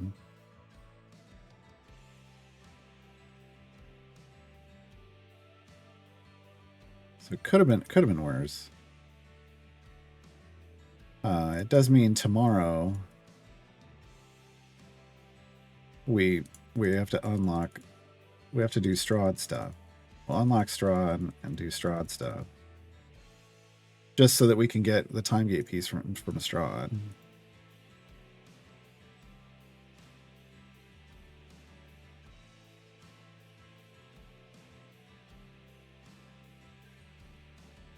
Yeah, I had a plan. It's fine. It's fine. I like how the giants turn around. Oh, no, I don't want to. Am I? Someone behind me? What's going on? Buddy.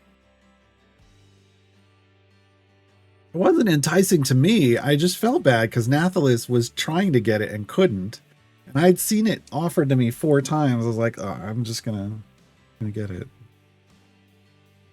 Not even remembering that it was gonna trigger a supporter slot. It was not on my mind at all.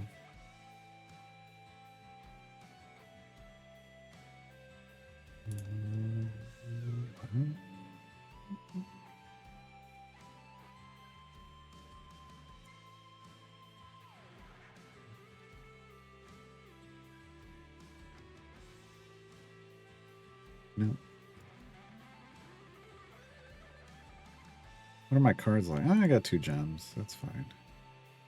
Like, do I need to shuffle her hand? But I do not.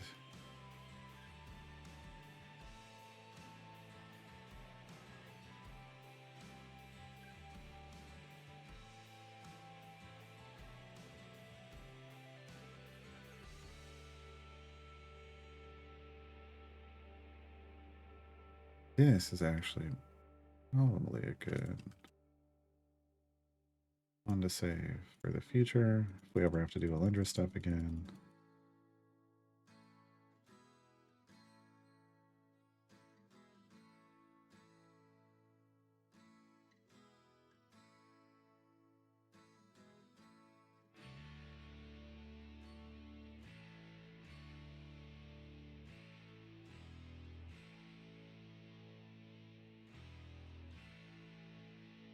So 40 champions, unlocking 40 champions in 23 days of play. That's actually not a valid metric because it's been a little over a month now that the account has been active. Like that with this playthrough has been active, and that matters for event reasons. About a month. We're probably 5 or 6 weeks in, but only 23 days of actual playing.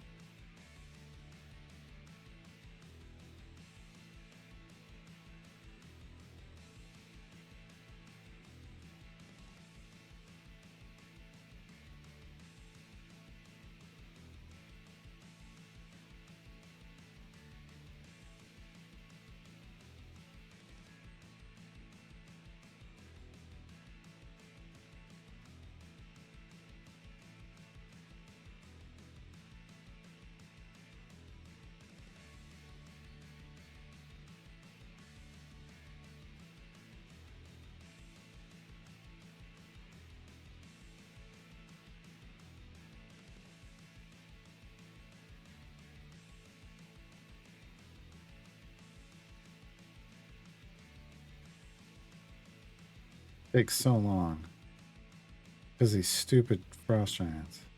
Actually, it's not even the frost giants. We don't have to kill them to get through this. It's just they're turning off. Oh, oh, they're not even turning off the speed. So never mind. It's just okay. I feel like the regular enemies don't spawn as quickly when the frost giants are out. That seem right?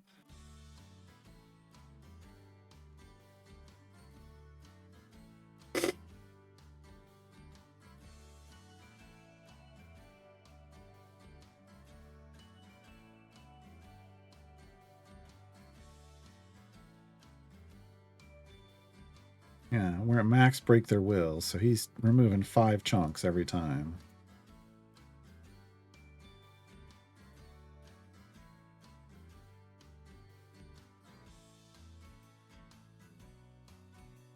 Even though he's not our DPS, it doesn't matter.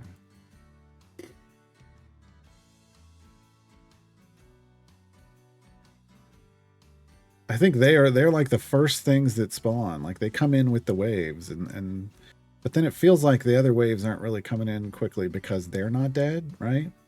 Because they're a part of a wave and the next wave won't spawn until you get the like okay, so here's how it goes. When a wave spawns in, there is a set amount of time before the next wave will spawn in if you're not killing the first wave. But if you kill the first wave, the next wave will spawn instantly.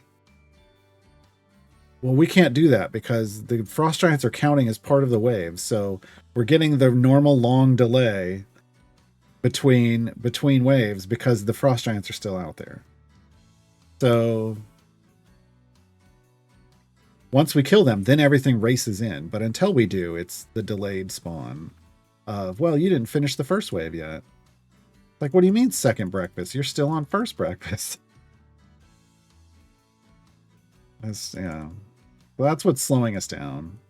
Because until they die, I guess we do have, well, we don't have to kill them, but until they die, they're being problematic. And you know what? You know what? Since we don't Since we don't need Shandy in here.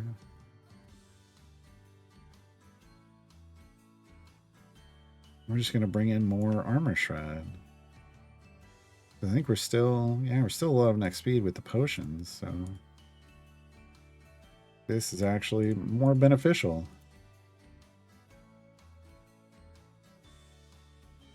I'm really tempted to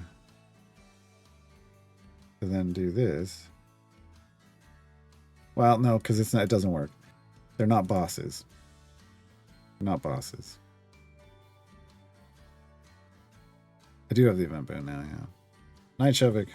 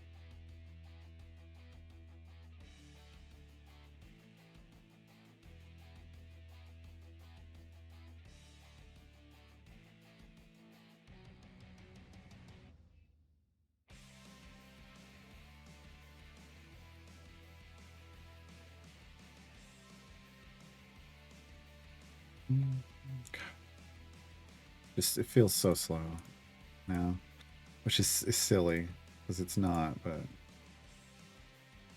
oh boy, okay. There was our pity timer, and a huge potion of speed, and a huge potion of speed.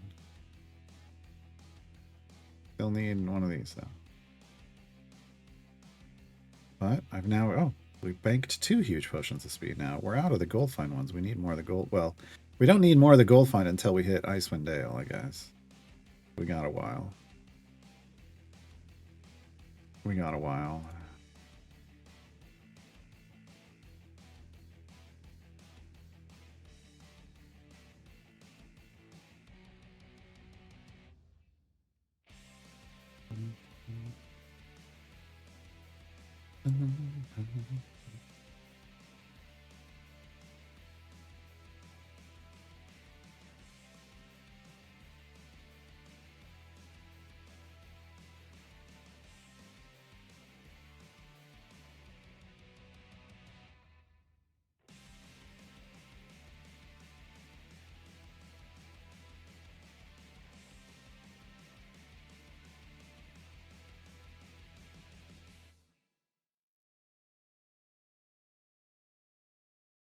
Hmm. So a while back we played a demo called Best Served Cold, and it was like a detective game where you're a bartender. It's gonna be launching soon, I guess. They're like, "Do you want a code?" And I'm like, I mean, I don't not want a code.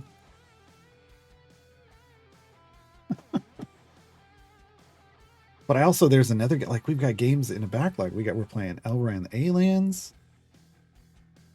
Got another. I got another. There's another game that's launching soon. That they're like, "Hey, would you like a code?" And I'm like, "Oh, okay."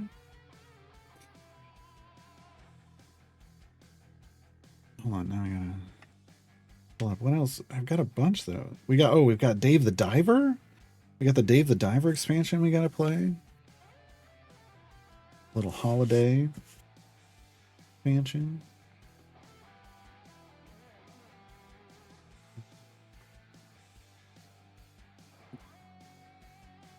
So it's like, yeah, I'll play it. Maybe not like on launch day.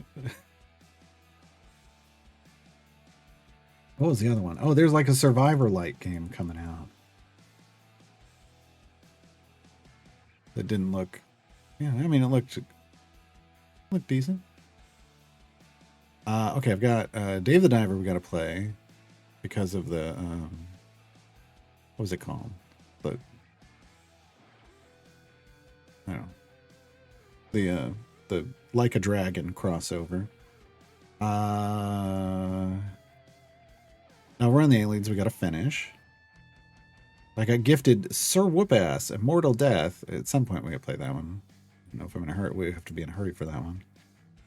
There's a couple demos that I have here, plus 2 other games that want to give me a code. And then I just saw, what else did I see? Oh, and then I got a gifted Call of the Sea, which is another like detective game. I don't know who you are.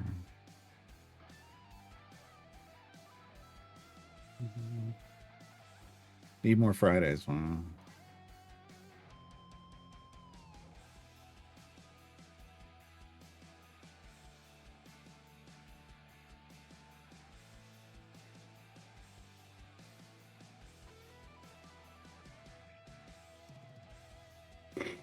I mean, normally, well, when I'm not doing these like new account runs, normally we're just doing Idle Champions on Mondays and Wednesdays, and then we have 3 days to do other games.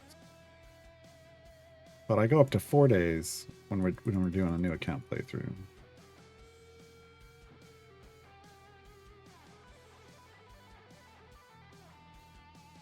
Saturday afternoon streams and not like if I get a job that means I can't stream during the week, then I will stream on Saturday afternoon.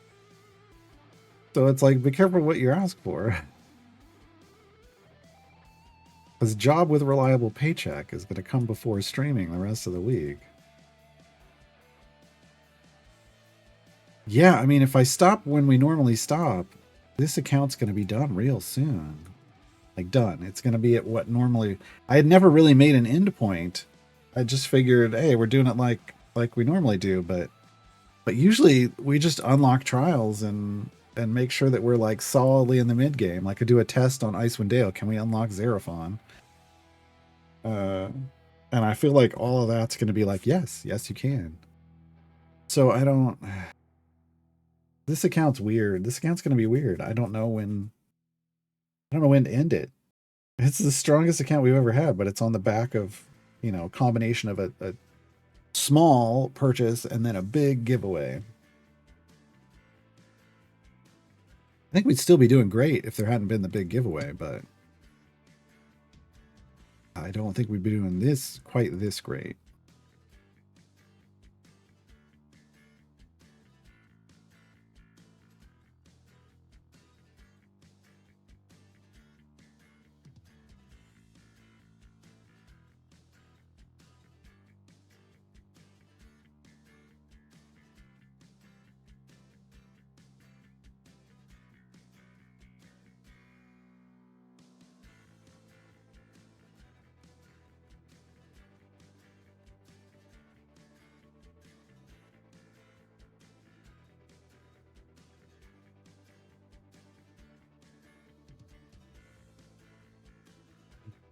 Going to 800.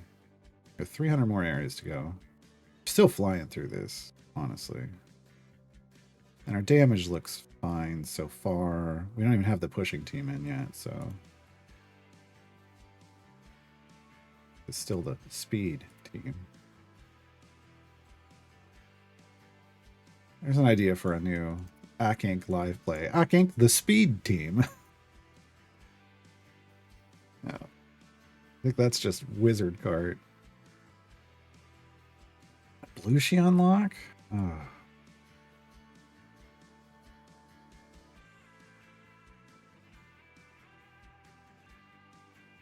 I don't know. Again, normally we don't like we just get into the mid game and we stop. So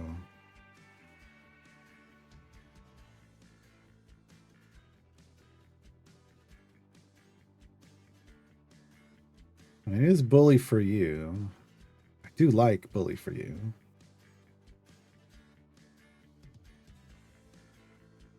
Like I don't think it would be challenging. Like I think a Blushi unlock is pretty easy.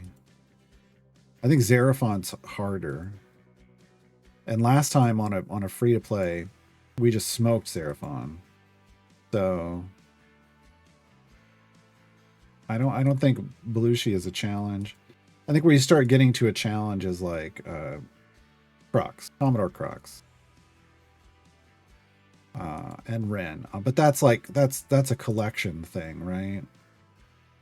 And I don't know how much that applies to this. That's I feel like you're getting deeper into the game than I usually like to go on these accounts.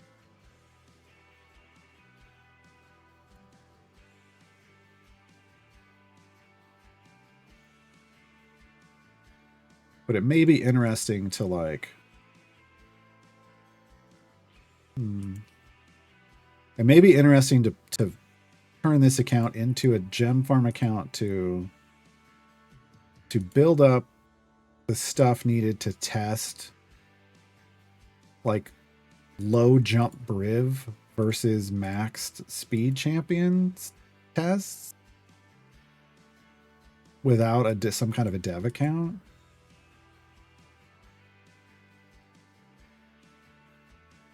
I mean, it does come into it with saying, "Hey, I've got a golden epic Theor Dinarax," but that is hashtag the dream if you're going to try to do that stuff. I just don't know that we would. I think I would. A lot of that farming would be off stream. Like I would just farm, all the time, kind of like now. So we just wouldn't see it. But then when I came back, when I got time to do the tests, we would do the tests on stream. So like, I mean, this is a 1.4 jump Briv. So, and I've said before, I think 2 jump is probably like I think based off my experience in this game over 7.5 years, I think a 2 jump Briv now would destroy any non-Briv gem farm. I don't know if that's the case. I just feel that way based off my experience. But that this would allow us to test that theory.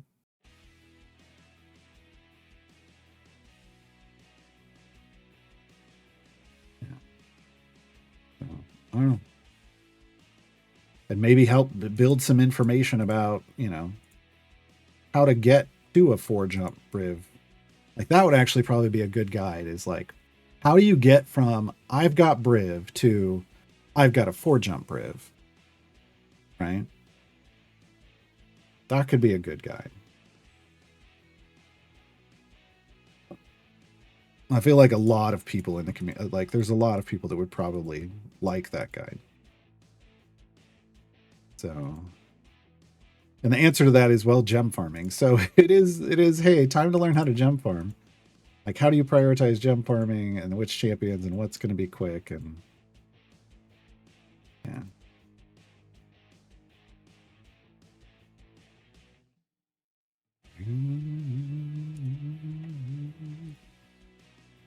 Still just crossing my fingers. I saw this graphic, but then I saw the green border come in. I was like, no.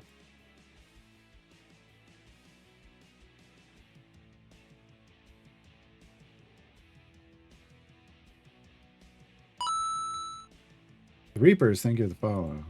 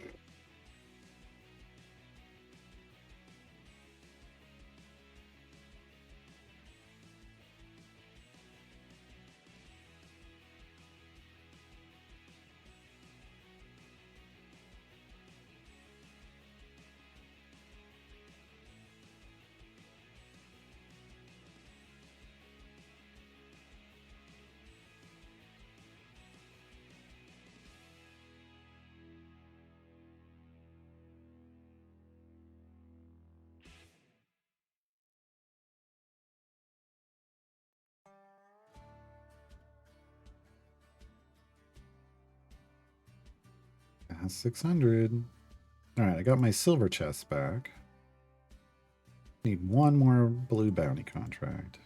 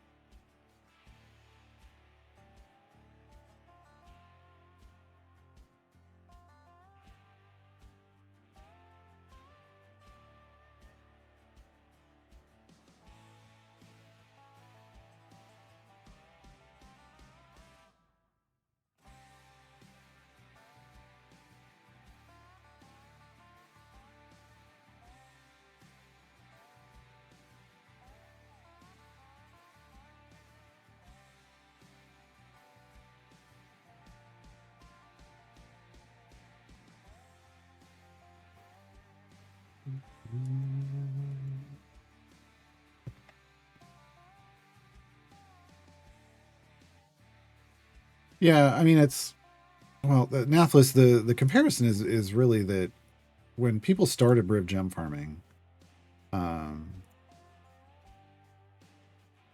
people did a lot of testing to figure out when it was more efficient to switch to Briv to get your gems instead of using a speed champions. And back then, it was getting Briv to a 1.2. So guaranteed one jump, 20% chance to jump two. At that point back then, that was the trigger point where at this point it's time to switch. Even with the randomness involved, it was better gem generation. We've like the gem game has changed. Like the kind of speed champions that come in have changed kind of the efficiency of a non-briv gem farm, and so I don't know exactly what number it is, but it feels like the safe answer is to say a two jump briv uh, is an easy goal. Well, I shouldn't say easy, but it's an easy number to understand, and then you can do, if you get them to a perfect two jump, you can at least plan that out better than dealing with the randomness situation that comes with a 1 point something. But I did randomness until I got to four jump. It doesn't take that long comparatively compared to what it takes to go from four jump just even to seven jump. Going from one to four is kind of a walk in the park. All right, we need more damage. So who can I bring in? You know what? We're gonna go Caddy Bree first.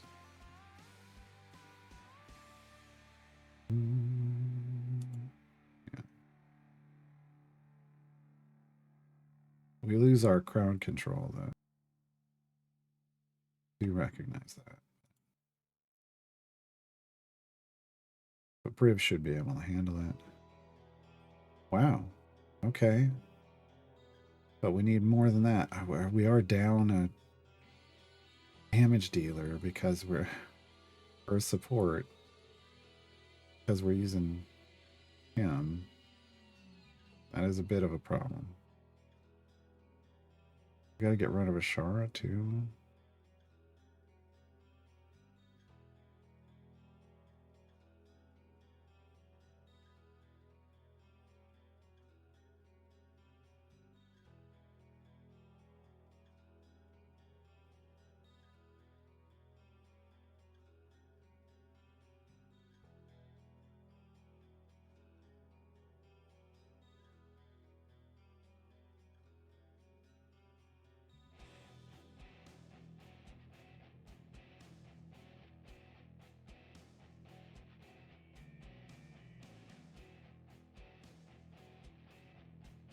Okay. Ah, we didn't go up that much though.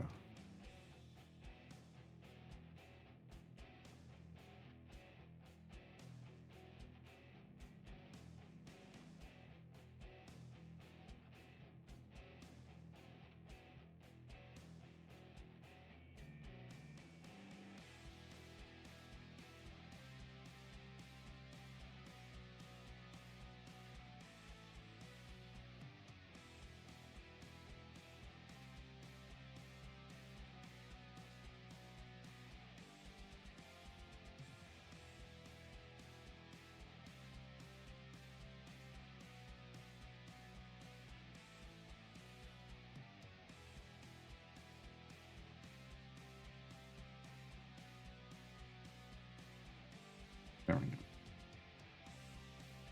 little slower on the hit based frost giants, but we got the damage to push forward. And we're getting double credit on bosses from whom on.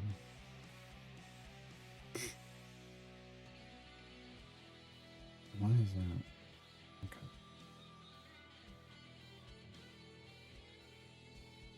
Slowing us down a little bit. That happens.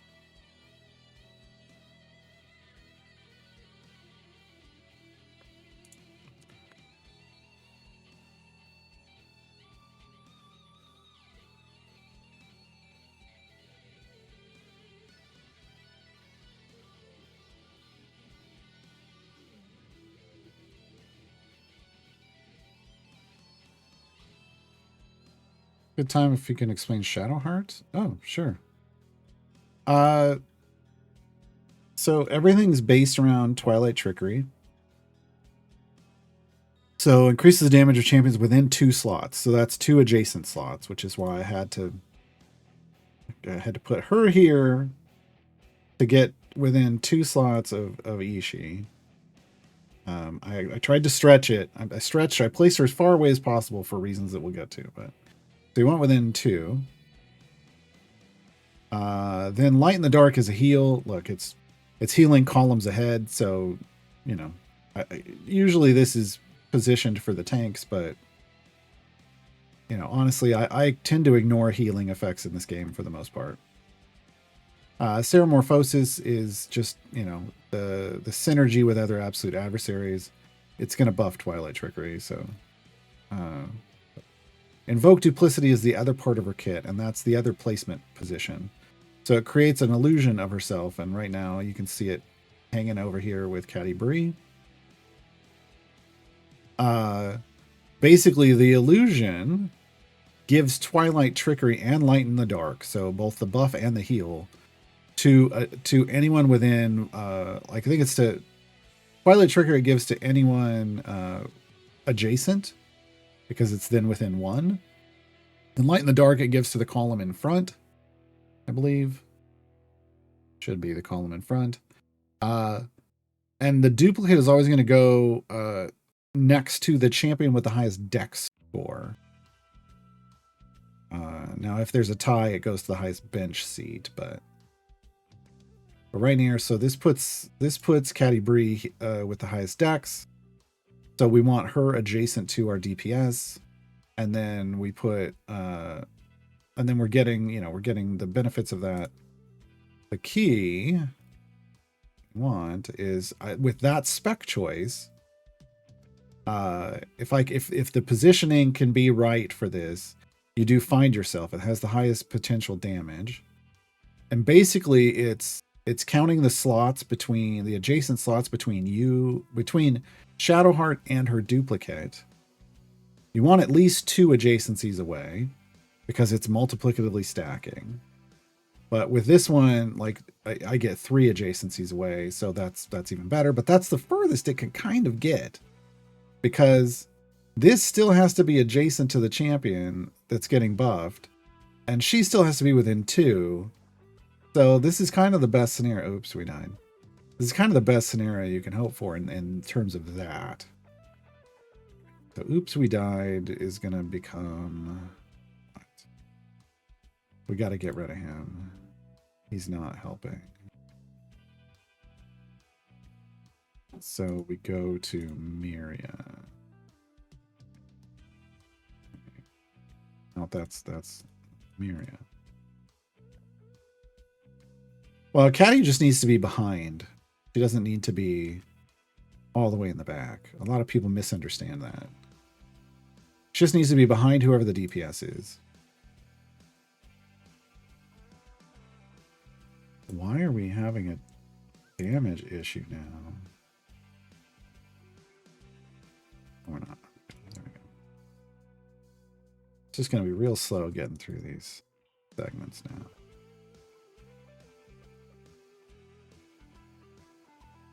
Unless we just go straight to... he doesn't have the damage. Yeah, never mind.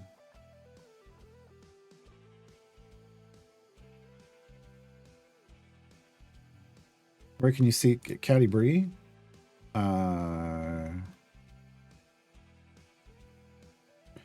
Push forward. Caddy Bree increases the damage of herself and all champions in front of her in the formation. So, but all you really need to point that to is the damage dealer. It doesn't. So she doesn't need to go in the back. She's not like... It doesn't boost itself the further behind the damage dealer you get. It's just... You just have to be behind the damage dealer. Or the damage dealer has to be her.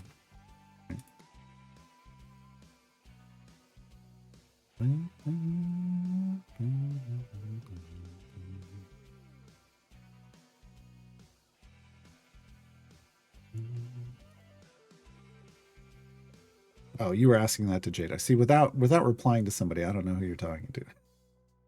If there's no reply to a person in chat, I assume you're talking to me, folks. Chat does have a reply feature. All right, so now we're just slowly creeping. Creeping while we're sleeping. Who do I need? Oh, Deacon's gotta go. That's where we do this. Okay.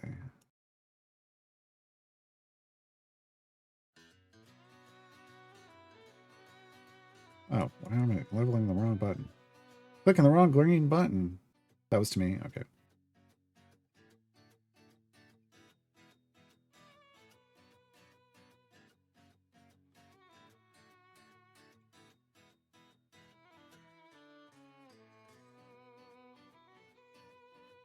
We just gotta keep Briv alive. Which we seem to be doing.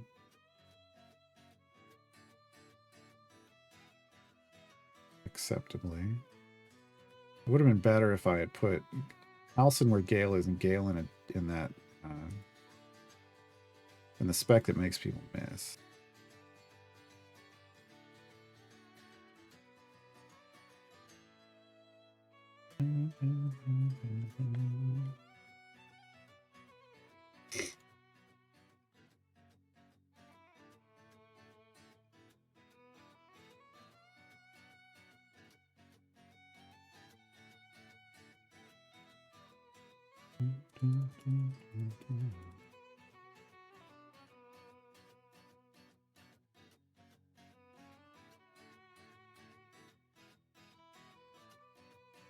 Huh.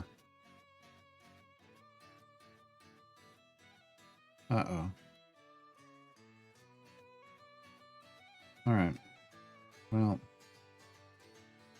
time to move some things around. All right. We need more power. More power. We do...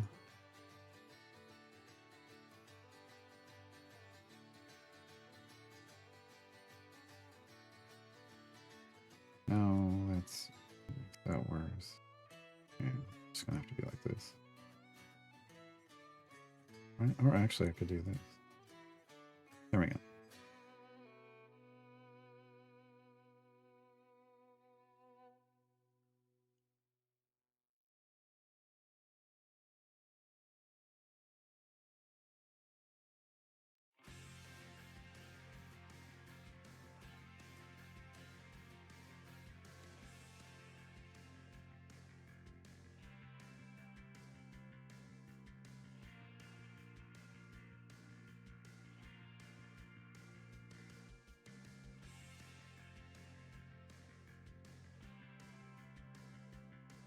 I'm not getting the damage.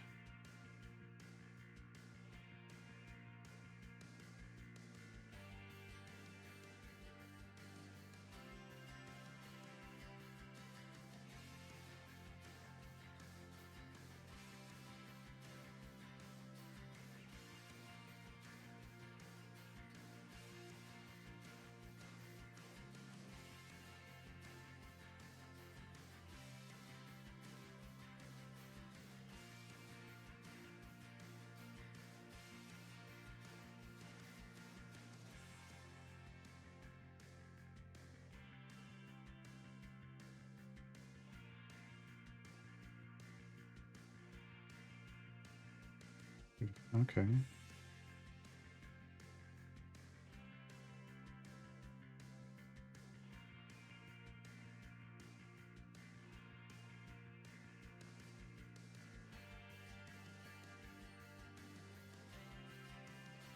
Go. Yeah, our damage is not as high as we need it to be. So we might have to move some things around.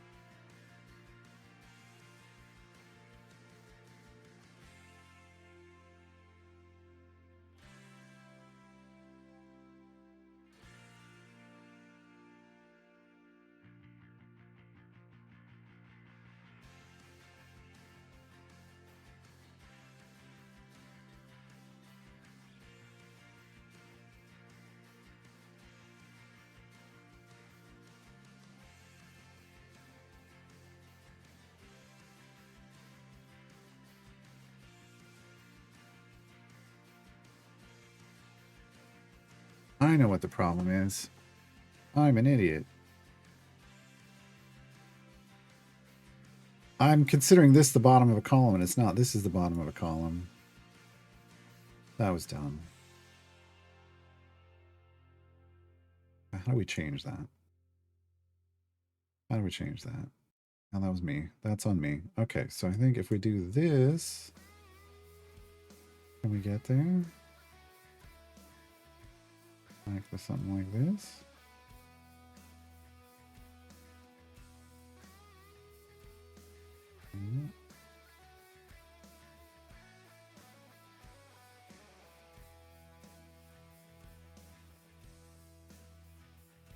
That's it. Yeah, that's it. All right.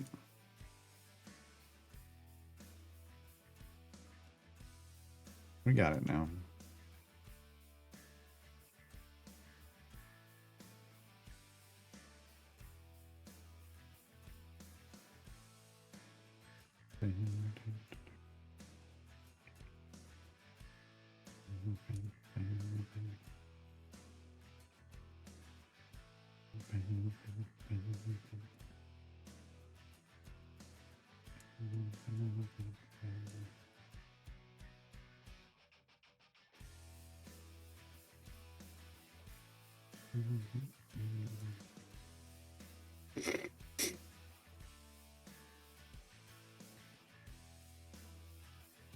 So we'll finish this and then we'll set up her third variant. And that one's going to have to get finished off stream. So that's knowledge over power. We're only going to try to do tier 2 on that one. So even with this restriction, I'm hoping even with the restriction we'll be fine. We'll see. I guess I can go look at it right now. Ownership. Owned. And like 14 plus? Oh god. Oh no.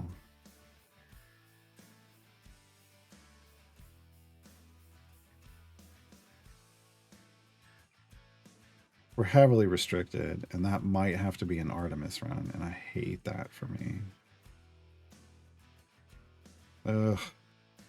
Ugh. He's trying to be on his buff spot. Well, he gets a bonus for that. Ultimate outflank. If he's buffed by his own outflank ability, when he uses his ultimate, he reduces other active ultimate cooldowns in the formation. I'm just trying to make sure I'm getting them both, just in case. I am using these sometimes to push power through, so getting them back faster is helpful. Feeling Grim, yeah, it can come in. Yeah.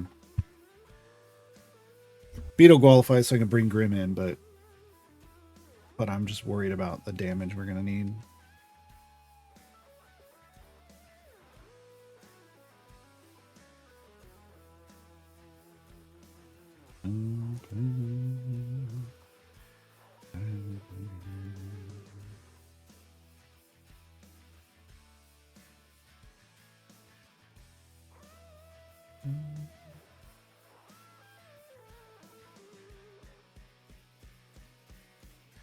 All right, one more area.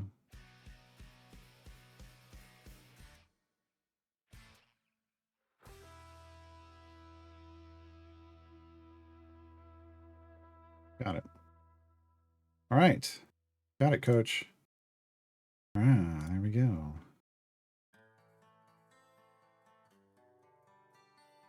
No 1,000? No, I said earlier, furthest we ever got was like 911. I wouldn't be trying to do 1,000. And there'd be no way, as restricted as we're going to be here, there'd be no way to get there anyway.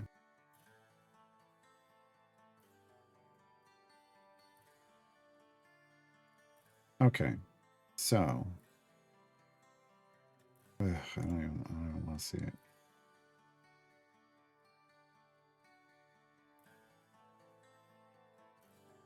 Yeah, I mean, this is pretty much what we're looking at.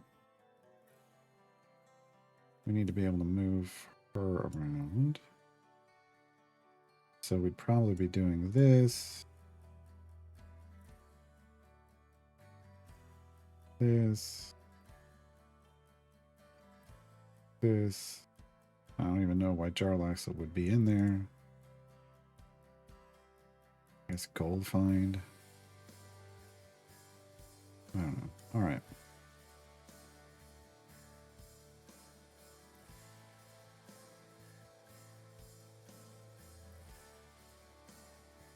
Gonna be abjuration. She's gonna go extra judgy.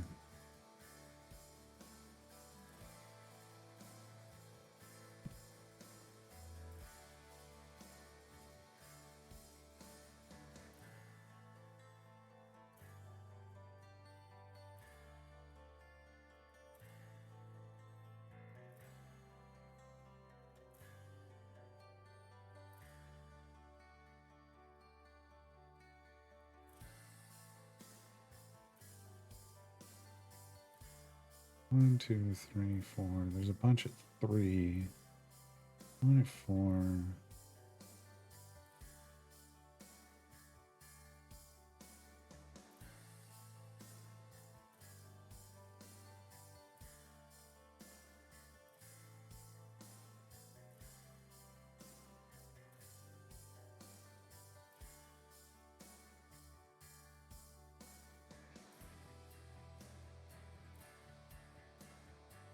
I could be wrong. All right.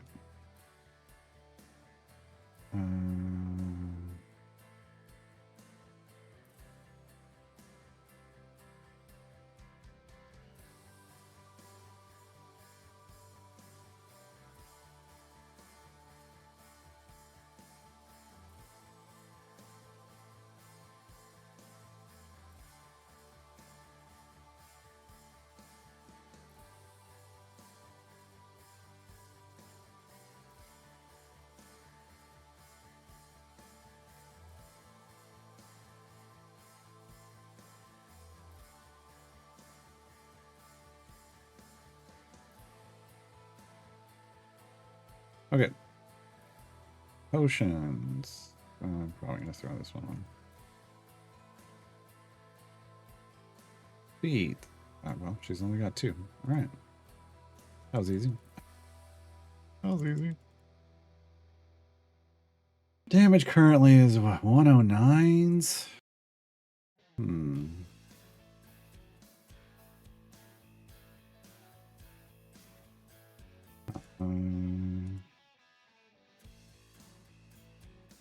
I mean, we're only going to tier 2. We need 122. We should get there. By the time we scale everybody up. And I check to make sure I've put people in the right place. Let's see, in the right place. 2 slots. Yeah.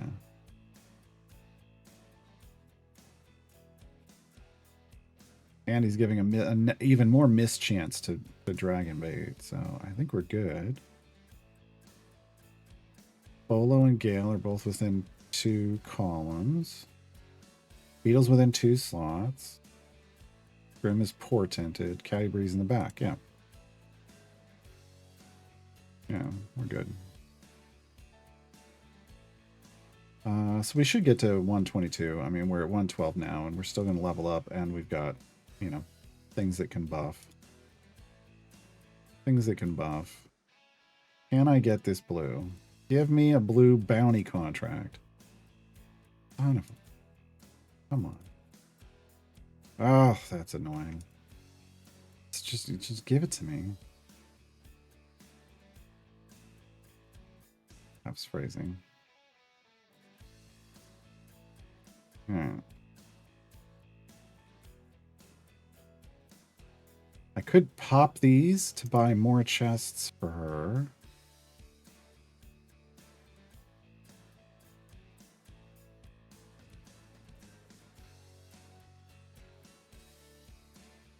That might be smart, actually.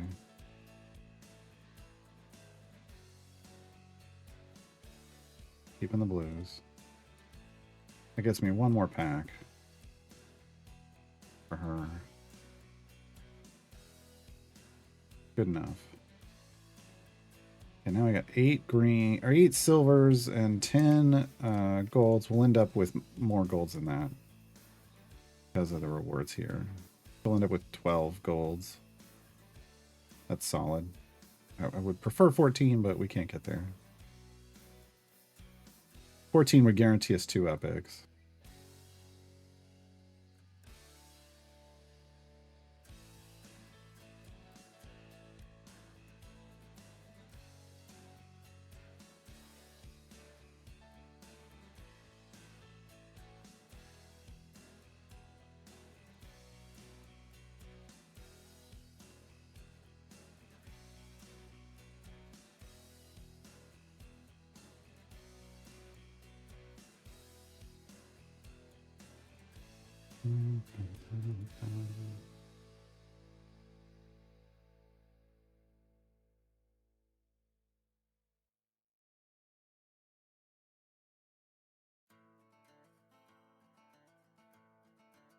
We're getting a lot of event buffs out of this formation as well. Nice. I got 5 sets of event buffs in this one formation.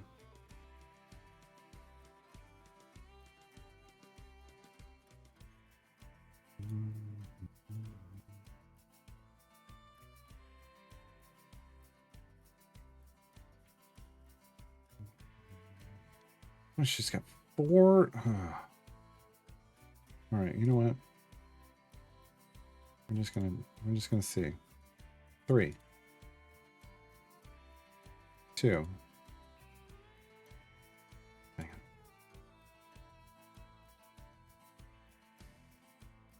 on. Ugh. 1. Come on. Got it. Got it. Okay. Cool, cool, cool, cool. So now we can, this is perfect timing. Now we can open her golds. There's Brows of Judgment. And we can see if we get a blue bounty contract out of these. Here's the planes. There's Damage All Champions. Epic on ultimate cooldown. Thanks, game. Oh! Well, that's better. We only have Briv. But when we get Whittle, that'll actually... This is actually what we wanted for the Whittle combo. So that's actually perfect. Good. Got 2 epics back to back. Give me a blue bounty contract now. Homestone for Portent. That's good. The other thing we needed. If we were going to get another epic, it would have been... Portent would have been nice. God dang it. Just needed 1. We couldn't get it. Couldn't get it.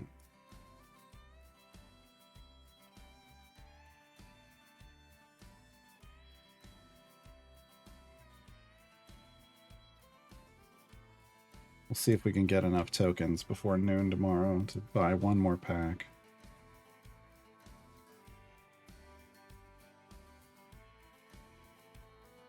But we're already at E122, so there we go.